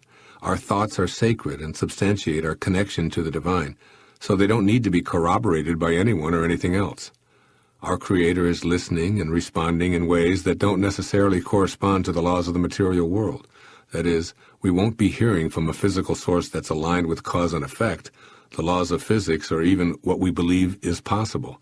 It's our job to do all that we can to vibrationally match to that spiritual energy. We were once perfectly together with our creative force, and now we're being called to come back to it. It's vitally important to be open to the language of alignment. Most of us need to begin the process by recognizing our tendency to discount such messages as mere happenstance. In an infinite universe, with an organized intelligence supporting it at all moments, there can be no such thing as accidents. For the rest of this chapter, I'll be offering some of my own hunches about how the all-knowing creative spirit communicates. Some of these ways fall into the category of inexplicable alignments, which means that there's meaning there, but our ego mind, chained as it is to its belief in the material laws it has always lived by, refuses to see the hidden meaning that's staring us right in the face. The 4 messages of alignment. For many years, I felt what I considered to be the language of spirit speaking to me in ways that often defy my logical mind. These feelings are more than hunches and even go beyond intuition, and I sincerely believe that they've contributed to my living an inspired life. The following 4 examples aren't rules or laws that apply to everyone, but if they do work for others, I'll be even more inspired because it's my intention to be in a space where I'm able to give to others all that I know. I also offer these ideas with a constant reminder that when one listens to spirit, all things are possible. And even though I'm offering them in a numbered sequence, they certainly don't conform to any linear arrangement. 1. Alignment of feelings. When I feel good, or God, I'm aligned with spirit. As I tell my children, we must rely on how we feel to determine our state of health, rather than seeking our answers in a medical printout full of numbers. Feeling energized, content, excited, and happy are better indicators of our health and well-being than having our bodily functions assessed by a distant laboratory. A positive, honest response to the question, does this or will this make me feel good, tells us immediately if we're aligned with our creative source or not. 2. Alignments with nature. Everything in nature is in spirit. It isn't spoiled by ego, nor can it ever be. So when nature speaks to us, we should listen intently.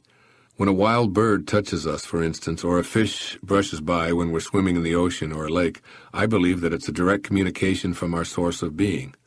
Since these creations of God instinctively keep their distance, when they depart from their DNA patterns to actually contact us physically, I think we should pay attention. So be aware of episodes in nature that arouse spirit and kindle an inner spark of awe and admiration for you. You don't have to discuss it with another being. If it has meaning for you, it's valid. Listen to the winds, the critters, the clouds, the rains, and the oceans. Listen to it all. Indeed, nature has much to teach us, and it will help show the way. All we need to do is align with its perfection and note how it aligns with ours. 3. Alignment with events. Strange occurrences and seemingly inexplicable events may actually be our all-creating source lining up coincidences, in quotes, to teach us and show us the way. The reason we begin to notice all this type of aligned synchronicity is because we've tuned into it. The teachers have always been there, but now we notice them. And our noticing indicates a new level of readiness to listen to our ultimate calling. In fact, these alignments can take some really interesting forms. The same numbers showing up, for example.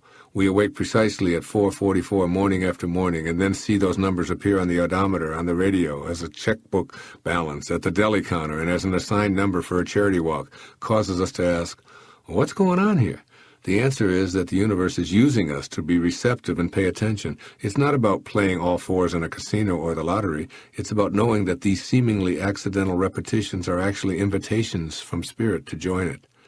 When a book literally falls into our lap or is sent to us by several different people, or even when we keep seeing the title and having it referred to us by others over and over, we need to notice, stop our resistance, and surrender. When we end up reading the contents and applying what it offers, we're aligning ourselves and becoming a vibrational match to the same source that's sending us these signals. And 4, alignments with people. When people line up with our thoughts and mysteriously connect their physical presence with our private inner meanderings, we should take note. We must tell ourselves, Spirit is aligning my thoughts with events that are happening. I'll stay alert to what I'm being offered here because there may be a reason. That's all. Just be cognizant of what might be happening, and by being open to what may be baffling and perhaps indecipherable, we're likely to discover that we're being guided to learn. A few weeks ago, I was reading through a book I'd written 16 years ago. In it, I mentioned a friend, Erlene Rintz, whom I'd attended school with from 4th grade through high school. I put the book down and went jogging, yet Erlene was still on my mind. I thought, I'm going to call her the next time I'm in Detroit. After all, we're both having our 65th birthdays this year. That very evening, I was scheduled to receive the Martin Luther King Mahatma Gandhi Peace Award from the Unity Church of Maui, which would be attended by approximately 1,000 people. As I completed my speech and walked to the lobby to sign autographs, I saw the little girl who sat next to me in grade school and who was my first love and who occupied my thoughts throughout my school years. Believe it or not, as I was thinking of her more than a half-century later, Erlene was thousands of miles from home and hugging me in the lobby of a theater in Lahaina, Maui. It turns out that she was visiting Maui, had seen the award announcement in the newspaper, and had come to the auditorium to surprise me. It was one of those synchronistic alignments of spirit at work. Somehow, at an unconscious level, I was already reconnecting to Erlene without being aware that she was even in the area. Noticing the same folks showing up in different settings, running into people we haven't seen in a while after we've just heard their names mentioned, and repeatedly seeing an individual's name in magazines, on television, or in a local bookstore, are all synchronistic alignments. Spirit is lining up these sequential happenings for a reason. We just need to be open to learning the reason, and it most likely will be revealed. Perhaps it will be a dream or a sudden instant of eureka, or maybe it will become clearer when simply allowed. No matter how the message comes, we'll look back on it with a renewed insight and the benefit of no longer being closed-minded about such possibilities. What I know for certain within my very core is that there's no separation between us and all that we encounter in the universe. One of my favorite poets is William Butler Yeats, and here he perfectly sums up the ideas in this chapter. O chestnut tree, great rooted blossomer, are you the leaf, the blossom, or the bowl? O body swayed to music, O brightening glance, how can we know the dancer from the dance? You are the dancer and the dance, just as God is. In other words, those messages from Spirit are you if you feel them, because it's impossible to separate the dance from the dancer, the root from the blossom, and you from God. The only place where separation takes place is in your mind, but since you're now heeding your ultimate calling, you're right on your way to living an inspired life.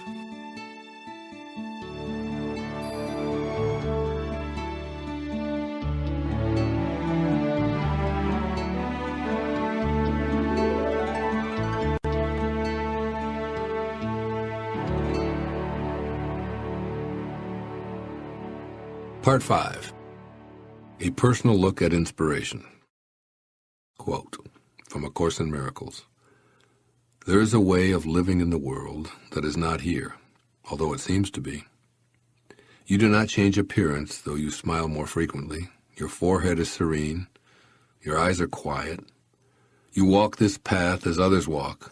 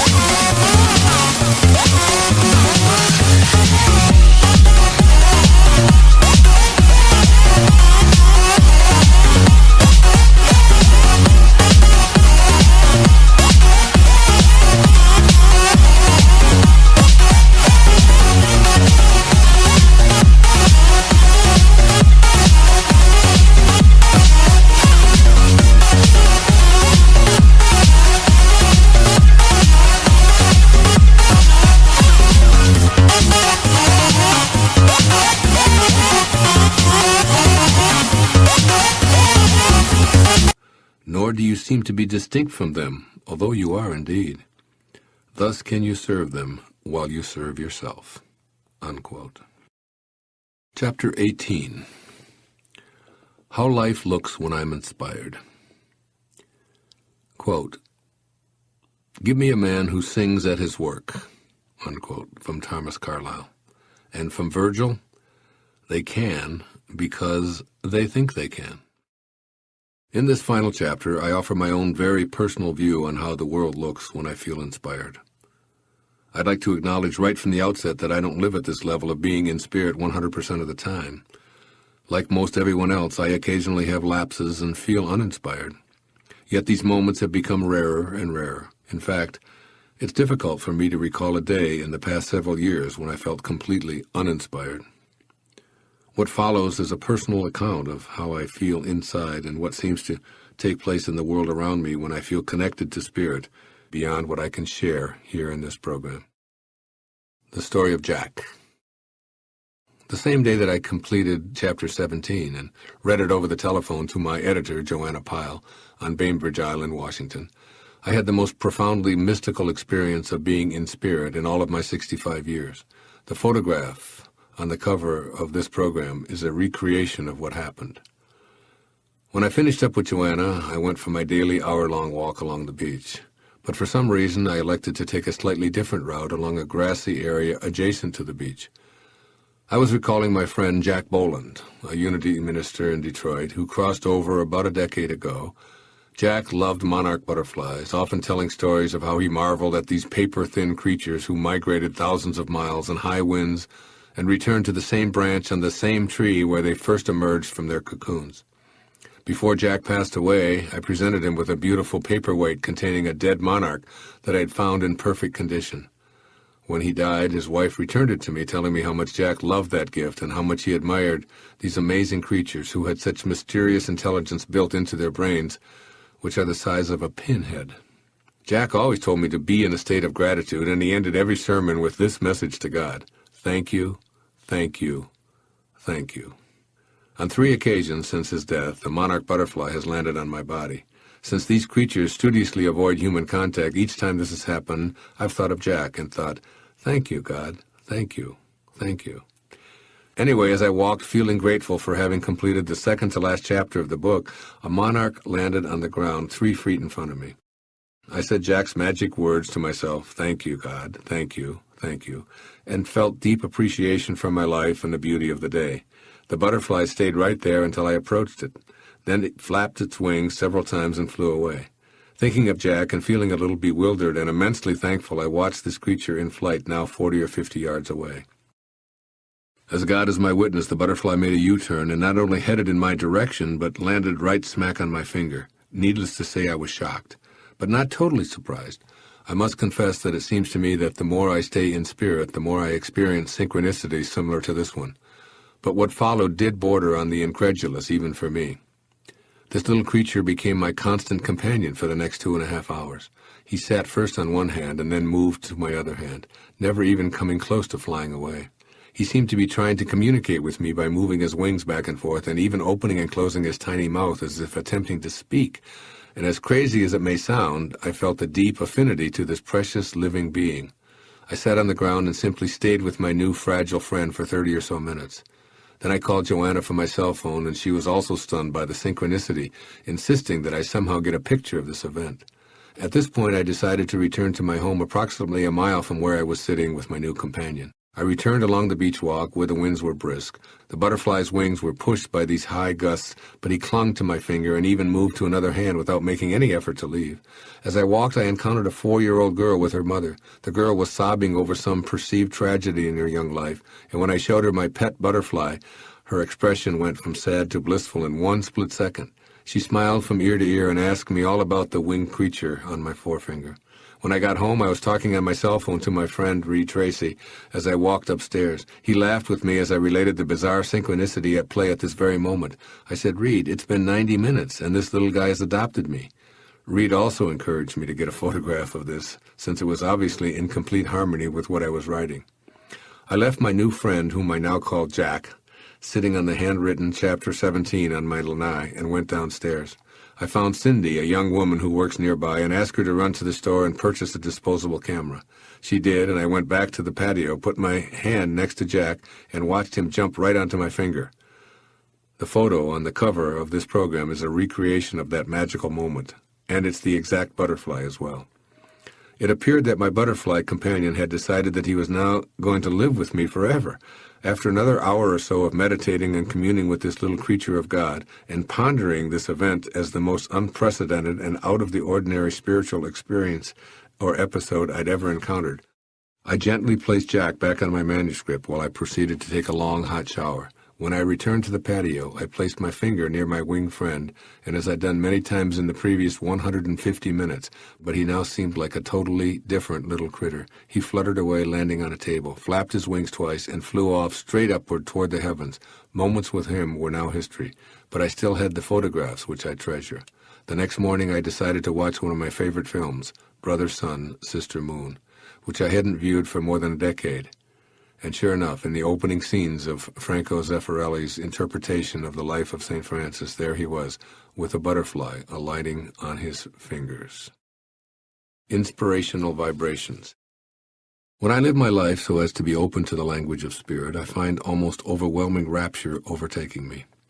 For several days after my experience with Jack, people kept telling me that I seemed so peaceful and content, and one woman even suggested that I was walking grace. This episode with my butterfly friend and the communiques from spirit touched me at an unprecedented level. From the perspective of being in spirit, I've seen its hands embrace me and heard it say, "You are not alone. You can count on me to guide you, and whatever you do not doubt my presence." This makes me feel safe, comforted, and that I'm not alone. I feel good. I feel God, because I'm living in almost perfect harmony with the source of my being, living on purpose and writing from my heart. The reason I feel inspired isn't because the world looks perfect. Rather, it's the other way around. The reason the world looks perfect to me is because I'm in spirit, a person who chooses to live an inspired life. I'm able to stay in a state of gratitude from the moment I awake early in the morning, right up until I close my eyes while falling asleep. And throughout each day, I'm reminded that staying in spirit is really about staying in vibrational harmony. I don't find it necessary to change anyone or anything that I encounter or read about in my daily life. Each time that I'm tempted to, I catch myself and return to a mindset that calls to me to be more like God, right here and right now. I stay inspired by making an energetic shift within myself.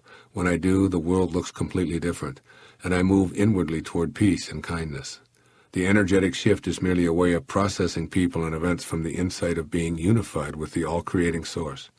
That is, by eschewing judgment and allowing the world to be as it is, rather than as I think it should be.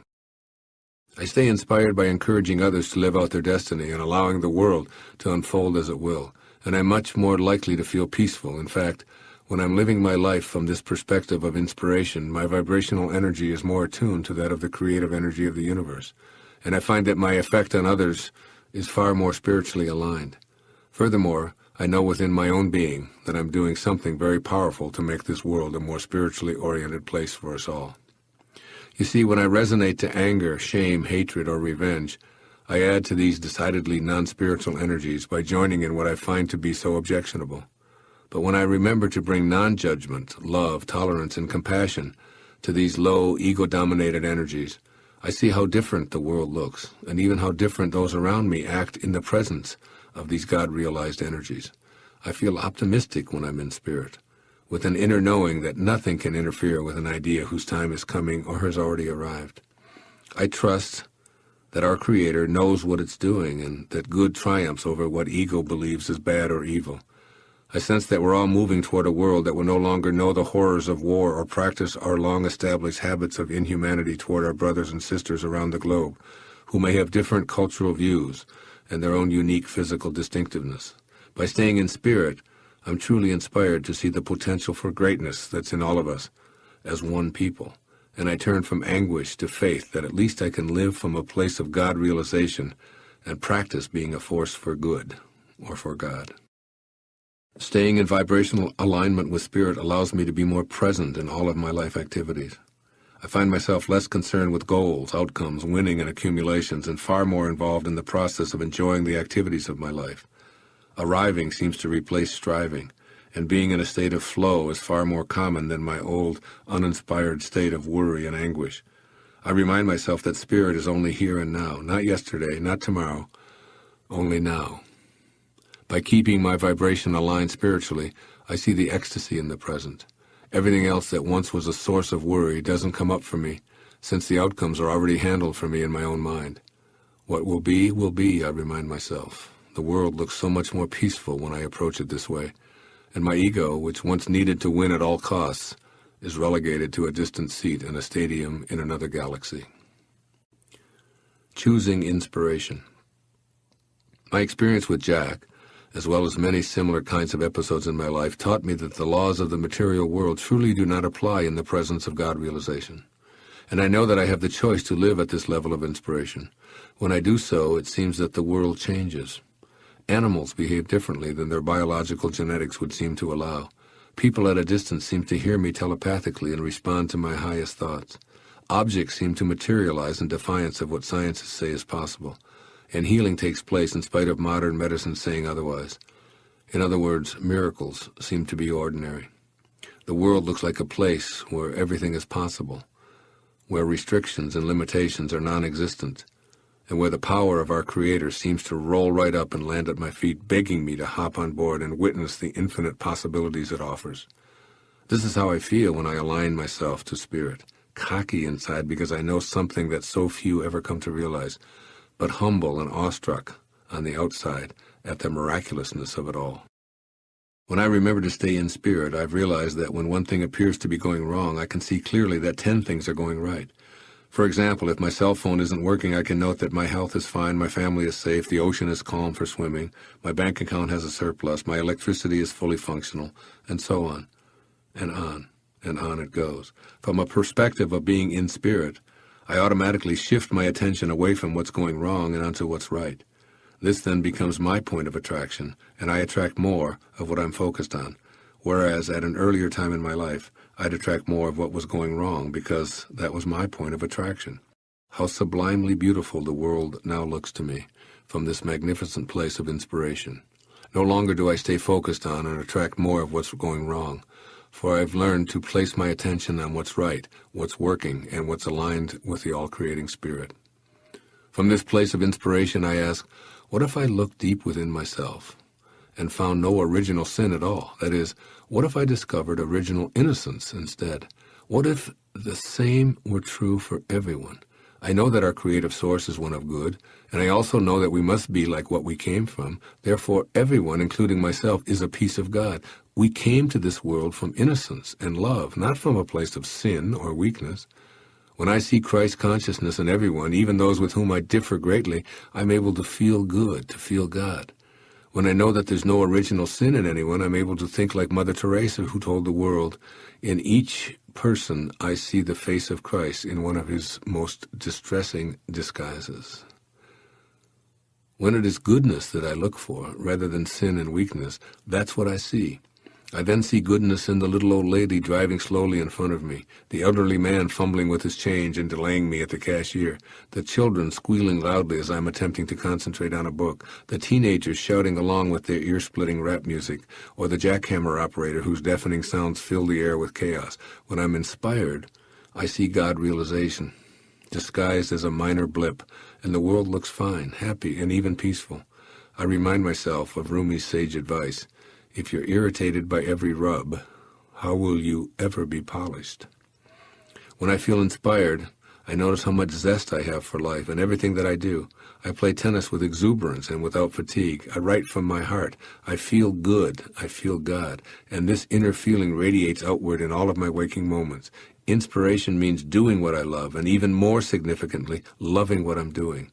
It's my willingness to bring love and passion to the activities of my life, rather than looking for love to emerge from those events and activities. It's an attitude, and knowing this, I remember to pick a good one as often as possible. I know that being enthusiastic feels good, and I also know that I have the choice to select these attitudes at any and all times. By staying in Spirit, these outlooks on life become second nature to me. By deciding to live an inspired life, I'm choosing to be in balance with a creative force that responds to my in-spirit thoughts. I'm also believing that I live in a friendly universe rather than an evil one, and feeling supported by it in a similar manner, being grateful for all that God sends my way. I'm not surprised when synchronistic events happen in my life. When I have someone on my mind who lives some distance from me, I actually expect that he or she will call me, and it occurs over and over and over. I know that thoughts are energy, and that those harmonizing with spirit will align to activate the creation process. I love watching all this flow so perfectly and being in harmony with the force that's responsible for all of creation. I know deep within me that I can participate in the activities of this force to bring into reality the manifestation of my spiritually aligned desires. Rather than hoping, wishing, and even praying for an outcome, my inner world aligns with the idea that what I desire is feasible and on its way.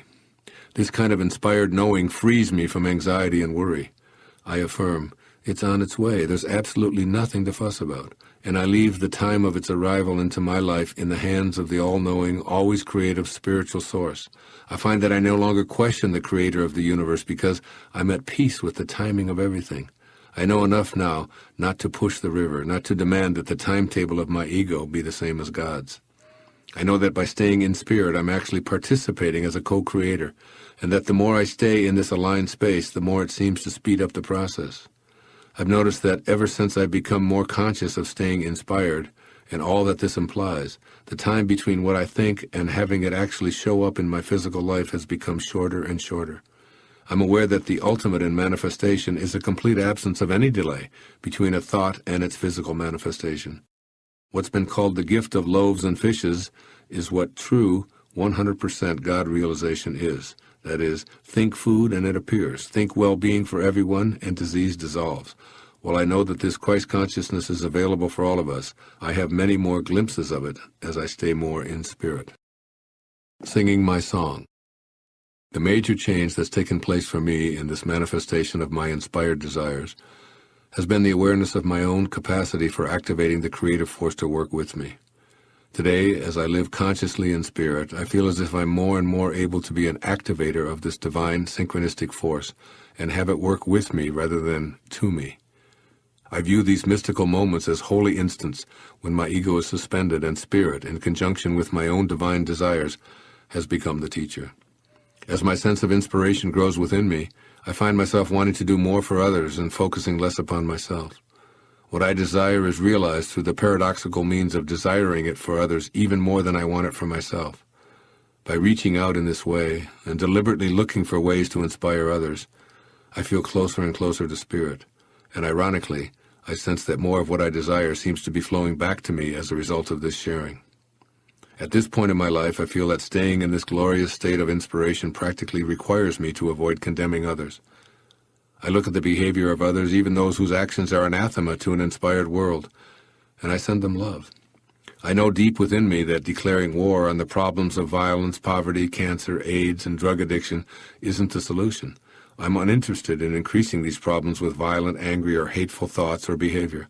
I know that I can't get sick enough to make one person better, or angry enough to end violence anywhere. I also sense very strongly that by staying in spirit and bringing a higher mental energy to the presence of these lower, ego-based energies, I'm a force for change, one that helps move the world closer to spirit. I anticipate a planet at peace, along with health, abundance, and love in my life and in the lives of all others. And I know that it's moving in this direction. I know that for every act of apparent evil, there are a million acts of kindness. That's where I place my attention, and that's what I choose to give away. By doing so, for the larger percentage of my days, my reward is a feeling of being in harmony with purpose. I watch the mynah birds sing every morning, and I know they're not doing it because they have the answers to all of life's problems. They have a song inside of them that they obviously feel compelled to let come out. I too have a song to sing, and by staying in spirit, I'm able to sing it all day, every day.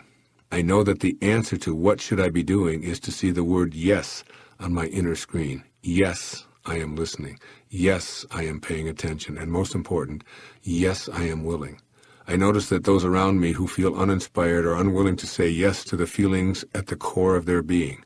By doing so, to every hunch, burning desire, and thought that won't go away, I feel the hand of a guiding spirit that's with me simply because I've been willing to say yes. By saying yes to life, I see the world and all of its inhabitants in a completely new way. As a result of being more and more inspired, I see spirit in virtually everyone I meet. And I feel much more connected to everyone as a result of sensing their spirit instead of noticing all of the accumulations of success that they've amassed. I call this seeing with my mind and not my eyes.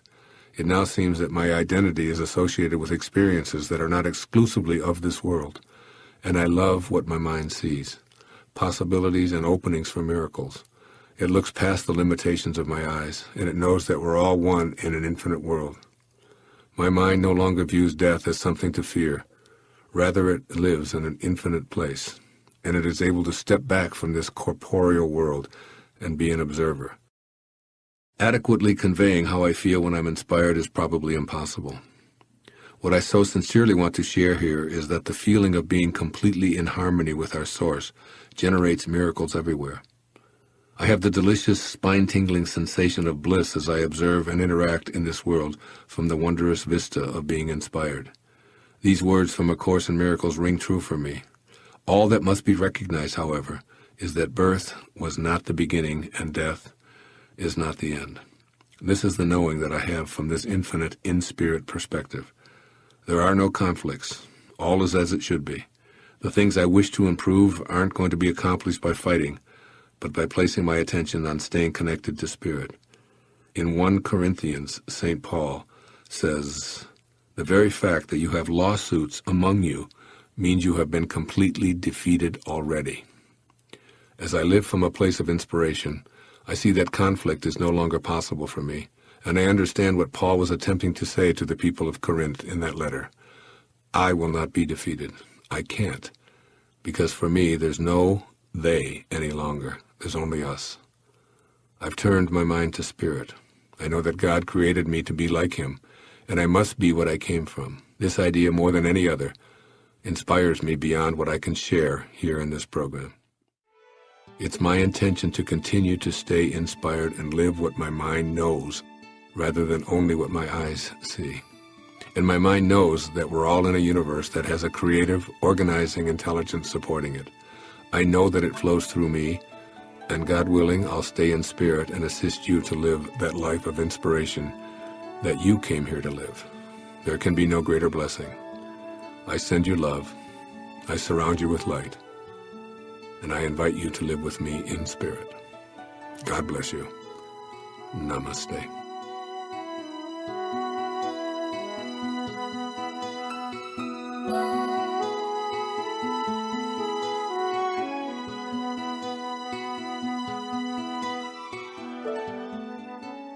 This has been a Hay House audiobook production. If you would like a free catalog of books and videos offered by Hay House, please call us at 1-800-654-5126 or visit www.hayhouse.com.